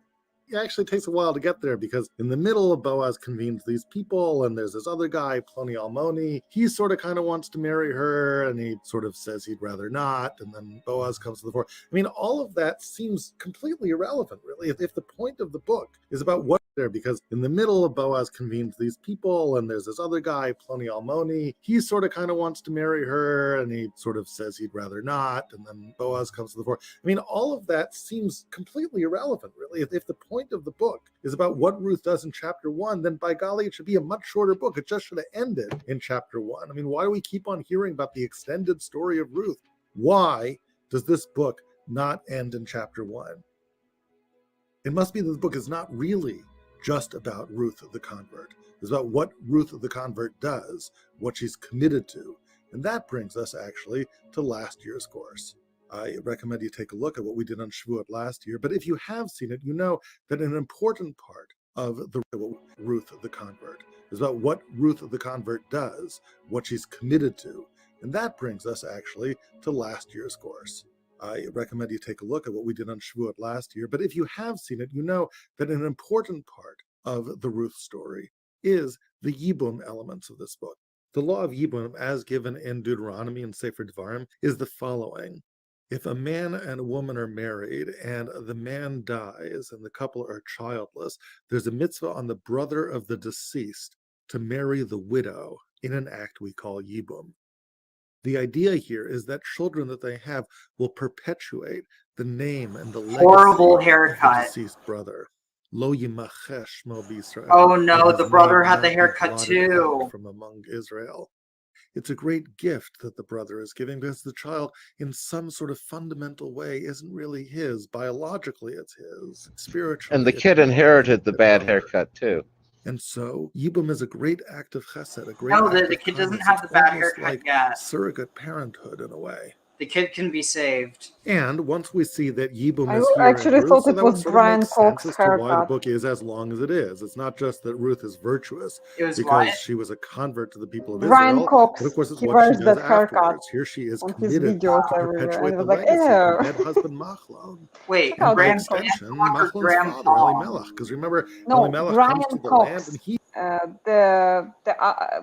He's a scientist, Oh. activist scientist. He was a kind of manager of Large Hadron Collider. I do not have the same hair. No. No. Thank you very much. So what you're saying is that ancient Israel, they needed a good barber to save the people from their hair. Yeah, and his name was Samson. he dies, and Machlon and Killian, these two children, die. I thought And Delilah Ruth was the sees Bible it there. as her Oh, mission to keep that's the so- legacy oh, of her that's dead so husband bad. alive. It's a great act of chesed. Oh, she's a Delilah, haircutter, right? Delilah Scissorhands. So at this point, we're thinking, Who's wow, that? that's really something. She's very committed to God. She's very committed to the legacy of her dead husband. She seems like a wonderful role model. But then the question is, you get to the end of the book, you're not so sure if you want Ruth to be your role model. I mean, if we think about our great sort of feminine values, so what do we always talk about? Commitment to Torah, commitment to God, kindness. I mean, you can just give Ruth a 5 stars out of 5 stars and all of these things. But then there's this seduction story at the end of this. I mean, Ruth is told to go lie down next to this man in the middle of the night and to uncover his leg. I mean, it's very suggestive And this is like planned out. Naomi says, I want you to get dressed nicely and I want you to legs is, anoint yourself with oil another and word to for wash something yourself else. and then to go down in the middle of the night. Don't tell anyone you're there after he's been drinking. And it seems to completely ruin our vision of our really virtuous Ruth, or does it? Or how are we supposed to understand this? What is this? It's a hero scamos. Okay, so we've got these two overarching questions over here. Why is it that we read the book of Ruth on Shavuot? What does it really have to do with the holiday? And how do we understand this whole seduction story? Doesn't it really ruin everything? So going back to that second question, what I'd like to suggest to you is that it doesn't ruin everything. It really is the story. And to understand why it's the story, we have to understand where this story is coming from. Because this sort of seductive entrance into a Yibum-like thing, it's not the first time it's happened in Tanakh. There's two other stories that Ruth kind of reminds us of. In Genesis, there are two great stories that occupy almost all of the book of Genesis. One is the Abraham story, the other is the Joseph saga, but both of these sagas get interrupted for a chapter. And in that interruption, we meet some sort of strange Yibum story that actually seems to involve seduction. It seems to sort of have this fingerprint of the Ruth-like story. The story I'm thinking about that interrupts the Abraham story is the story of Lot and his daughters. The story I'm thinking of that interrupts the Joseph saga is the story of Yehuda and Tamar. When I say interrupt, I mean really interrupt. I mean, Abraham and Sarah, they're the main characters in the Abraham saga. However, right in the middle of Abraham and Sarah's story, the spotlight falls off of Abraham and Sarah and focuses on Lot. Lot is in Sodom, and Sodom is destroyed, and Lot manages to escape. And at the very end of that story, there's this seduction narrative. The daughters of Lot seem to feel that the world has been destroyed, and it is up to them to perpetuate not just the legacy of a dead husband, but the legacy of mankind itself. And the only possibility, the only man left alive in their view, is in fact their father Lot. So they set about giving him drink and seducing him unknowingly. Now, whether or not Lot really doesn't know is a question that the rabbis attacked. It turns out that the words in the Torah that suggest that Lot was not aware of what was going on have dots above them in the Torah scroll, leading the sages to suggest that he knew and he didn't know. He sort of allowed himself not to know. So Lot is sort of aware that his daughters don't really know what's going on. Lot at least knows that the entire world hasn't been destroyed. So his viewpoint on what's happening here is not as virtuous as his daughters, but his daughters are really just trying to do the right thing. It's a mistaken act. This is the same sort of the Bible, ladies and that gentlemen. comes about through Oh my seductive God. means. Bible Jersey Shore. I'm And sorry, then, guys. if you go to the story of Joseph, Joseph is the main character all the way through, with the exception of chapter 38. Right after the sale of Joseph, we have this strange digression into a relative of Joseph. Just like Abraham had a relative by the name of Lot, Joseph has a relative, a brother by the name of Yehuda, and all of a sudden the focus is on him and his children. The oldest one, takes a wife, a woman by the name of Tamar, but shortly afterwards, dies. That leads to a Yibum-like situation. Indeed, Yehuda himself goes to Onan, the next child in line, and says, you should really perform Yibum with Tamar. No. Again, Yibum has... I've got to show this. Hold on. Okay, and again, how he's related to her, to Tamara? I did not exactly get, like, because he's her father-in-law. Wait, who? So Tamara's husband dies, and then comes next in line this other guy. He's her father-in-law. No, it's her brother-in-law. But that's according to the previous story with terrible haircuts.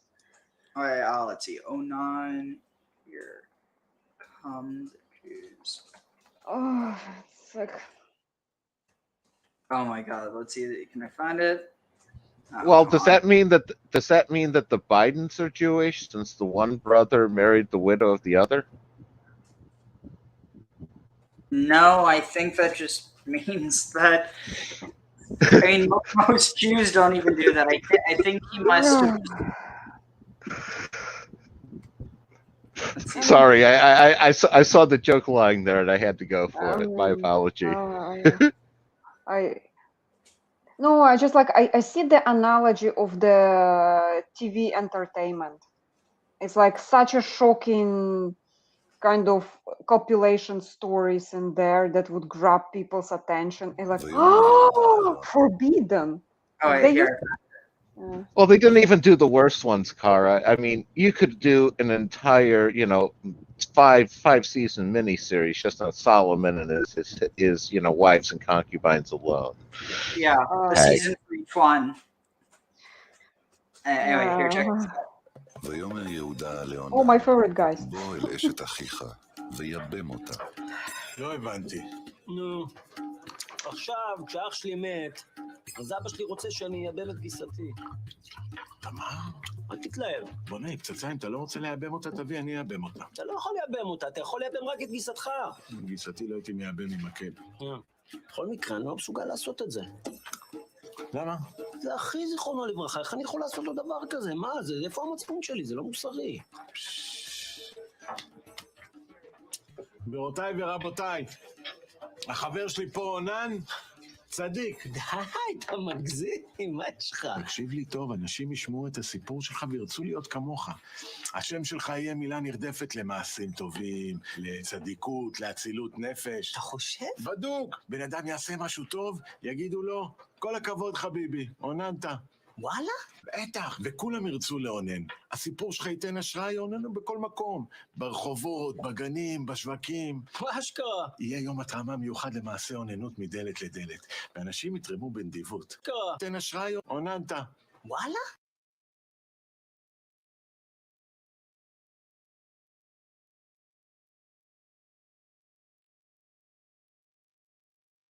Okay, Ariel, I don't hear you.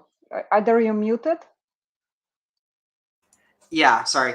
So just in case anyone doesn't get the context, because this is something that's pretty antiquated, but do you guys get what onanism means? I do get the context. It's the same word in Russian and Polish. It's like very international word. Okay, yeah, in America it's not used that much anymore, but Okay. Yes, it's I don't know how to say it. Yeah, making wood softer.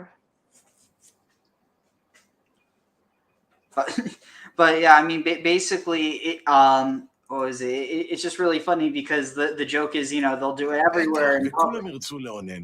הסיפור שלך ייתן השראה, יעוננו בכל מקום. ברחובות, בגנים, בשווקים. מה אשכרה? יהיה יום התרמה מיוחד למעשה עוננות מדלת לדלת. ואנשים יתרמו בנדיבות. אתה יודע למה? למה? כי אנשים אוהבים לעונן. דמיין את זה. אתה הולך לעבודה, פתאום אתה רואה איזה סבתא סוחרת סלים כבדים. לא תעונן לה? תעונן לה? איך תעונן לה? על כל הסלים תעונן לה. או נגיד, תראה חתול קטן עזוב בוכה מיהו מיהו. לא תעונן לו? I met this guy in a park once. או נגיד, איזה ילד מתוק שאיבד את אמא ואבא. בוכה. אז אתה ניגש אליו. אנחנו סוגרים את המטבח, אתם רוצים עוד להזמין משהו? לא. לא, תודה. איפה הייתי? לא זוכר. בקיצור, אתה צריך להיות גאה בעצמך. וואו. לחיי עוננות. לחיים. חיים. סליחה שאני מפריעה. אני שכחתי את הארנק שלי בבית ואין לי איך לשלם על השתייה שלי. מה אתה אומר, עונן? שאתה תעונן לה, שאני? למה שלא נעונן לה ביחד? חצי. ברמניקו, היא עלינו. וואי, תודה, חמודים, איזה חמודים, תודה. היה לנו כיף לעונן לך. מה זה לעונן הזה שאתם אומרים כל הזמן? ספר לה. מתוקה, יבוא יום ולא יהיה אחד שלא ידע את זה בזכות החבר שלי פה. לעונן. יפה, זה נחמד, זה קאצ'י כזה, זה גם מתגלגל על הלשון. לעונן. לגמרי. בכיף. אתה רואה? זה תופס. זה מדהים. אתה יודע מה? בא לי לעונן עכשיו. בוא נלך החוצה, נמצא איזה מישהו נעונן לו? יאללה, בוא. תזמין חשבון, אני קופץ שנייה. מה, לאן זה? לשירותים להביא ביד. ואז נלך לעונן. אפשר עוד אחד? סגרנו. Oh, it's good. but and then I think that they also have one on Ruth that I for whatever reason I didn't see before, but let's see, where is it? Ruth.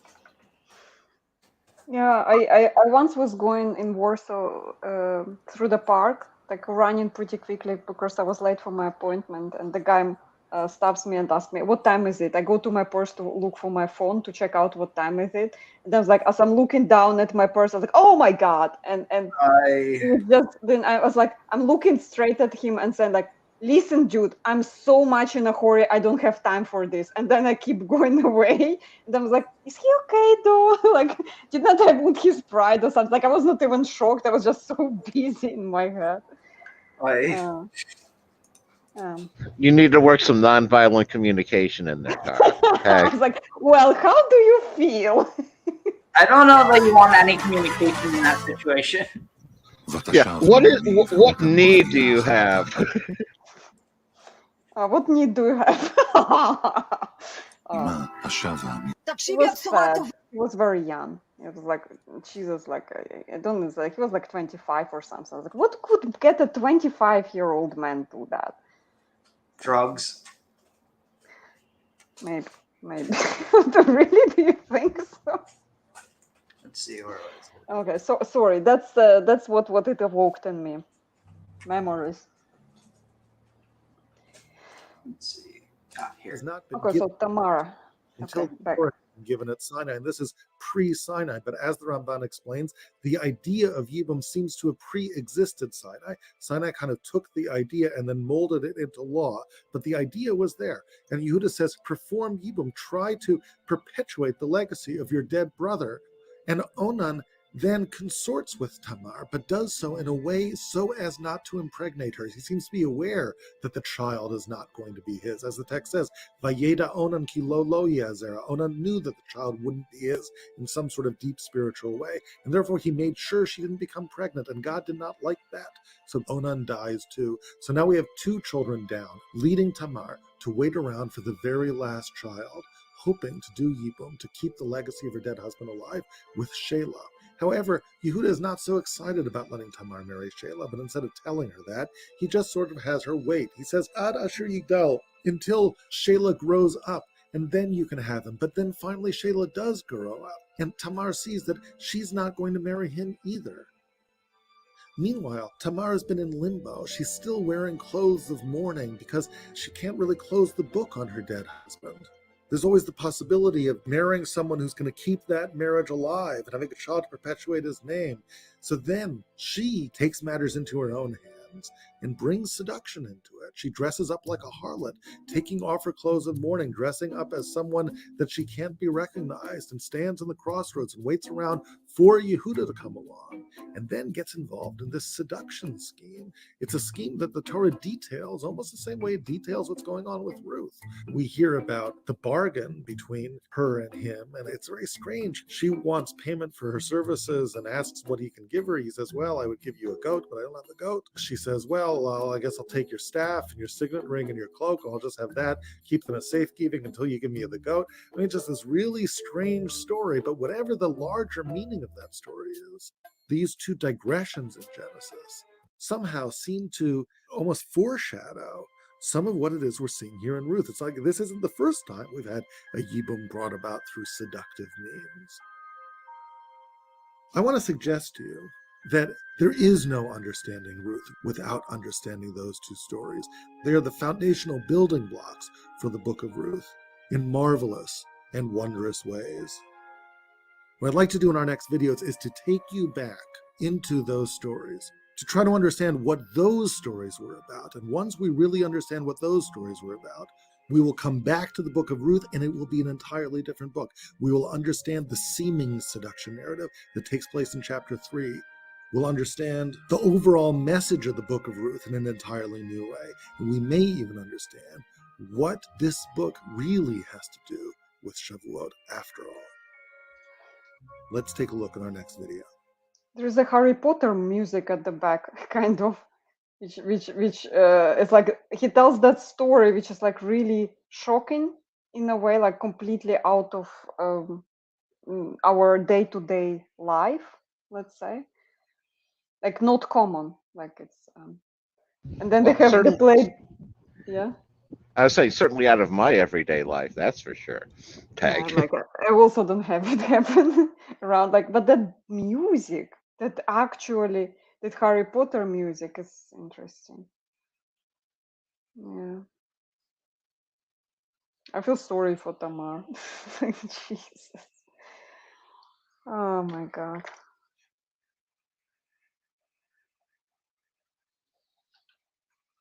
Anna. It's like, Oh, I wonder if God kills the guys actually, or Tamar. well, it says that God does. Okay. I don't know why she would. It's like weirdly they both die.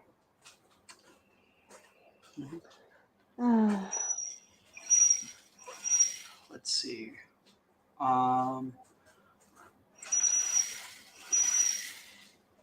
Wait, is this the same thing as before? You can help save a baby's life for just $1 a day. Saving Moses has helped the world's most vulnerable where the help.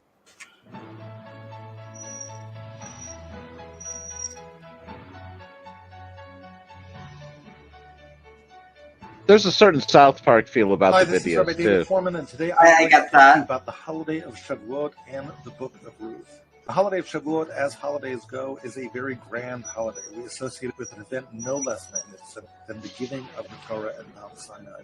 And yet, the book that we read on this holiday, the Book of Ruth, by comparison, seems very pedestrian. It seems to talk about small stuff, not big stuff. It's the story of a courtship between Ruth and ultimately a man by the name of Boaz. Ruth originally comes from Moabite stock. She's a convert, and she ends up marrying Boaz. It's a very nice story, a very charming story, a kind of rags to spiritual riches story, perhaps, of this girl who married Boaz and ends up having a great-grandchild by the name of David, who becomes King David. And certainly the lineage that emerges from Boaz and Ruth suggests that there's something grand going on here. But if you look at the book itself, it doesn't look like a very spectacular book. Nothing really happens. It almost seems just like a day in the life of Beit Lechem. The story begins with a man by the name of Elimelech. Elimelech has two children, Machlon and Kilion. The names Machlon and Kilion, by the way, are strange names. Machlon means sickness. Kilion means destruction. I mean, what strange names to name your kids. Come here, little sickness. Come here, little destruction. But look, these are the names. They head off from Beit Lechem, where they're born, and they go with their father and mother, Elimelech and Naomi. They go to the neighboring land of Moab. And in Moab, Elimelech dies, and Machlon and Kilion marry Moabite girls. One of them is Ruth, and the other one is Orpah. And then Machlon and Kilion die, and all that's left is Naomi, the widow of Elimelech, and these two daughter-in-laws, Ruth and Orpah. And Naomi decides that she's going back to Beit Lechem. They left because of famine, and now there's food again in Beit Lechem. And Orpah and Ruth want to accompany her, and she dissuades them. And eventually Orpah turns back, but Ruth doesn't turn back. She gives that famous speech, "Whither thou goest, I shall go." And Ruth sticks with Naomi and comes back to Beit Lechem. And there they're poor and they're nobodies and everyone kind of shuns them. But eventually Ruth starts collecting grain in fields. According to Torah law, the poor are allowed to collect grain after the harvesters have gone through the field. And she ends up collecting grain in the fields of this man by the name of Boaz, who apparently seems related to her. And eventually she ends up marrying Boaz. Now, their courtship is a slightly bumpy road. Initially, Boaz seems to see Ruth as a good person, but it doesn't seem like the two will marry. But then Ruth approaches Boaz in the middle of the night and basically propositions marriage to him. He accepts, and then the final verses of the book indicate that their great-grandchild ends up being King David himself. So if you look at it, I mean, the fact that King David comes from this union seems to indicate something special is going on in this book. But what was so marvelous about what happened here? Shavuot, the giving of the Torah, that's clearly a big deal. What's the big deal in the book of Ruth? So I'd like to suggest a theory to you. Let's think about Ruth as she's portrayed in the book of Ruth, and let's play my favorite game. Where have we heard all of this before? What other famous personage in the Torah does Ruth remind you of? First of all, Ruth is not born a Jew. She converts. She comes into the people later. Ruth is known for her kindness. Boaz twice speaks of her kindness. The first time he says, "I heard about what you've done for your mother-in-law after your husband died." He took care of her. It was a great kindness. Later on, he even seems to characterize Ruth's willingness to marry him, as opposed to any of the various young men, as a kind of act of loyalty to her dead husband Machlon. Boaz is related to Machlon. There's some sense of loyalty to her dead husband in her choice of Boaz to marry. We'll talk about this more later on. But the point is that Boaz is impressed with her kindness. The kindness of Ruth stands out. Who else was not born a Jew but comes into the people later? What other person is also known for their great kindness? And of course the answer, at least my answer, I wonder if it's yours as well, is Abraham. Abraham is not born a Jew. He founds the faith. He comes into the people. He creates the people. And of course, he's known for his kindness. The longest extended story of kindness that we have in the entire Torah is the story of Abraham and Sarah entertaining the guests, taking care of them right after Abraham's in pain, after his circumcision. Abraham is known for his kindness. Ruth is known for her kindness. And it's not just the general attributes of kindness and conversion that are points of similarity between Abraham and Ruth. It's the language of the text itself. Listen to how Boaz describes the kindness of Ruth. It was told to me all that you've done for your mother-in-law after the death of your husband. And now listen to these words. You left behind your father and your mother and your birthplace. And you went to a nation that you did not know yesterday or the day before. Who else left behind their mother and their father? Who else left behind their birthplace? Who else went to a land that they didn't know? Of course, it's Abraham himself. Go forth from your land, from your father's land, from your birthplace, to the land that you do not know, to the land that I will show you. The language of Ruth is patterned after Abraham. It's almost as if Ruth is a latter-day Abraham, so to speak. But what do we make of that? Now, perhaps at the simplest level, Ruth is the culmination of a promise made to Abraham. Abraham, at the very beginning of the nation, heard the word of God coming to him and saying, I will multiply your children greatly. I'll make them into nations, and kings will come. Imagine a world where healthcare is not a privilege, but a The promise to Abraham is not just that he's going to have a lot of children, but those children will coalesce into a nation, and that nation will be organized politically by virtue of kings. Kings will come from you. When did that promise of nationhood become fully realized? With the era of kings ushered in by King David. And of course, where does King David come from? That's the book of Ruth. The book of Ruth is a kind of culmination of Abraham's promise. It's when the era of kings finally comes into being. But I want to argue to you that it's not just that the book of Ruth is a chronological bookend to the story of Abraham. It's a conceptual bookend too. We get our mission statement from the book of Ruth. I want to argue that there is a narrative that wends its way throughout Tanakh. It begins at the very beginning, at the birth of our nation, with the story of Abraham. That's where our mission statement first becomes defined. Later, it becomes codified at the beginning of the Torah at Sinai into a set of rules and stories that embody these rules. We call these stories and these rules the Torah. But then later on in Tanakh, in the book of Ruth, a kind of culmination of that mission statement is reached.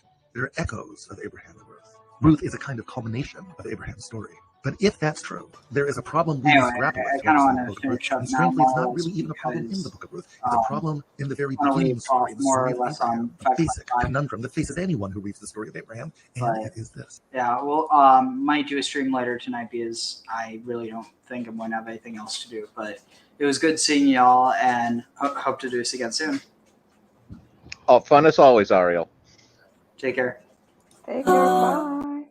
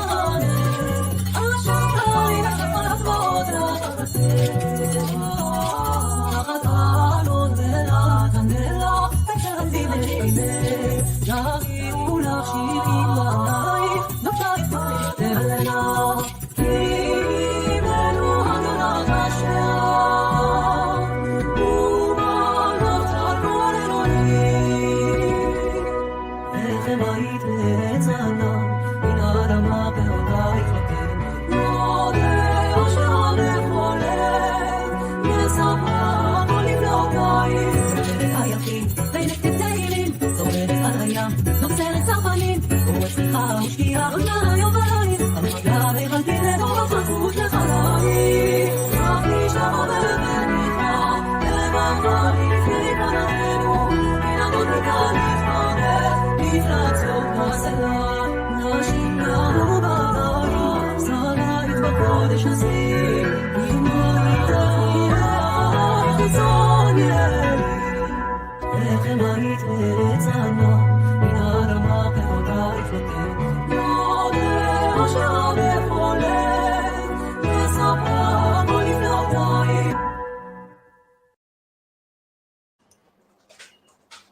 Have a good one, everyone. Take care.